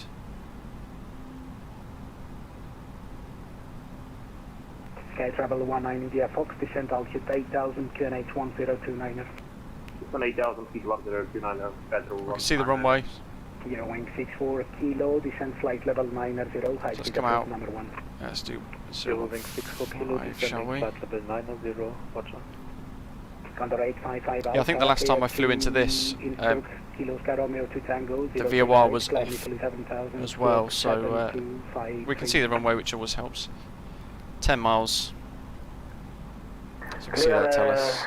And you can see the blue arrow starting to move in. Initial flight level 7000 feet, runway 03 right, squawk 7253, Condor 855 Alpha. Condor 855 Alpha, read that correct, report ready for push and start. Monty, yeah, so some of the approaches for a lot of the airports, like Manchester. 159er, wind 030 degrees, 8 knots, runway 34, clear to land. Clear to land, runway 34, easy 7159er. A lot of the approaches for smaller airports are booked, but that's more because I'm just working the autopilot so we can align with the runway nicely. Descending flight level 110. And it was 340. 5 kilo. It's more because TG626, descent altitude 3000. more than anything, it's just the way the sim directly feeds the charts into the flight plan. Confirmation number 5 for the approach into Zante right now. Speed at 240. As you see. Roger, number 5, and we'll Get out. keep it at speed 7 240 knots, miles. EZ66. Passing LITC. Sierra Victor Alpha after departure runway 33, 6,000 feet. Sierra Victor Alpha identified. Climb 3 degree glide slope start. 400. Victor Alpha. Manual control, actually. Let's just fly it in from here, shall we? Runway 12, Olympic 805. Olympic 805, wind variable 3 knots, runway 12. We've got a missed approach altitude of 3,000 Yes, set. for takeoff, runway 12, Olympic 805.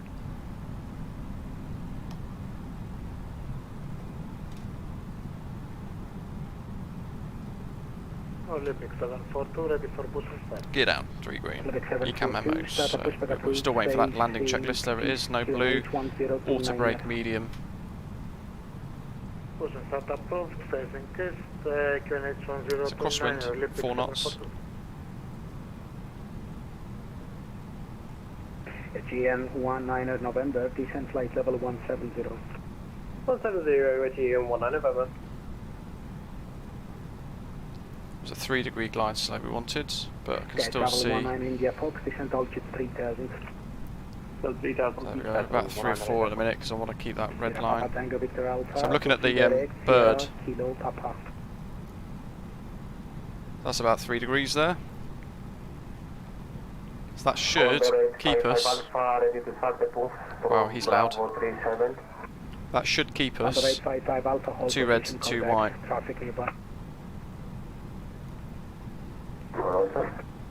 Ryanair 574, vacate left Delta November Echo, stand number 5 Alpha. November Echo, stand 5 Alpha, Ryanair 574.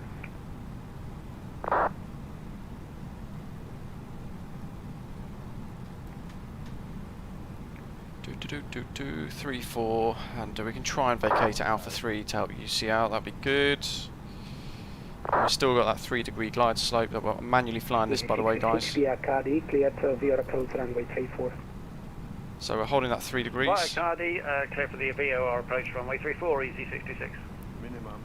5 degrees. Clear travel 19 India Fox, turn left heading 280 degrees. It's a 5 knot crosswind at the moment. Left heading 280, sky travel 100. GN 635, turn left heading 130 degrees. This crosswind's starting to get playful, isn't it? Turkish 50 Mike, descent altitude 7000, QNH 1029. Descending flight level 9000, QNH 102. Well, 2 red, 2 white still. 500 miles. So there you go.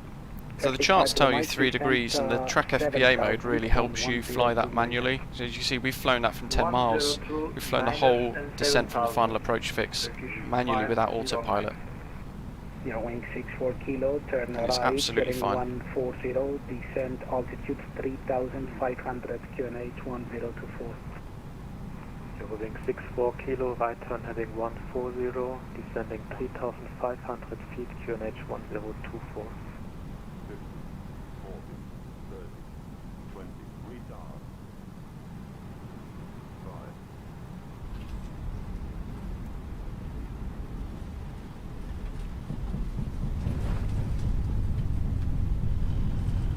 GN 19 November, descent flight level 11. You can see the blue lights of the taxiway's edge, so trying to aim for that.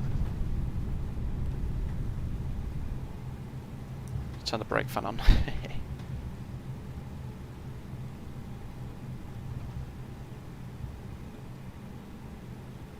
Easy 7159er, Zakynthos vacating at Alpha 3.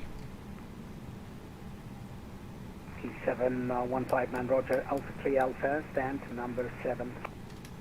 Alpha 3 Alpha stands 7, easy 7159er. So that's the end of the line, really.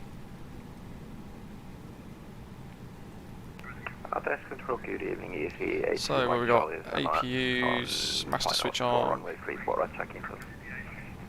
AVA Mike Charlie Bay, good evening. That wind now 030 degrees 8 knots, runway 34 dead land. clear to land runway 34, easy 82, Mike Charlie. There we go. Travel 19 India Fox, right heading 350, descent 3000, clear LS Zulu 0 to right, report established.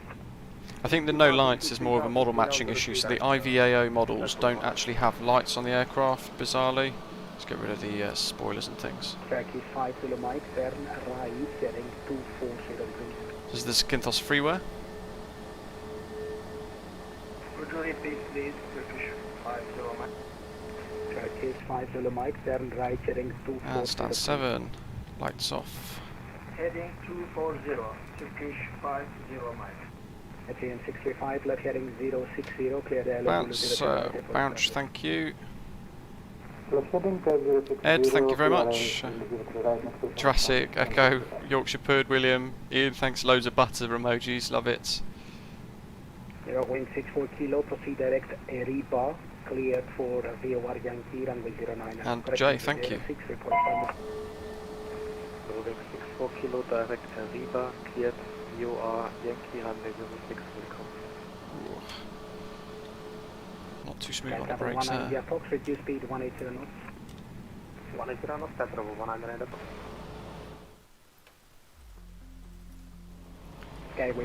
Asobo really need to fix the whole.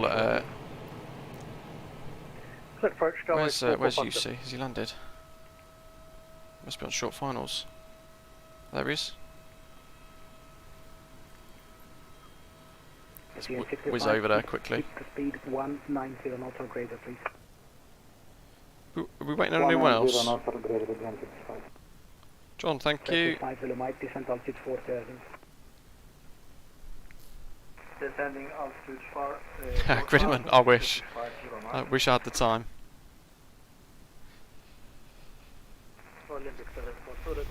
Jurassic. 742, taxi straight ahead, nice, UC. Olympic 742, say again, please. Olympic 742, Delta East Delta, 7 Delta 1, to the right. Can hear the brake fans. Olympic 742, δεν μπορώ να σας ακούσω καθόλου, κάνει πολύ παρεμβολές.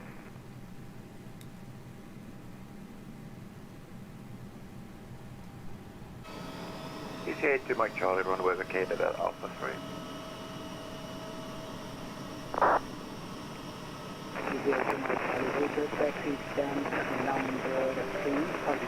Wow, his signal's got really bad, hasn't it?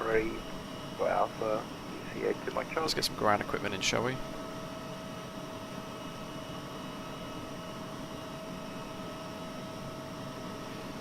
Are we waiting on anyone else? Oh, Tony and Simon are out there.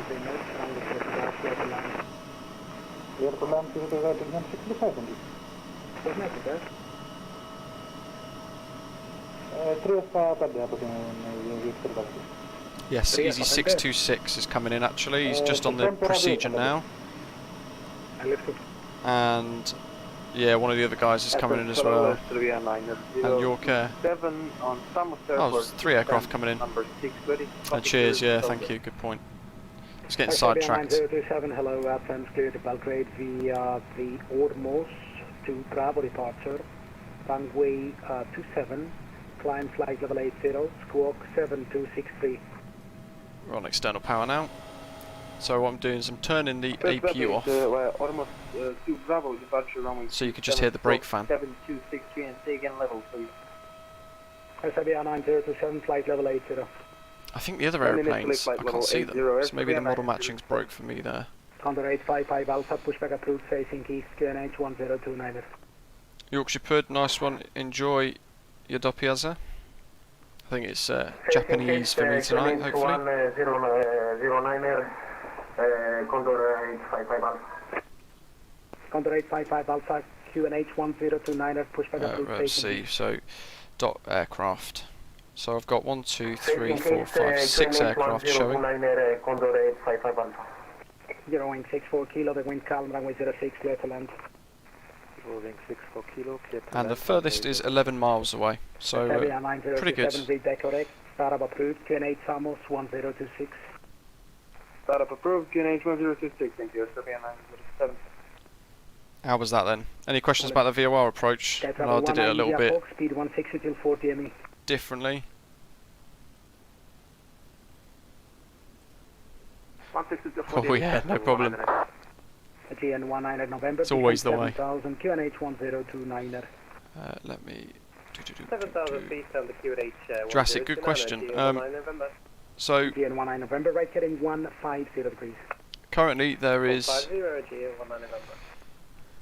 FSLTL. 457, wind 070 degrees, 6 knots, runway 34, clear to land.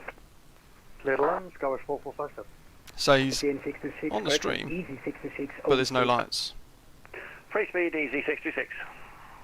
And there's one of the other guys. 805, reports next point. Next point, Zakynthos Olympic 05. Olympic 805, report over Zakynthos 7500, QNH in the area 1026.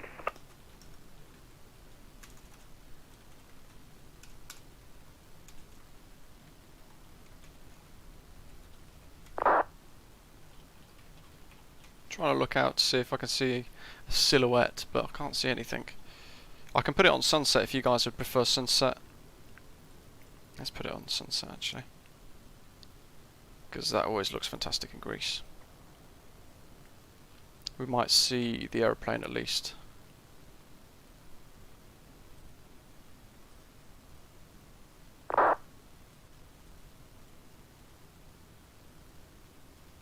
Stats, yeah, I have got a video on model matching. I've got a couple actually, including one that shows you how to edit it, because everybody's setup is different, so you can't make just one file that covers everything. So what I've done is I've created a little video that shows everybody how to edit it themselves as well, which is quite good, worth a watch. I still can't see it playing on approach.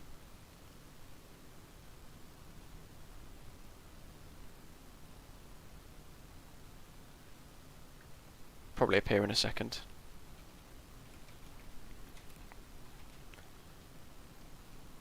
Yeah, wing 64 kilo, vacate right, Charlie, Juliet, any stand preference? Wing 64 kilo, right turn via Charlie, Juliet, 6 stand 5. Wing 64 kilo, Charlie, Juliet, stand 5. Stand 5, thank you very much. Yellow wing 64 kilo, good evening. Good evening.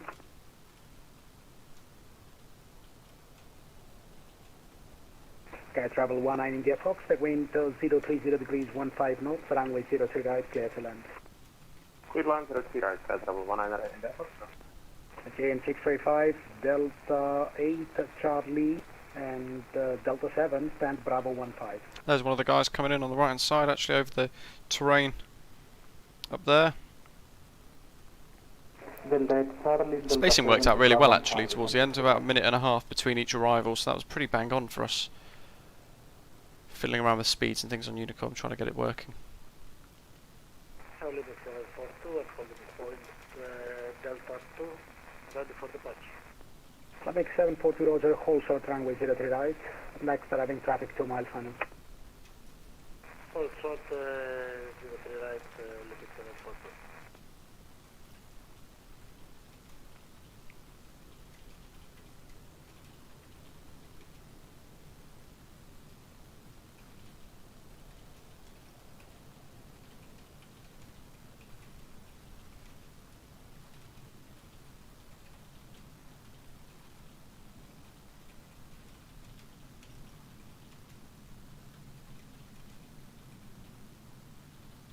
Oh, there he is.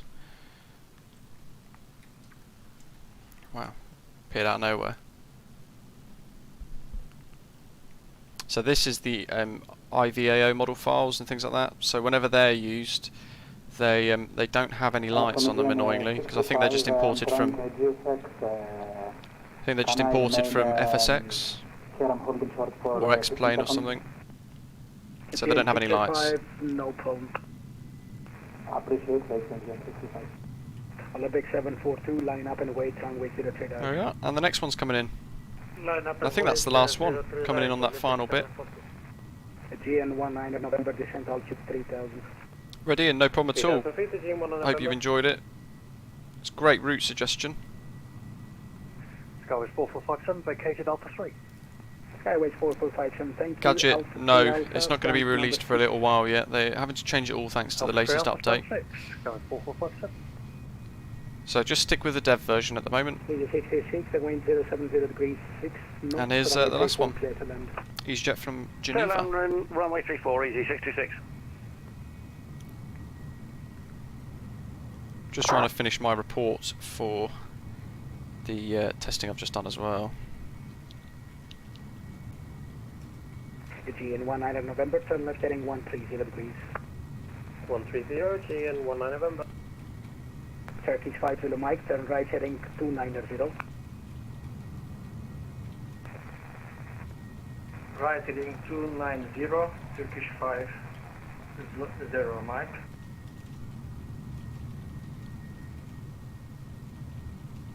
GN 19 November, speed 210 knots. 210 knots to GN 19 November. Turkish 5 Zulu Mike, descent altitude 3000. Descending 3000.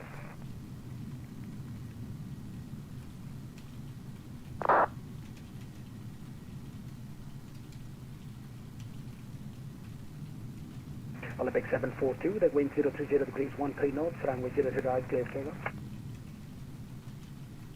Wind copy, clear for takeoff, runway 03 right, Olympic 742. Let's have a little look. See, a lot of the stuff that goes on in the background when I'm QAing goes unnoticed. There's actually a lot of work that goes in the background as well, including detailed reports. Descending 3000 and expecting ILS 35 right, Turkish 5 Zulu Mike. What arrival did we fly? Turn right now, heading 350 and you are clear for the airline. Astus to Juliet. Immediately after crossing traffic. Would you say again, would you please send a message, text message, please?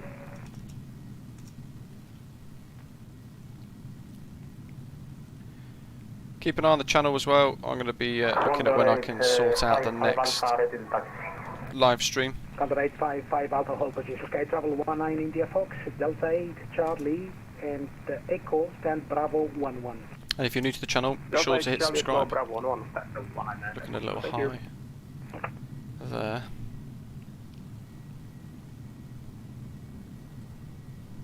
Oh man, there's too much chat in the QA chat. I've lost all my pictures. There we go.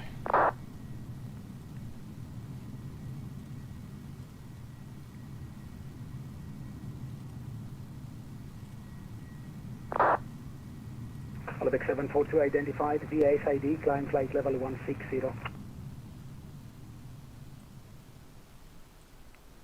Climb flight level 160, Olympic 742.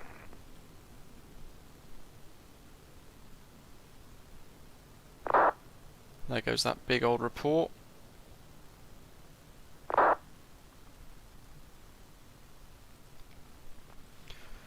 Skyway's playing on finals, nice one. Jurassic, yeah, that twatter would be amazing actually. Tony, who forgot to download the scenery. Was it you?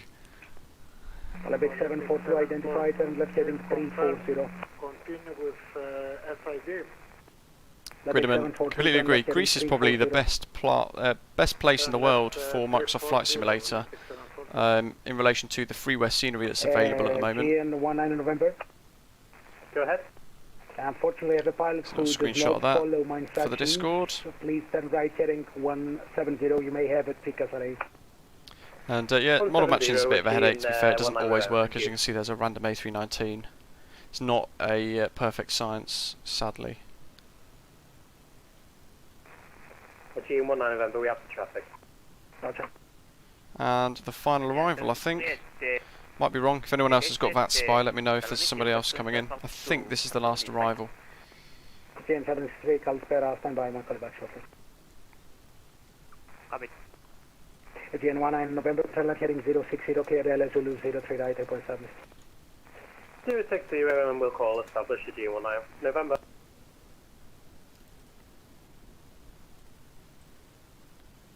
And yeah, Jurassic, that's a great point as well. Milford Sound, I love that airport. That's some great freeware for the sim in New Zealand. New Zealand's great to fly around. UC minus 188 foot per minute, nice. I haven't seen it myself actually, I need to have a little look. Let's get some screenshots. Need to have a little look what my foot per minute landing rate is. Serbia 9027 rate, Serbia 9027, confirm squawk 7263. Ian, yeah, you too. As always, really good, enjoyable ad hoc group flight, I guess. Every stream's sort of turned into a group flight. 7263 right now in the bus. Sorry about that. Serbia 907. Serbia 907, no worries. Taxi via Alpha 3, backtrack runway 27, report ready for departure. Alpha 3, backtrack. Backtrack required here. There's a turning point here at Zakynthos.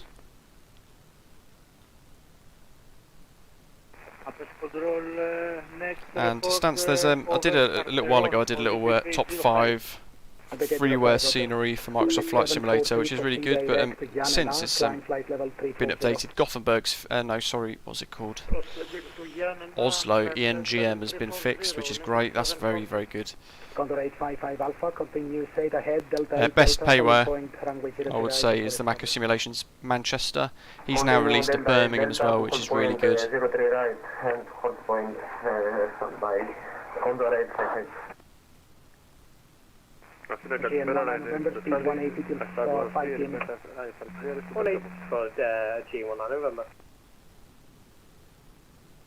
Easy 66, runway vacated. Easy 66. Timed that perfectly. Alpha 3 Alpha, stand number 1. Stand number 1, easy 66.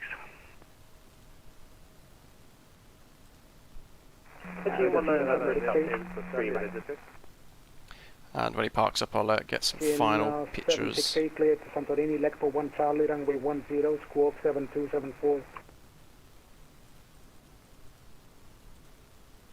Lekpo 1 Charlie, departure, squawk 7274, bring the weather in a bit, so we've got a bit more of a view. And there we go, guys. He's maybe got stuck there, I think. GN19 November, fully established runway through UX. GN19 November, Roger, wind 030 degrees. I've absolutely filled up the Discord with some screenshots. So there we go, guys. Thank you all, those of you who flew with us as always. Really appreciate it. And it's been quite an enjoyable late evening again.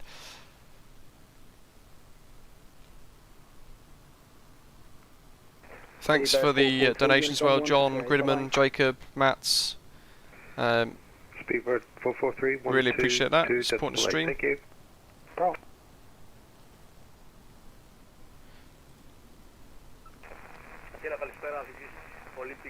Over the week ahead, we're going to have a couple of videos going live on the channel as well. A couple more tricky approaches and things as part of our Fly UK hard approaches tutorial.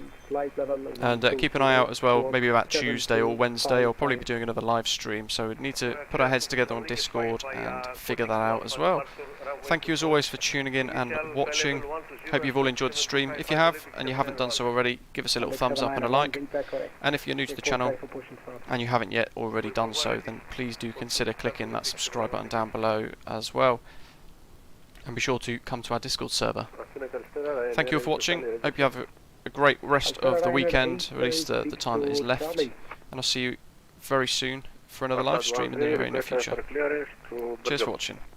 Binary Victor Charlie clear to Bergamo, ADOSA 1 Charlie, runway 10, climb flight level 80, squawk 7246. ADOSA 1 Charlie, runway 10, it is a primary target, squawk 7246, right there in the Binary Victor Charlie, is that correct? Report ready for start. Copy, right in the service.